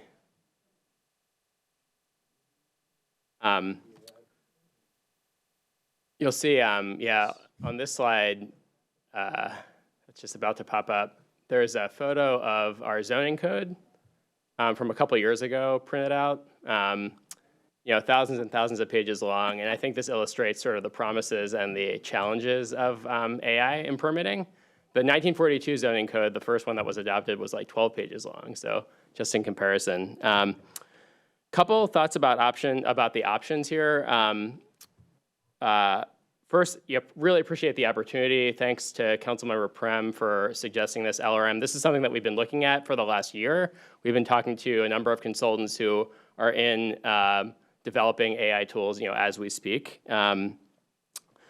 I think the one point I want to make too is that the technology clearly has a lot of value, right? You can tell from, yeah, this massive zoning code, the process of reviewing permits hasn't really changed all that much over the last couple of decades. It's really ripe for a reinvention. There are many, many consultants working in the AI permitting arena. Not a week goes by where we don't get a call from a consultant that wants to sell us a new AI tool. The technologies are at very different stages of development, I would note as well. They're getting better all the time. So we think that version 2.0 of these tools will be about 5 times better than version 1. Version 3 will be 10 times better than version 2. And in the meantime, cities like Bellevue and Austin and New York City and Honolulu are doing all this great work developing the tools. They're spending hundreds and hundreds of hours working through the kinks of their AI permitting tools. And we like that. We like the fact that they're working through the kinks themselves so that when the tools are improved, we can adopt them. So I think in terms of the options, not totally sure of the value of being an early adopter in this case. So that's why we're suggesting option 1, which is really continuing our existing work, exploring the tools, talking to consultants, learning more about them, learning more about the kinks. And then options 2 and 4 can come later. Option 3 is sort of an interesting one. Option 3 is more about taking a regional approach to developing an AI tool. So as you know, we're founding members of the eCityGov Alliance. And the mission of the Alliance is really to apply technology to city government to make it better. So it's sort of a natural candidate for developing an AI tool. I think the one thing I'll say about the Alliance is that it's a little bit I guess you could call it an inflection point at this stage. There's a new interim executive. We'll be hiring a new executive for the Alliance in the next several months. We're going through a visioning process as well at the Alliance. So we'll be thinking about things like applying AI in new tools that can be used by city governments. So I think that's sort of a longer term strategy. It's still something worth pursuing, and I think we could pursue option 3 in conjunction with any of the other options as well. But it's definitely a longer term option. I think those are the key points that we wanted to make. Happy to answer questions. Thank you. Yeah. Councilmember Prim? Thank you so much for putting this together and going through this LRM. I really appreciate it. I know it takes time, so really, really do appreciate it. I think, from my perspective, option 1 and option 3 sound interesting. I also just want to really flat out say that I'm all about using AI, but it should be used only if it makes an actual positive impact. I would not want staff to use a lot of their time implementing an AI tool, one, if it's ineffective or causes more churn, or it's still in like pilot mode in other cities. I don't think we want to spend the time looking into it and trying to figure it out ourselves. I think having more established technology set, and then we implement that at that time, I think that makes a lot of sense. I think I just want to make sure that we just don't lose sight of it. I think, in the next year, like even if we could just get an update, because to your point, right? I mean, version 2.0 is going to be 5 times better. 3 is going to be, 15 times better. I think at some point we will want to draw the line and say, okay, it makes sense at this point. We're going to save, I don't know how many hours of permitting time and decrease the log by X amount. I mean, as long as we have those concrete numbers, I would say we should go for it. But I think having a check-in, maybe if you think it's, I don't know, 6 months, 1 year, I'm open to that. Great. Thank you again for doing this. Thanks. Councilmember Falcone? Thank you, Madam Mayor. Thank you, Adam. I appreciate and agree with Councilmember Prim's comments. I won't repeat those. But something that I want to make sure that we're tracking very closely and that we're spending a lot of time really thinking through is the guardrails for our use of AI technology. To me, I feel like that could be even more of a heavy lift than just evaluating the current tools that are out there, right? Because I think, so in the meantime, while we're, waiting for the check-in times, I would really like for us to be thinking through what our process is going to be for the guardrails. And then I would expect that any discussion on potential implementation of tools that we would want to set the guardrails in place prior to any implementation of AI tools. Thank you. Thank you. Anyone else? Councilor Arnold. Thank you.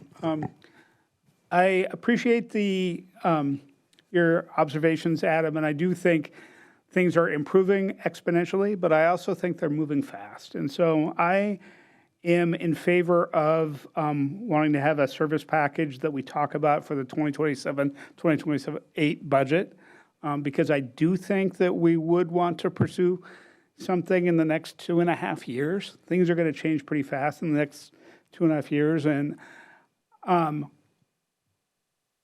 with Bellevue doing the work that they're doing, I don't want to duplicate, but I do see Kirkland as potentially being a fast follower to say, once Bellevue has said, okay, we're doing the sort of work and here's how we're going to go pilot it, that may be an opportunity to leverage that particular learning.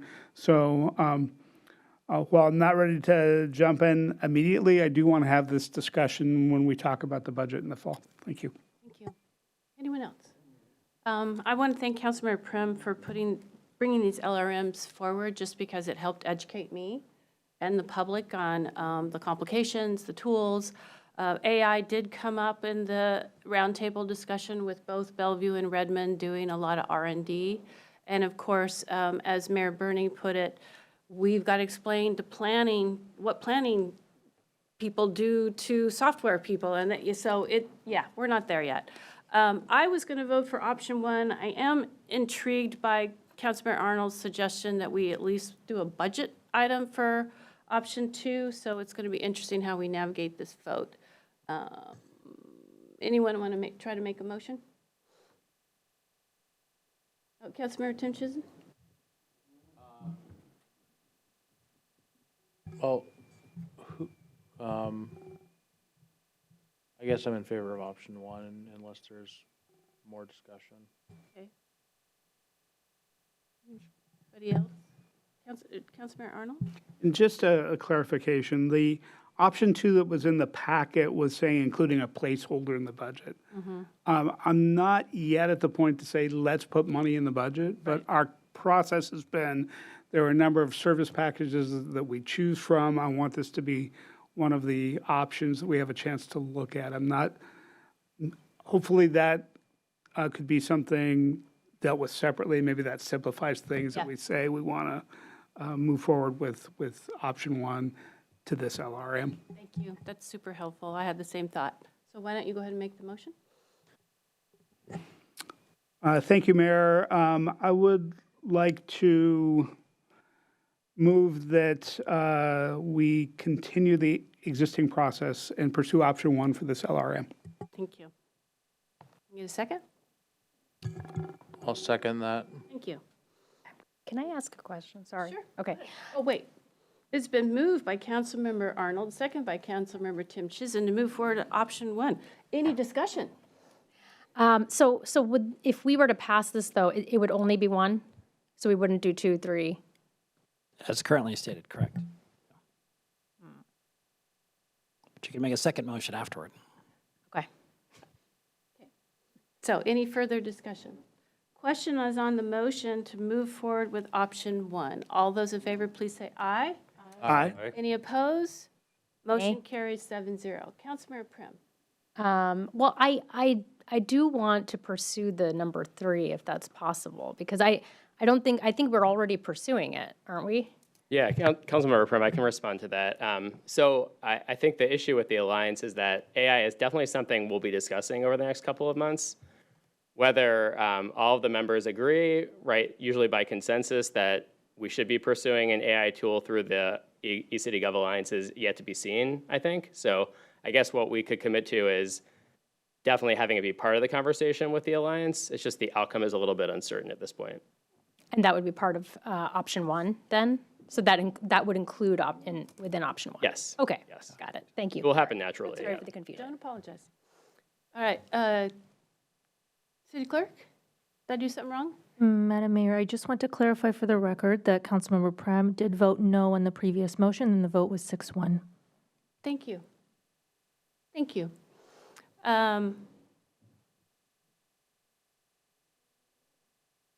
Yes, okay.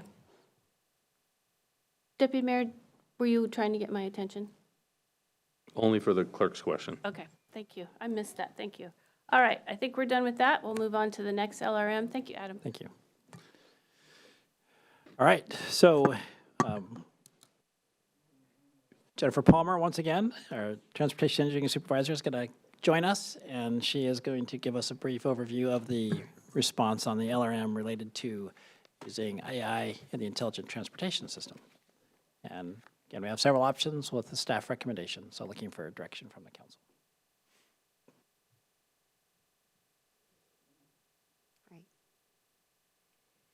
Thank you, Mr. City Manager.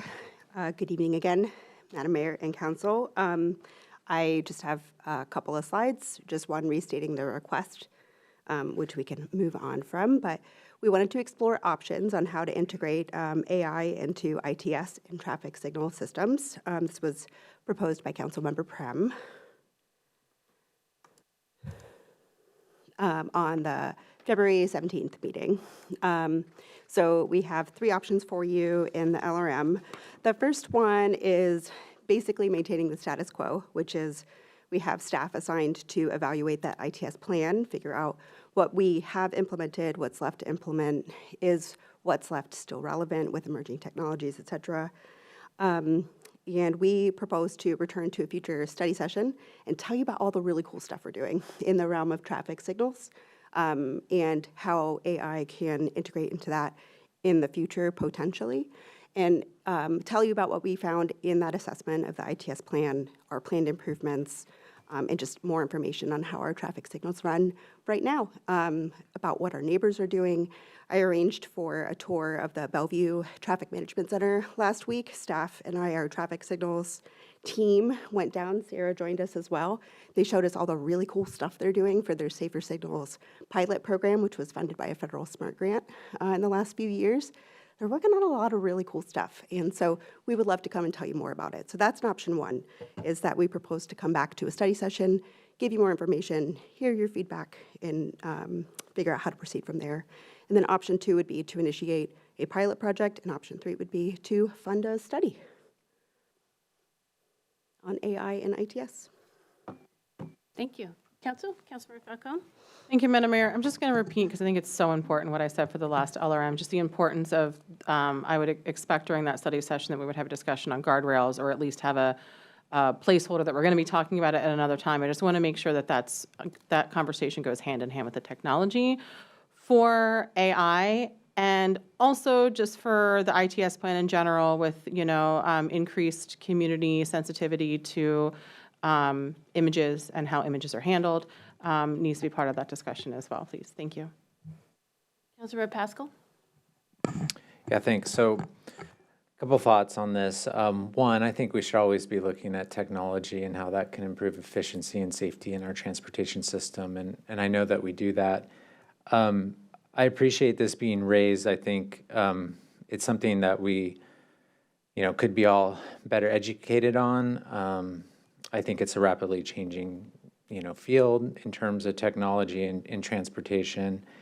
I would tell you, just as a professional in the business, that I monitor that, and if I felt like there was something that was truly implementable for Kirkland, I would definitely bring it.